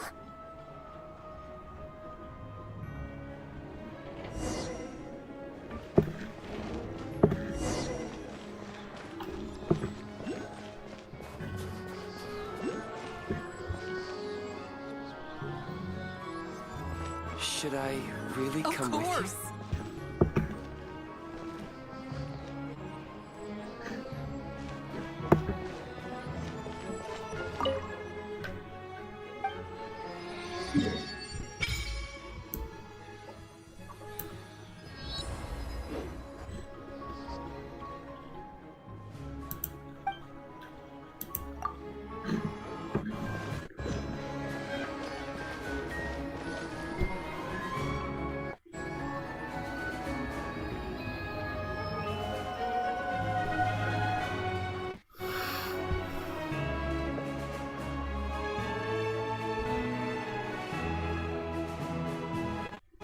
Wow! Snezhnagrad is stunning! Seeing it with our own eyes makes all the trouble we went through to get here worth it! I found it pretty stunning when I first came here too. But I soon found out that stunningly beautiful means stunningly expensive. The prices here are crazy. I'm just a small-time hunter, so Zolny is where I spend most of my time. This way we'll take to Podvorier restaurant. They offer food and lodging there, so you can get settled in while I fetch the doctor. Is that gonna be stunningly expensive too? Don't you worry about that. Keeping you warm and comfortable is all that matters. Yeah, I mean, there are places to stay in Zolny, but I highly doubt they'd meet your standards. Most of the stoves are out of crystal, the windows are drafty, and at night, four-legged roommates come out to play, sharpening their claws on the roof beams and floorboards. Yep, no way! Not a chance Paimon's staying anywhere like that. Maybe we can split the cost of the room between us? Paimon still has some savings left. What happened to sponging of me? Come on, it's tradition. Fine then. It's your treat. Paimon will save her money for buying a nice little cake. Don't worry, you'll get some too. I'm glad to see you've perked up. If you find yourselves in the mood for some sightseeing later, there's a few places around here worth seeing. This way leads to Zapoliarny Palace, which serves as the Tsaritsa's audience chamber and also her personal quarters. The adjacent block is kind of a city in its own right. That's Glupov, the headquarters of the Fatui. Inside, there's a munitions factory known as the Armory Palace, producing a constant supply of all kinds of equipment for the Fatui. A lot of important research happens there, too. And over there is the Snezhnaya Vecha, where all the big shots meet regularly to make policy decisions. These places are best admired from a distance. I'm sure I don't need to explain why. Yeah, they probably have super strict security. We're not looking for trouble right now. The downtown area is near the center of Zapoliarny. That's where you'll find the restaurants, bookstores, and gift shops. Another place of interest is the Northland Bank, which is over this way. Oh, and I'm sure you'll want to make contact with the Adventurers Guild at some point, right? That's right here. Ooh, speaking of venturing, we use alchemy quite a lot. Do you know where we can find a crafting bench? No one practices alchemy at Snezhnaya, I'm afraid. Apparently there's some historical reason for it. Oh, we'll just have to use the one on the train then. Kinda inconvenient. Wait, how come there's one on the train if that's Snezhnayan too? Yeah, that's weird. Maybe we can look into the historical reasons later. Yeah, I don't know. Not my area of expertise. Still, I wouldn't say the absence of alchemy makes life here any less convenient. Anyway... Finally, there's Zolny in that direction. It's mostly residential buildings and factories, but there's a few shops too. Worth a look around if you're interested. That's about it. You guys go ahead and get checked in while I track down my doctor friend. Sounds good. Thanks for all the recommendations. It'll be good to get out of the cold wind. Paimon's starting to feel another headache coming on. Let's get you inside. Podvorye restaurant is right this way.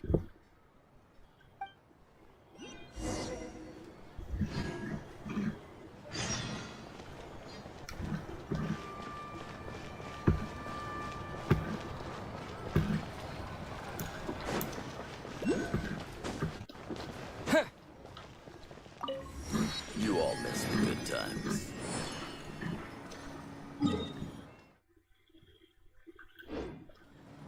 Oh, no.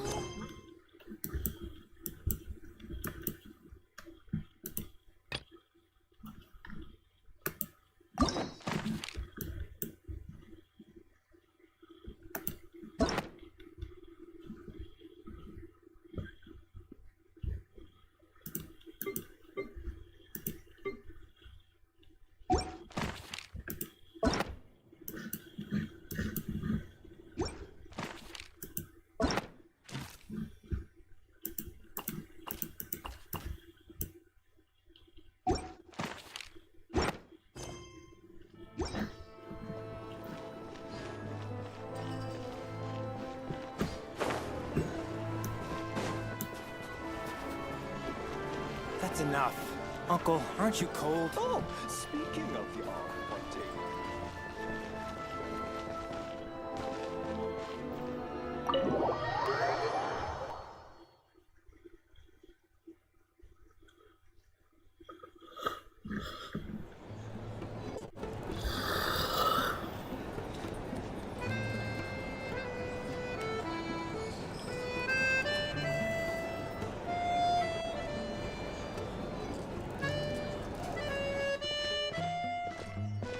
Looks like you get what you pay for, huh? Paimon likes this room a lot. Feeling better now? Yeah, much better now that we're out of the cold. Oh, thanks for taking such good care of Paimon. Honestly, she feels kind of bad for throwing a wrench in the works. If this were anywhere else, we'd be out investigating and adventuring by now. But instead, we're stuck here waiting for a doctor. It's okay. It's okay. We aren't under any time pressure. The sooner you recover, the sooner we can start exploring. You're right. No need to push ourselves too hard for no reason.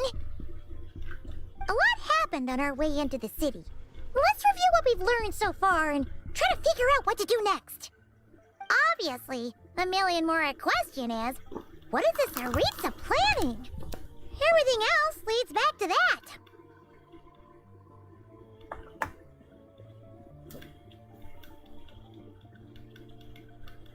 Yeah, that was our main goal in coming to Snezhnaya. Sure was. And so far, we've learned that in addition to the 7 Gnosis, her plan also requires a ton of energy. But we won't get to see her anytime soon. Alosha said that she went east to fight that big monster. It must be a pretty powerful one if it can blanket the whole of Snezhnaya in a snowstorm this awful. Mm-hmm. One of the threats we need to face, I think. To be honest, what we're really lacking right now is information. The kind of information that only the higher-ups in the government would know. Not word-on-the-street type of info. Paimon can think of a few people who might be able to help us. But... they're all Fatui. Right! And when we left Nogcry, Sandrone specifically left a message reminding us which side we're on. So, it's unlikely they'd tell us anything confidential about the Tsaritsas' grand plan. Is it worth asking? Maybe we can learn some non-confidential info. Yeah, fair point. Besides, that Gloopov place is right nearby. We've got nothing to lose, so it'd be a waste not to go. There's gotta be someone there willing to talk to us, right? Maybe Arlecchino or Sandrone? Or possibly Tartaglia. But it's unlikely we could sweet-talk Arlecchino, let alone Sandrone. She basically told us to stay in her lane already. Well, it's been a while since we last saw Tartaglia. Yeah, the last time was all the way back in Fontaine, right? Too bad we missed him in Nogcry. Apparently, he came to help out. Hello. Is there a traveler in Paimon in there? That's Alosha! Come in! Hello, I'm Dr. Luneva. Alosha mentioned that one of you is feeling a little under the weather. It'd be great. It'd be great if you can take a look at her. I see. So you're my patient today, yes? And you're a Fae, I presume? Good question. Paimon's not too sure either, but she's definitely not the same kind of Fae as the ones we saw at the train station. Is that gonna be an issue? Not exactly. It's just, I'm used to treating human patients. Fae tend to be far more resilient than even the healthiest and most long-lived of humans. But don't worry, I do have some experience treating Fae. I've even diagnosed plenty of cats and dogs in my time. Safe to say, I have a fairly eclectic range of expertise. It'll be fine. Paimon's basically the same as a human. Right? We're no different when it comes down to it, are we? Our taste in food is a little different. The biggest difference is probably your appetite. More like you don't eat enough. The more talking you do, the more you need to eat.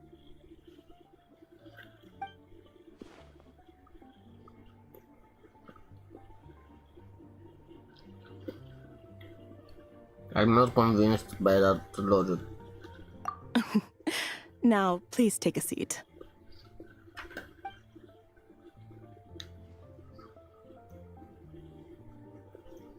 Okay, vital signs are good. Test results are all within normal ranges. I don't think it's anything serious. More than likely, you just caught a cold. I can give you some medicine to tide you over, but as long as you rest properly for the next couple of days, you should feel better. Make sure to keep an eye on your temperature, though. If you find yourself with a persistent low-grade fever, or if your symptoms don't improve, just contact me again. Sounds like there's no cause for alarm. Yeah, let's see how it goes over the next few days. Thank you, Doctor. You're very welcome. Just doing my job. I'll leave you in peace now. Time to visit my next patients. Take care. You heard the doctor. Best you rest up here for a couple days. No sightseeing for the time being. I'll stick to the local area then. Don't you worry about that. Alright then. Guess we've got no choice. Let's just treat it as a short vacation. I have to get back to it. If you need anything else from the doctor or me, go to the Hunter Trade Station in Zolny. The boss there knows how to reach me. Thanks for everything. Hey, no big deal. You saved my life in the Shadow Realm. This is the least I could do. See you around.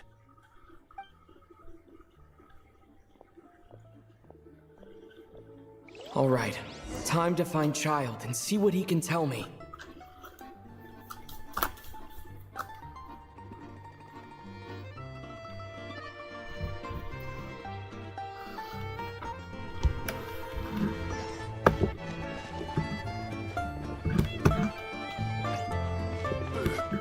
Back in my day. All right, now 3 bottles. If there's anything.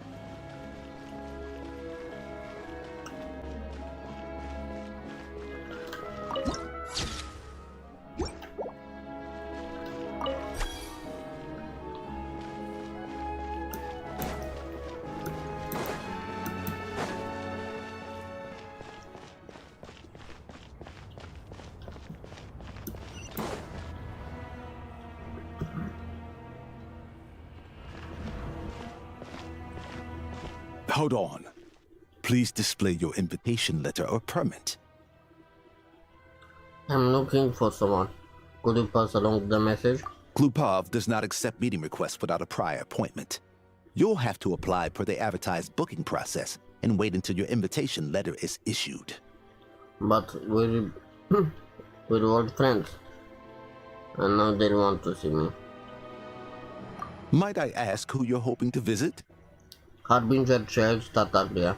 Another one who thinks the rules don't apply to them. I don't understand why people think they can just talk their way in here. You don't just show up and land a meeting with the Harbinger.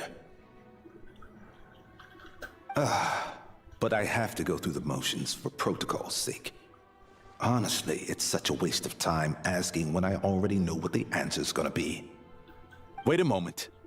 I'll pass on your message. If Child is unavailable, you'll have to go through the proper procedure.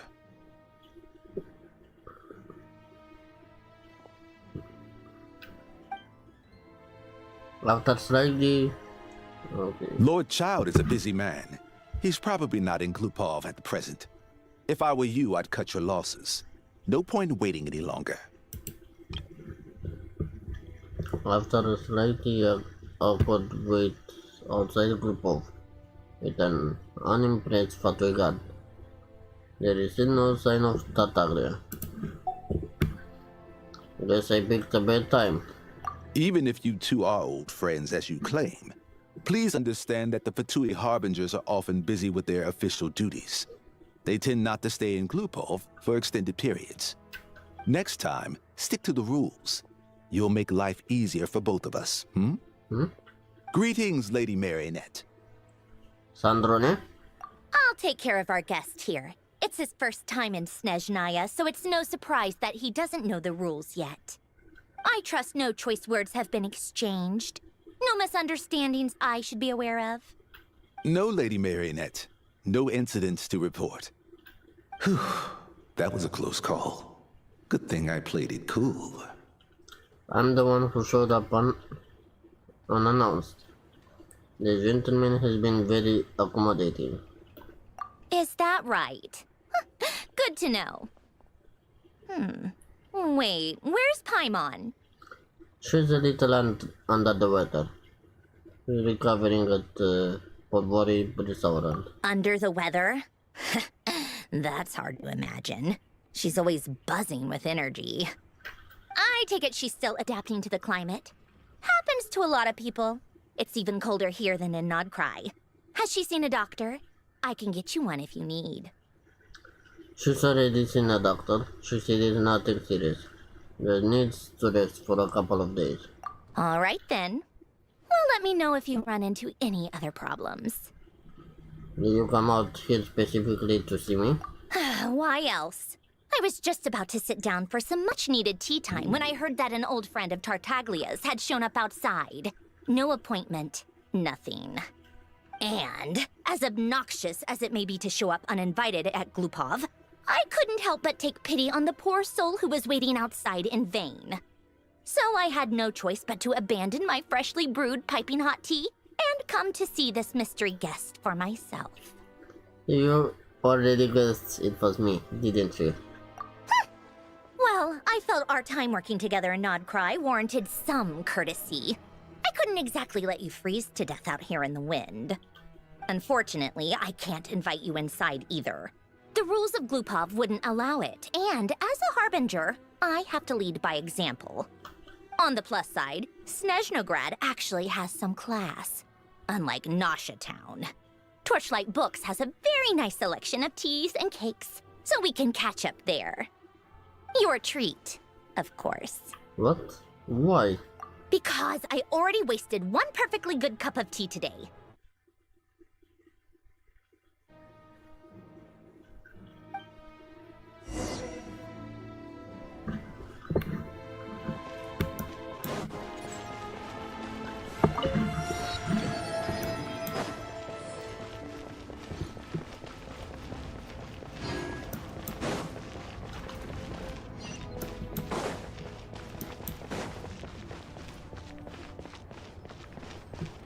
They really like to make you work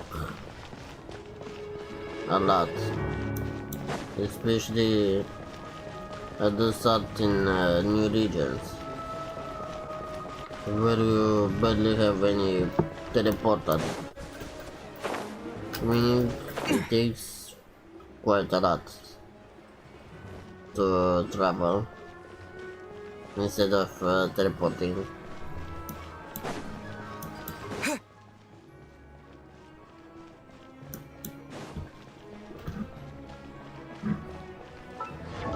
So, long water.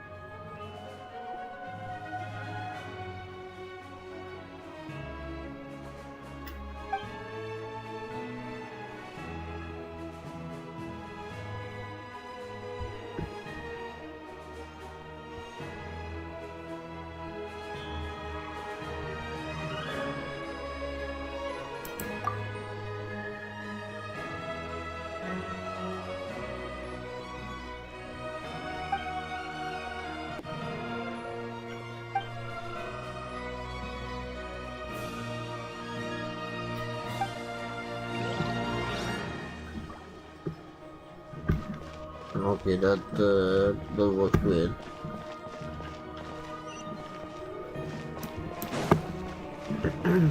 Random encounter.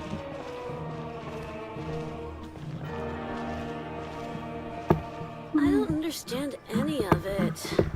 Opera really is so complicated. Husky. The kind of dogs I like to play with. Design. Big and fluffy dogs.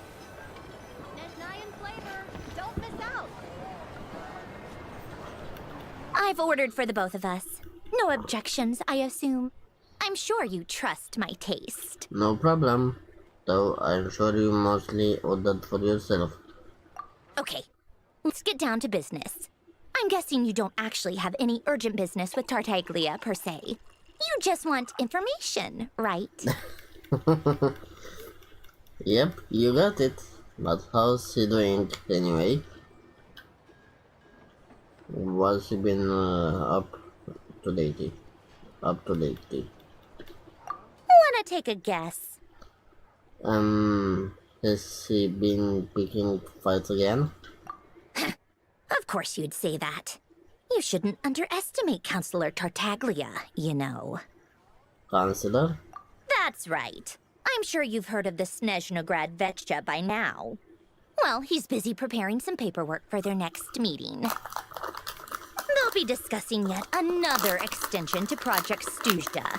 It's basically all anyone cares about in the Vetcha these days. Tartaglia, a counselor. Sorry. Just a little hard to imagine. Yeah. Hey. To be honest, I might eat that on this one. I can't pretty imagine child being considered. She doesn't look like the type who would take up such a role. To be honest, it's not. It doesn't seem to be someone fit for that role. To be honest, he doesn't. He doesn't exactly strike me as a spend pusher. Yeah, he's more of the shoot first, ask questions later sort, isn't he? It all started with a very detailed letter that Capitano left for the jester, Piero, before leaving for Natlan. In that letter, he detailed the future arrangements for his subordinates. All of his key people were reassigned to Tartaglia. I guess he'd already prepared to leave us for good all the way back then. But Piero didn't reveal the contents of the letter until the events in Natlan had concluded. Why Tartaglia? That was his reaction too. Why me? With a bewildered look on his face. Yeah, I can see.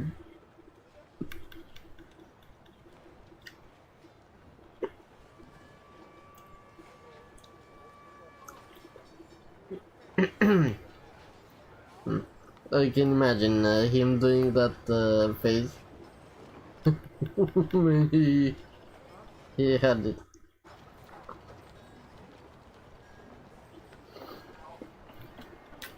He'd always assumed Capitano looked down on him.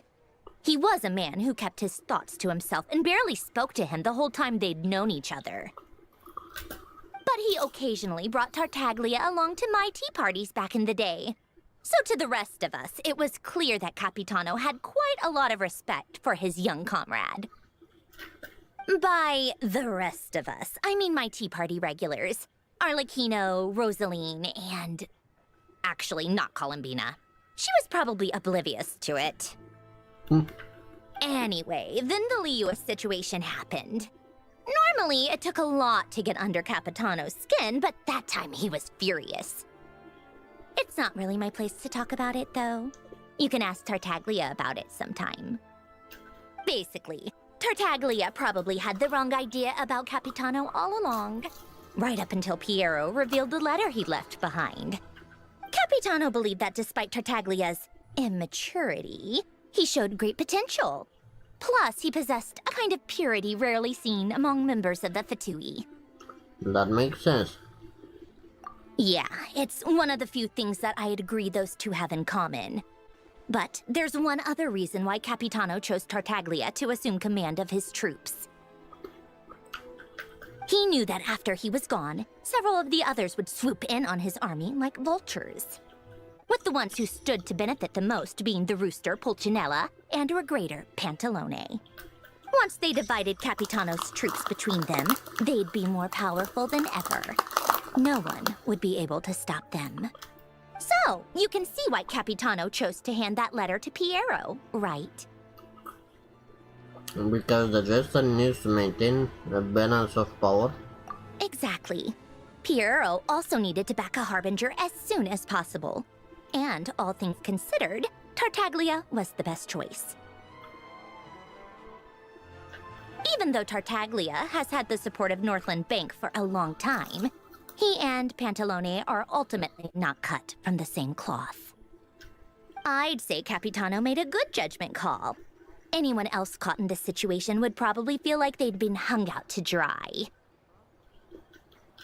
His best course of action will be to distance himself from any shady business, while still maintaining friendly relations with Pantalone, but seeking Pulcinella's support at the same time.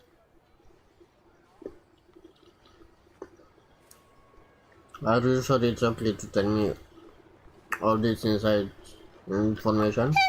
What's the point in having a tea party if you don't spill a little tea? Okay. Besides, none of this is confidential anyway. Ask any journalist out there. They'll give you all the lurid details. You'll see it firsthand if you ever sit in on a session of the Snezhnograd Vecha. All the factional strife, whether open or unspoken, it plays out for all to see in that one little room. Having a voice in the Vecha is the only way to steer policies in your favor. So, every person in that room represents a particular interest group. Pantalone, for instance, represents the financial sector, and Tartaglia represents the Fatui soldiers. Personally, I have no interest in political jousting, but since I have a number of engineers and researchers under my command, I have to make their voices heard. Then there's Pulcinella, the linchpin of the Vecha. He represents politics itself. Everything involves him, so nothing can bypass him. Any issue that comes up, he knows how to mediate. That's what the Tsaritsa values most about him. This explains a lot. I'm starting to see why everyone is so frustrated with the way things are, but also powerless to change it. A complex web of interests connects all parties involved, and the Tsaritsa sitting at the top adds another layer of complexity. It must be nearly impossible to come up with a perfect solution. All right, I'm done carrying this conversation. Time for you to answer a question of mine. You must have known that you can get the info you needed from me. So why was Tartaglia the first person you asked to see and not me? What makes you ask that? You're not jealous, are you? I'm thinking to choose second question? Huh? Jealous? As if. Wait. Oh, I think I know what it is. Columbina passed on my message to you before you left Notcry, right? I only meant you should be mindful of which side you're on. Is that actually why you didn't ask for me? Because you took that to heart? I guess that's part of the reason. I wanted to make sure I wasn't being disrespectful. Okay. During this time, I went with a mouthful of sweets to say this. I can barely say that word. Disrespectful. I'll go with You... fair enough. It's not your fault. I blame all these politicians I've been hanging around with lately. Always beating about the bush when they talk. I guess it must have rubbed off on me. Anyway, just ask for my help next time, okay? Little things like this are no problem. Lady Marionette. What now? Can't you see I'm on my break? Whatever it is, just leave it on my desk. I'll look at it later. Sorry to disturb you during your break, ma'am, but I'm afraid it's an emergency. Isn't it always? I've told you before, fixing the tracks and transporting ice blocks does not constitute an emergency. The equipment in Svietlo-Lightovka is in urgent need of maintenance. With how the weather's been recently, we suspect that the cause is a buildup of snow, exceeding the maximum weight limit. The supports on one of the machines broke and fell, awakening a dormant beast and leaving many of the ice miners trapped in a nearby ice cave. Luckily, Odette's team was nearby and launched a rescue operation, but we're still facing a severe manpower shortage for both the rescue and engineering teams. I guess that's it then. Our tea party will have to end here. I'm the only engineer you'll need. I kinda wanna go with you. But I promised Paimon I wouldn't go too far. Do you actually want to come with, or are you just saying that? I owe you for the tea you shared with me. I can just send by when people are in danger. Nice of you to return the favor. I'll have a couple of people look after Paimon. They can let her know that you had to step out for a while. Given how urgent this is, I'm sure she'll understand. And honestly, I'd rather have your help than anyone else's. Between your skills and experience, you'd be reliable help. Great, thanks. Sounds like a plan. Then let's go. You, take 2 people to Podvorye restaurant. Find his room and watch it like a hawk until we get back. If anything happens to Paimon, you'll be answering to me. Yes, Lady Marionette. Wait a moment.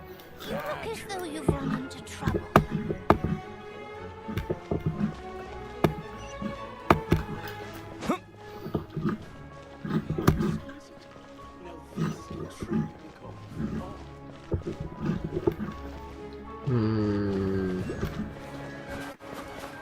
I'm not really sure how to get there.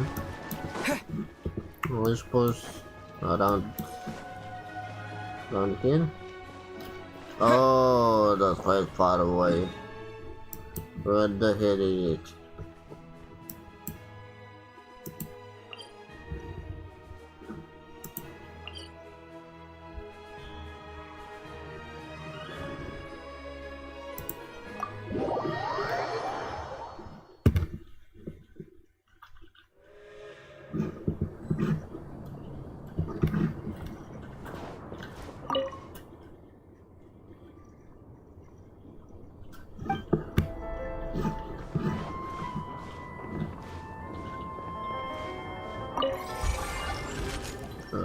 This one.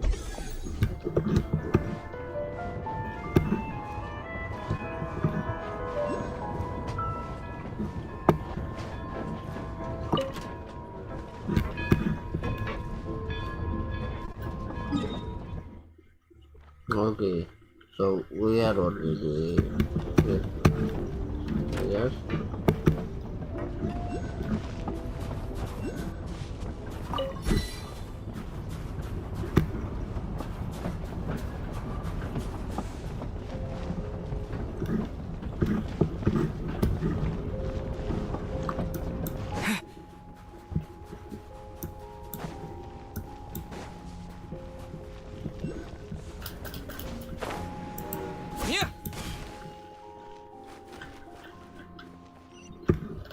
Okay, we go down there.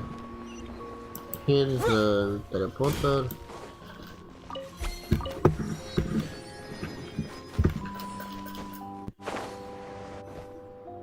They weren't exaggerating. This is really dangerous. It's a good thing only one of them broke. From what I've been told, most of the trapped miners are over in that direction. I'll go rescue them. Yeah, you do that while I check the rest of the equipment. I'll evacuate the people around here as I go. Meet me back here as soon as you're done.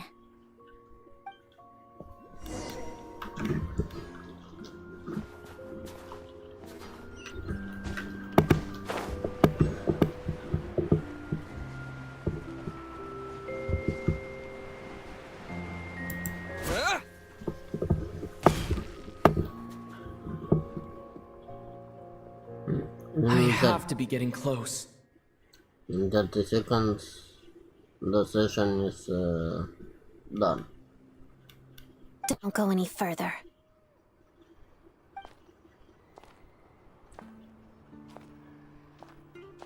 It's too dangerous here.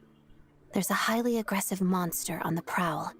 You need to leave, now. I'm here to help with the rescue effort. I'm Sandroni. Ah, I see. You're the backup from Snezhnaya. Well...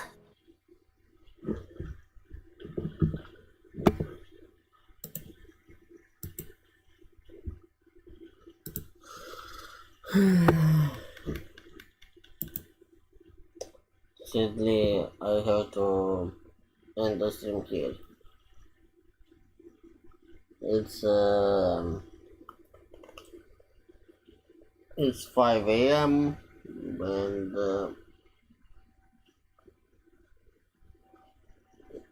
it seems by also getting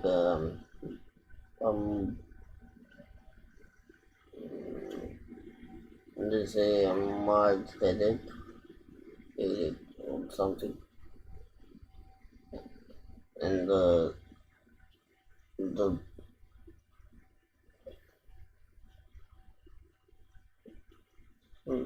small part above my eyes, it's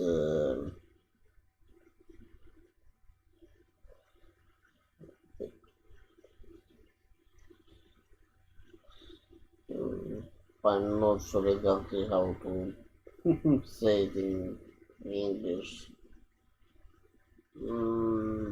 but it's a bit annoying, and thanks to these effects, I'm getting the headache. Otherwise, I might have been streaming more, but that's one of the problem, and the other one is that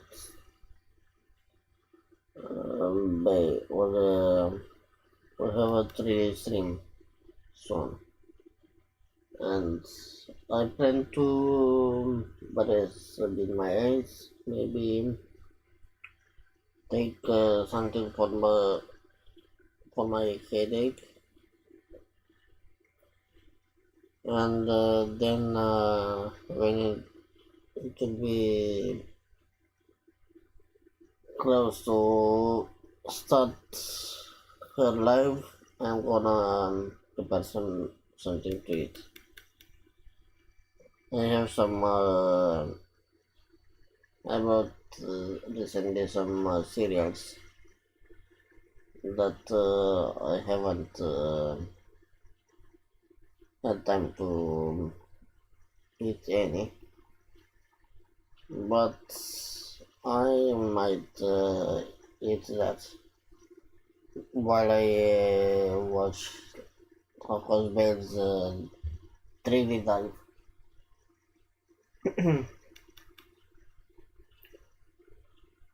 And I hope my headache will be gone by then, given that will be dancing and music and whatever.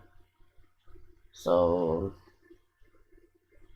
yeah, it would be quite taxing for my eyes and my head, and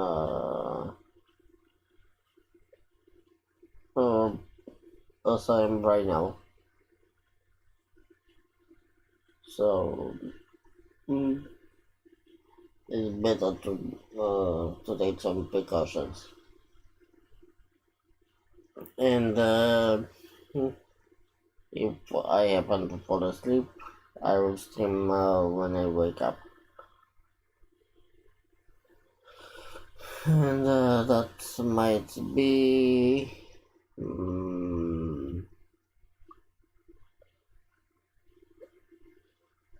around 8 hours.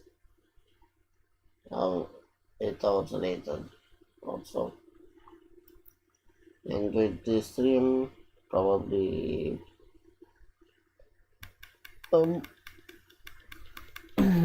around 10 hours break or something, because it could be 1 hour until base stream, and I'm not sure exactly when I will fall asleep and how much I will sleep, and but around there roughly.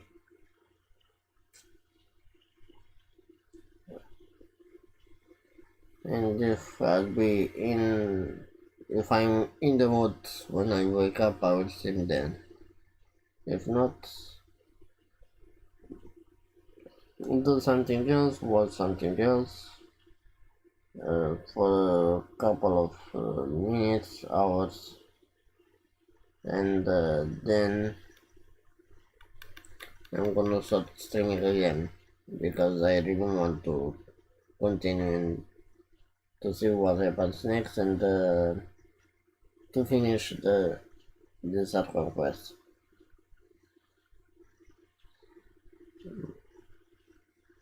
But I guess not everything else spent, I suppose. But around 6 hours of live streaming. Oh, yeah, 6 hours. It's quite a lot, I guess. Anyway, I'll see you guys in a couple of hours. Not sure exactly how long, but yeah.